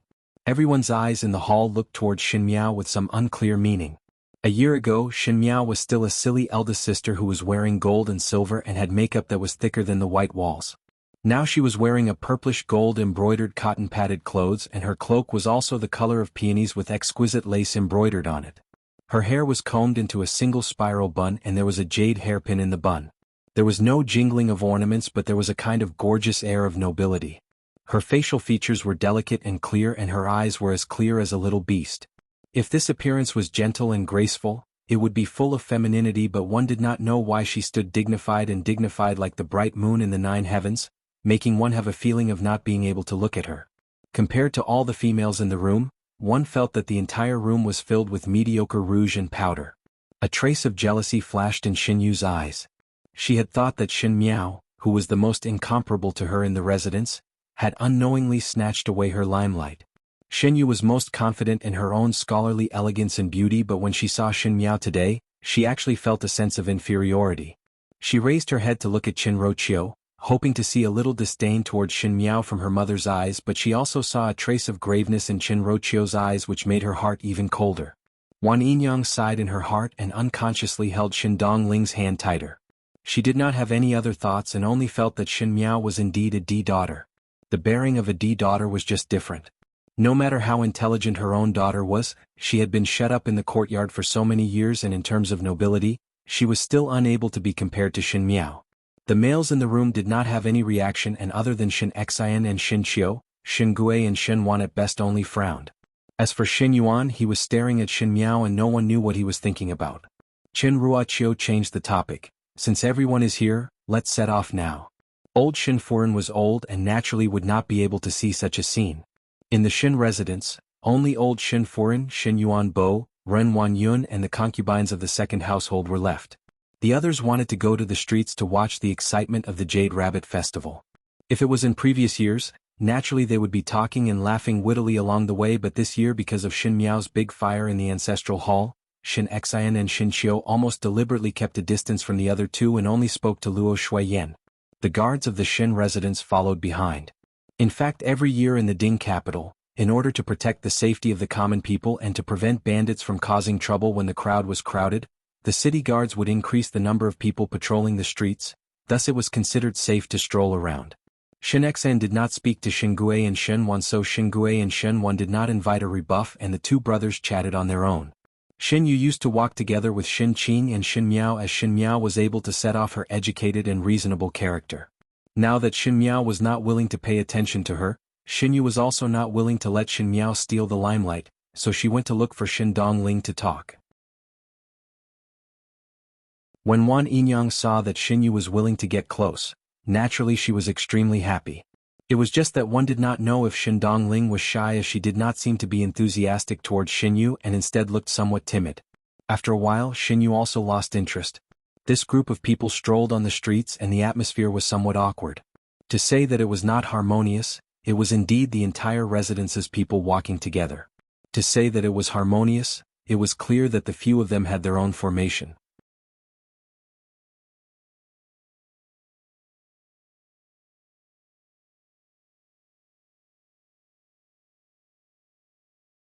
Shen Qiu patted Shen Miao's shoulders. "Your tone is that of a great person who cares about the world. This kind of breadth of mind, Even eldest brother is ashamed of my inferiority. Even though she knew that Xinqiu was teasing her, Xinmiao was slightly absent-minded. In the previous life she married Fu Xiuyi and became the Empress. Previously it was indeed because of love, but as the Empress, the responsibilities that she bore were no less than others. The words motherly model of the world meant that all the commoners could live and work in peace and contentment. The higher-ups must love their own people. This was something that Fu Xiuyi taught her, even though Fu Xiuyi himself did not do it.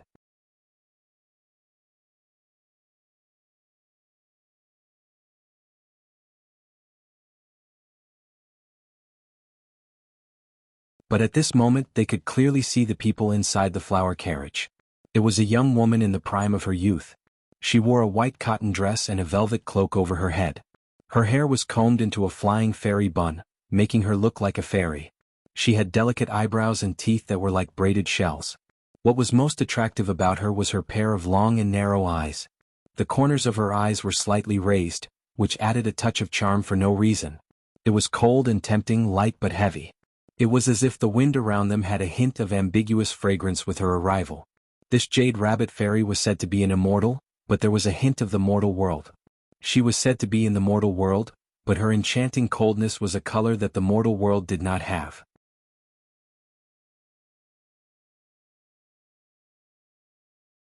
Chapter 269. Lu Ying was not born to be very beautiful, and in terms of facial features, she was slightly inferior to Wan Yinyang, but that kind of cold enchanting in her bones made one's heart itch. Whether this jade rabbit fairy was an immortal or a demon, it made one ponder, but this kind of tone to an ordinary male was enough to captivate one's soul. Shen Miao's eyes stopped on Lu Ying for a moment but turned her head to look at the surroundings, wanting to see if that person had arrived. After looking one round, she did not discover anything, and when Xinqiu saw her actions he asked curiously, "Younger sister, what are you looking at? Why is older brother not looking at this young lady Lu Ying?" Shen Miao directly changed the topic. Even though Xinqiu was not stupid, he would not think much whenever he met Shen Miao. When he heard Shen Miao's question he answered, "I do not like this." Shen Miao raised her eyebrows and said, "Then what does older brother like?" Xinqiu was unable to speak. Shen Miao felt that Xinqiu's embarrassed look was very interesting and wanted to laugh. In the previous life, Xinqiu married that vicious sister-in-law, and from the beginning to the end, he most likely did not meet any young lady that he admired.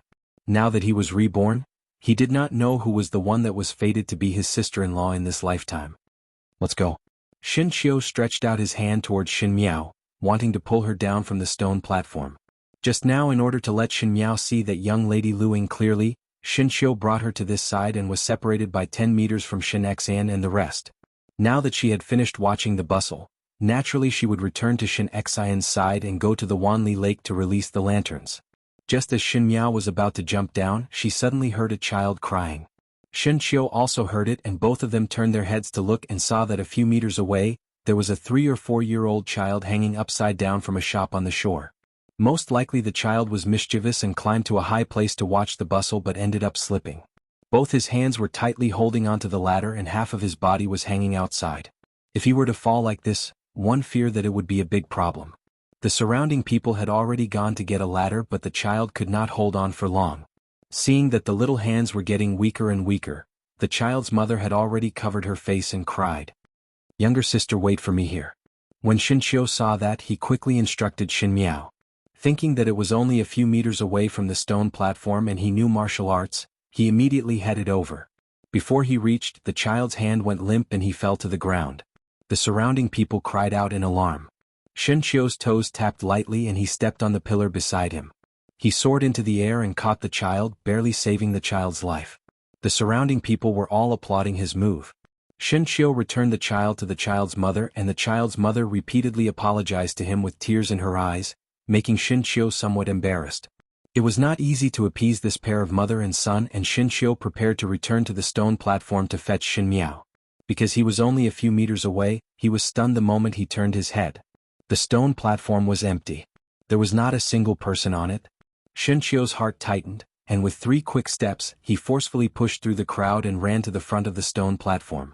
There was no one there, not even a trace. Xinqiu's heart still harbored hope and looked around before calling out loudly, "Jiao Jiao!" But no one answered him. He grabbed a person standing not far from the stone platform and asked, "Where's the little girl who was standing here just now? Did you see the little girl here?" That person replied impatiently, "What little girl? No, no." Finishing, he looked at him again. "Could it be that your family's young lady was abducted by others? There are many kidnappers in this Jade Rabbit Festival, and if there are no guards, the residence's young lady would be separated from others. Then 8 or 9 out of 10 would be abducted by kidnappers." Shen Qiu's body trembled violently. The 8 tall burly man who did not even blink his eyes in front of the enemy on the battlefield at this moment, suddenly changed color.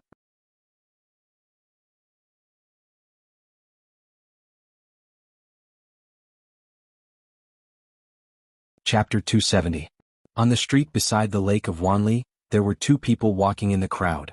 One was wearing a blue robe and a jade crown with an imposing appearance, while the other was wearing a purple robe and had a handsome face like a painting.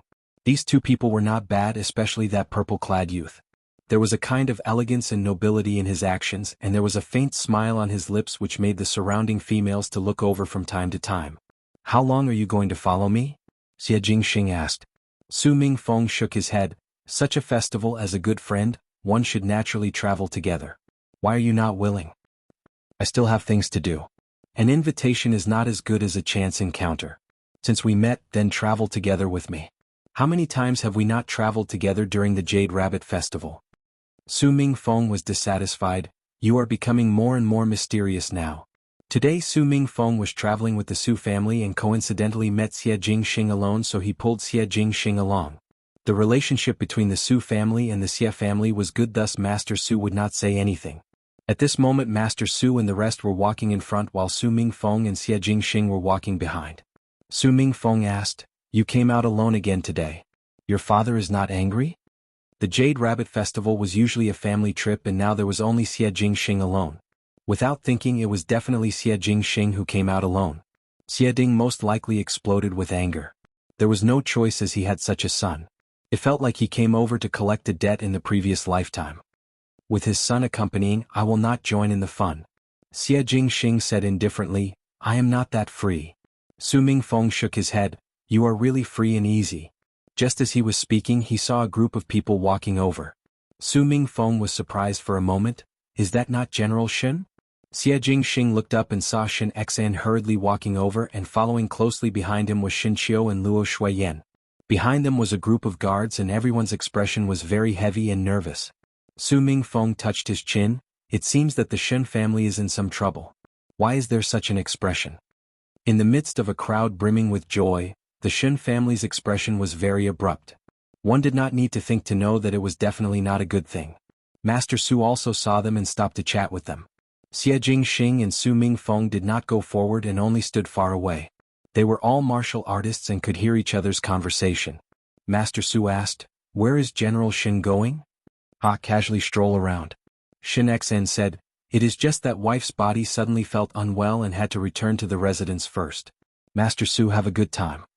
Finished speaking, he cupped his hands and left without looking back. The Shen family and the Su family did not have the same political views. Seeing that Shen Xian did not want to talk to him, Master Su naturally did not feel comfortable in his heart. He was too lazy to meddle in other people's business and walked forward.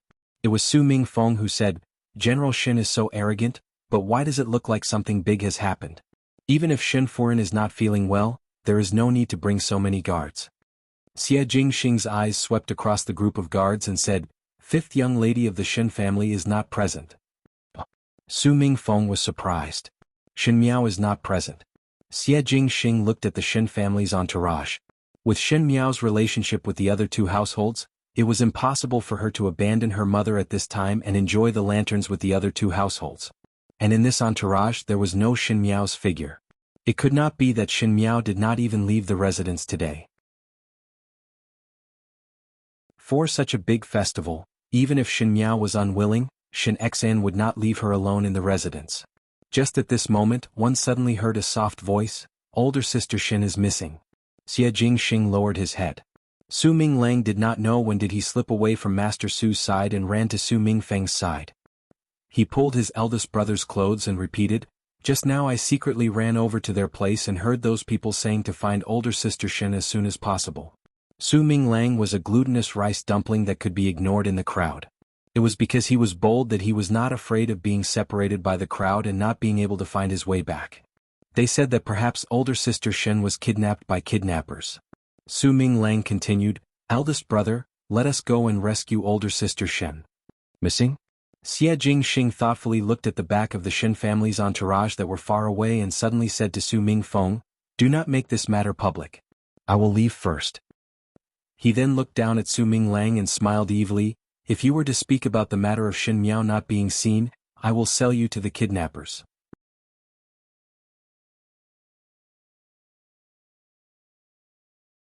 Chapter 271.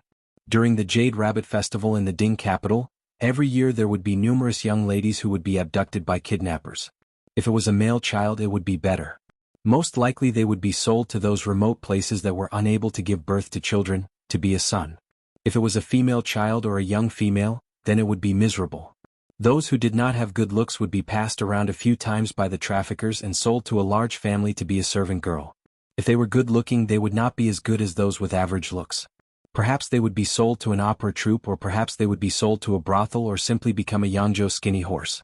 After being trained for a few years, they would become a pet for the nobles to play with. Among these females, there was no lack of large families, but when it came to kidnappers, there was no difference in family background. No matter if one was a young lady from a large family or a commoner, once one was in the hands of a kidnapper, everyone would be the same. Shin young lady was abducted by kidnappers? In the room, Jiu Shu suddenly stood up and paced back and forth, showing some worry. Shin young lady is not bad looking and has an outstanding bearing. One fear that if she falls into the hands of kidnappers she would definitely be sold. Even though I also like young lady Xiao Yao, I do not wish for Shin young lady to become a young lady. Third Xie older brother, do we go and save her? Gao Yang scoffed at Jiu Shu's words. Are you alright? With Shin Miao's means how could she be abducted by kidnappers? Moreover kidnappers would only pick single young ladies or lost children.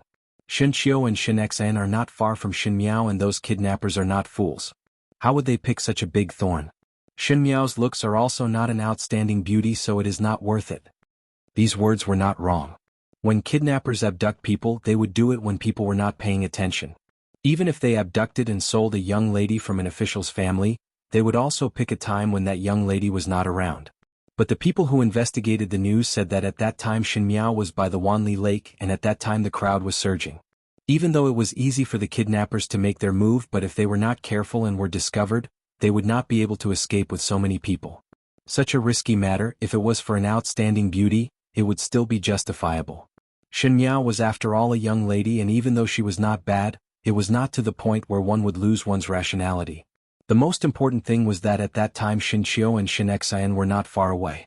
Since ancient times, bullying the weak and fearing the strong was the norm that bad people followed. Obviously knowing that Shin Xian's family did not look like they were good to provoke, how would the kidnapper find trouble for himself? It was a risky and unprofitable business, unless the kidnapper was a fool too. Jiu Shu was suddenly enlightened. So to speak, it was not done by kidnappers? Who could it be? This is obviously directed at Shin young lady.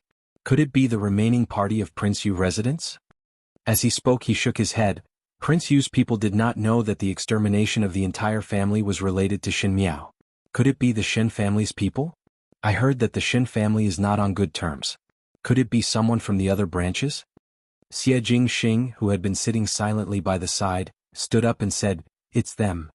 But Gao Yang suddenly became nervous and looked at Xie Jingxing. They have already found out. I don't think so. Xie Jingxing shook his head. I was waiting for them to make a move but nothing happened.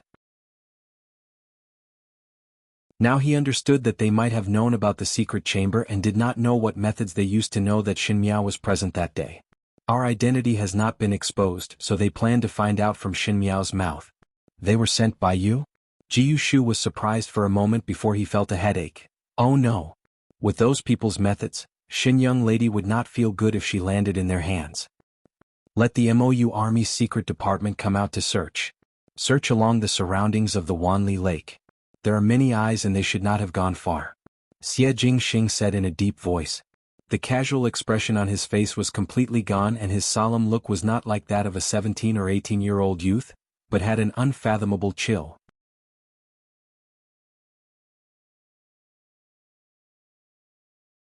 Chapter 272. It is not good for the MOU army to move out now. Gao Yang frowned. Now there are too many people watching you in the Ding capital, and if the higher-ups were to be alerted, one fear that the trouble would not be small. It is better to let people guard the city gates and tomorrow morning send your residence's people to quietly search the city. It would be better to beat the grass and startle the snake now. Still need to wait for a night? Jiu Shu jumped up. If one wait for a night, Xin young lady would be long dead. Jiu Shu was after all young and impetuous and appreciated Xin Miao. Different from Gao Yang, who already had the cruelty and ruthlessness of a politician. In some aspects, Jiu Shu still retained a youth's precious sincerity and naivety. Gao Yang was angry. What time is it already and you are still thinking of Xin Miao? If one is not careful, our identities will be exposed. Now send the secret department's people to search. Xie Jingxing said coldly, I do not want to say it a second time. Third Xie. Gao Yang looked at him. You want to destroy the big plan because of a girl? Do not forget what you said. Gao Yang, pay attention to your identity. Xie Jingxing suddenly snapped. His brows were slightly wrinkled and the ink in his peach blossom eyes was even deeper than the Ding capital's night. The sudden anger that was emitted made Gao Yang could not help but tremble. When Jiu Shu saw the situation, he quickly smoothed things over. Today's matter happened suddenly and no one had expected it. But perhaps the situation is not that bad. First think about what is going on.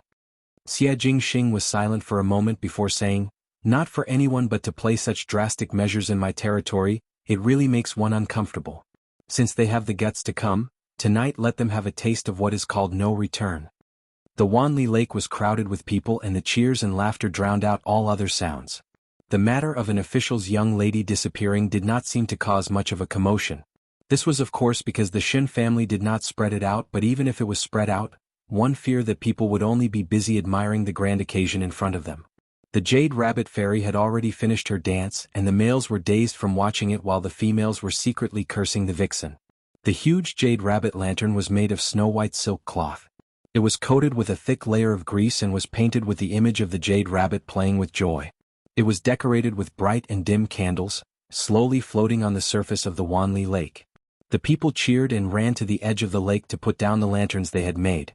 The lanterns were filled with their wishes for the coming year. They rolled them into small strips of paper and placed them in the lanterns before gently pushing them into the water. Light snow started to fall from the sky.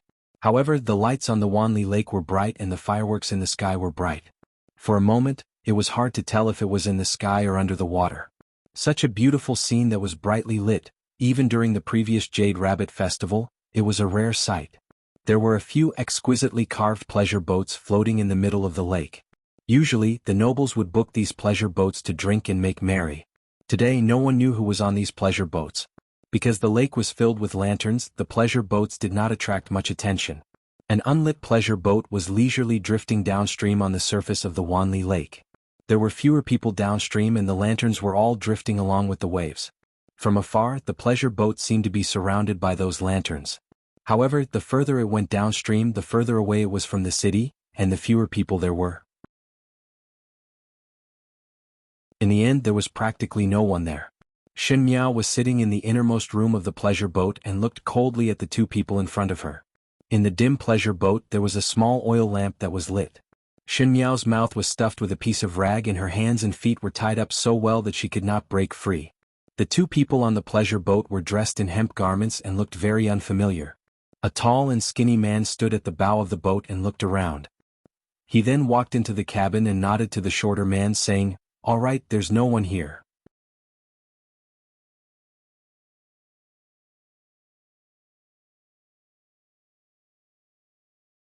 Chapter 273. That short man laughed and stretched out his hand to pull out the rag in Xin Miao's mouth. "Xin young lady, there is no one here, so do not shout. If you shout, we still have the time to kill you and run."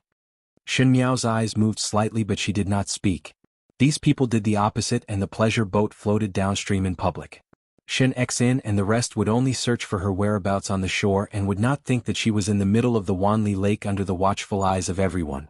Just now, when she was standing on the stone platform waiting for Xin Qiu to come back, she was dragged away from behind with her mouth and nose covered. The two of them moved so quickly that she didn't even have time to react before she was tied up and thrown onto the boat. Seeing that Xin Miao did not speak, the short one was also quite satisfied. The tall and skinny one walked over and sat opposite her. His eyes were very gloomy as he said, "Shin young lady, straightforward people do not speak in riddles. We looked for you to inquire about a matter." The tall and skinny one exuded a very unique temperament. This kind of temperament was not like an ordinary bandit. He said, "That day you have already gone to the secret chamber of Prince Yu residence." Shin Miao's eyes flashed. When she was abducted, she thought of many possibilities. Perhaps it was the second household or third household people. Perhaps it was Shin Yuan or Prince Yu's old subordinates. She even thought about Fu Xiuyi, but she did not expect that the target was that secret chamber. Other than Xie Jingxing and Gao Yang, no one else knew about the secret chamber. Could it be that Fu Xiuyi knew about it a few years in advance? But since the other party came prepared, it was obvious that they had clearly understood her background. Shin Miao did not hide it and replied, "Yes. That day eldest brother was handling matters in Prince Yu residence and I was waiting in the tea room. I accidentally discovered that secret chamber and went to take a look out of curiosity." The two people opposite looked at each other and the short one said, "Then you should have met someone in the secret chamber. Who was that person?" Shin Miao's fingers slightly shrunk. It was not because of the secret chamber's secrets or the things in the secret chamber, but it was actually for the people inside. Xie Jingxing and Gao Yang? These people came for Xie Jingxing and Gao Yang? Shin Miao's mind quickly turned. These people only knew that there was someone else in the secret chamber that day but did not know who that person was. Perhaps Xie Jingxing and Gao Yang were hiding something, and if she were to say it out, Xie Jingxing and Gao Yang's secret would be exposed. She looked at him in confusion. Someone else. The tall and thin man looked at her viciously. "Miss Shen, don't play tricks in front of us. When you entered the secret chamber that day, we believed that it was a coincidence. However, the things in the secret chamber had already been taken away. Who did you meet in the secret chamber? Tell me and I'll spare your life." Shin Miao stared at him, but her mind was quickly calculating. She only knew about the secret chamber of Prince Yu residence because of her previous life, so in these people's eyes she could only accidentally discover the location of the secret chamber. These people might be investigating something, but they didn't know who they were. Xie Jingxing and Gao Yang were the people they were looking for. She shook her head. "When I entered the secret chamber that day, there was no one else inside. As for the thing you mentioned, I didn't see it either. Perhaps before I went in, those people you mentioned had already left."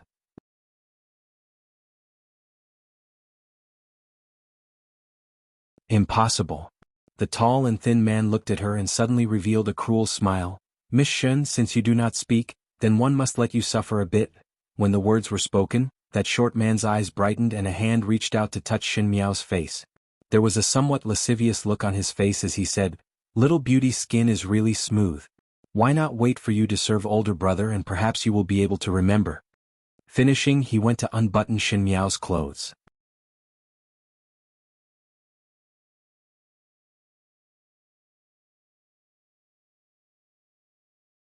Chapter 274. If you touch me, I will definitely bite my tongue and commit suicide. You will not be able to find out anything. Shin Miao lightly said, "I have lost my innocence and my heart would be like dead ashes. In despair, do you think that you still have a chance to get information out of me?" When the words were said, the short one's hand suddenly stopped and turned to look at the skinny and tall one. The skinny and tall one stared at Shin Miao and asked, "You know who it is?" Shin Miao gently smiled. "Perhaps I can still remember." The short one was somewhat dumbfounded and the skinny and tall one's eyes were gloomy and uncertain. Perhaps Shin Miao's overly calm attitude made them somewhat unprepared, or perhaps they were surprised that Shin Miao was able to turn around and threaten the other party in such a situation. There was no female who did not care about their innocence, but Shin Miao's appearance was like a hoodlum on the streets. Correct, if Shin Miao really knew who the person in the secret chamber was, once she was touched, Shin Miao, who was filled with hatred towards them, would most likely not reveal the truth for the rest of her life. Shin Miao's eyes were slightly cold. Everyone would have their own weakness. These two people opposite seemed to want to know who the person in the secret chamber was, and now she was perhaps the only person in this world who knew the whereabouts. If she was a delicate official's young lady, she might be scared and tell the truth. Unfortunately, she was Empress Shin, who had gone through many hardships in the inner palace. "What do you want to think?" The short one did not touch her again and changed to a friendly look. "Say who that person is and we will promise you." His tone was like coaxing a child. Shin Miao did not even blink as she said, "Who are you?" Both of them were startled for a moment before the skinny and tall one sneered, "What benefits is there for you to know who both of us are?" Perhaps I will be able to remember who that person is. Shen Miao smiled as she looked at him. You are delaying time. Shen Miao declined to comment. The short one suddenly stood up and slapped Shen Miao's mouth without even thinking. It was as if his patience had finally run out as he said, "Smelly girl, refusing a toast only to drink a forfeit. Do not talk nonsense with her. Shen Xian's soldiers are outside and we cannot go out. Bring her back first and after returning." His smile was somewhat distorted. Naturally there will be ways to make her speak the truth. He bent down and touched Shen Miao's face with his disgusting hand. Little girl, Grandpa treated you kindly just now to save trouble. Since you don't want to live, don't blame others. Shen Miao's eyes turned cold and suddenly raised the knife in her hand to stab the other person's face. That short person was caught off guard and was slashed on his face by Shen Miao and blood immediately flowed out. Behind Shen Miao, one did not know when the ropes binding her hands and feet had been removed. She was used to hiding a dagger in her sleeve. Now that this dagger was taken out, it was a surprise. After rowing for a while, she ran out of the boat and shouted, "Help!" Just as she reached the cabin, she was violently grabbed by the hand, dragged in and thrown to the ground. Her entire back knocked against the wooden table on the ship. She gasped in pain and the ship shook a few times. Her reaction was fast and without saying anything, she immediately stood up and ran out again. The tall and skinny man sneered and kicked her kneecap, and that was a heart-wrenching pain. Shen Miao recovered to her senses and raised the dagger in her hands to poke that person's eyes. The tall and skinny man jumped in shock and dodged to the side, avoiding the tip of her dagger. He scolded, "Vicious woman," and snatched the dagger from her hands.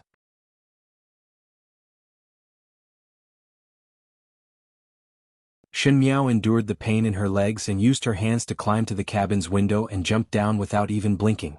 "Want to run?" The tall and skinny man sneered and did not hesitate to throw the dagger in his hands over, and it went straight into Shen Miao's calf. Even though it did not go deep, a line of bright red blood quickly appeared on the surface of the lake. You're tuning in to the Han Li's Wuxia Adventures YouTube channel. We're so grateful for your support, and don't forget to subscribe to join us on this incredible journey through captivating stories.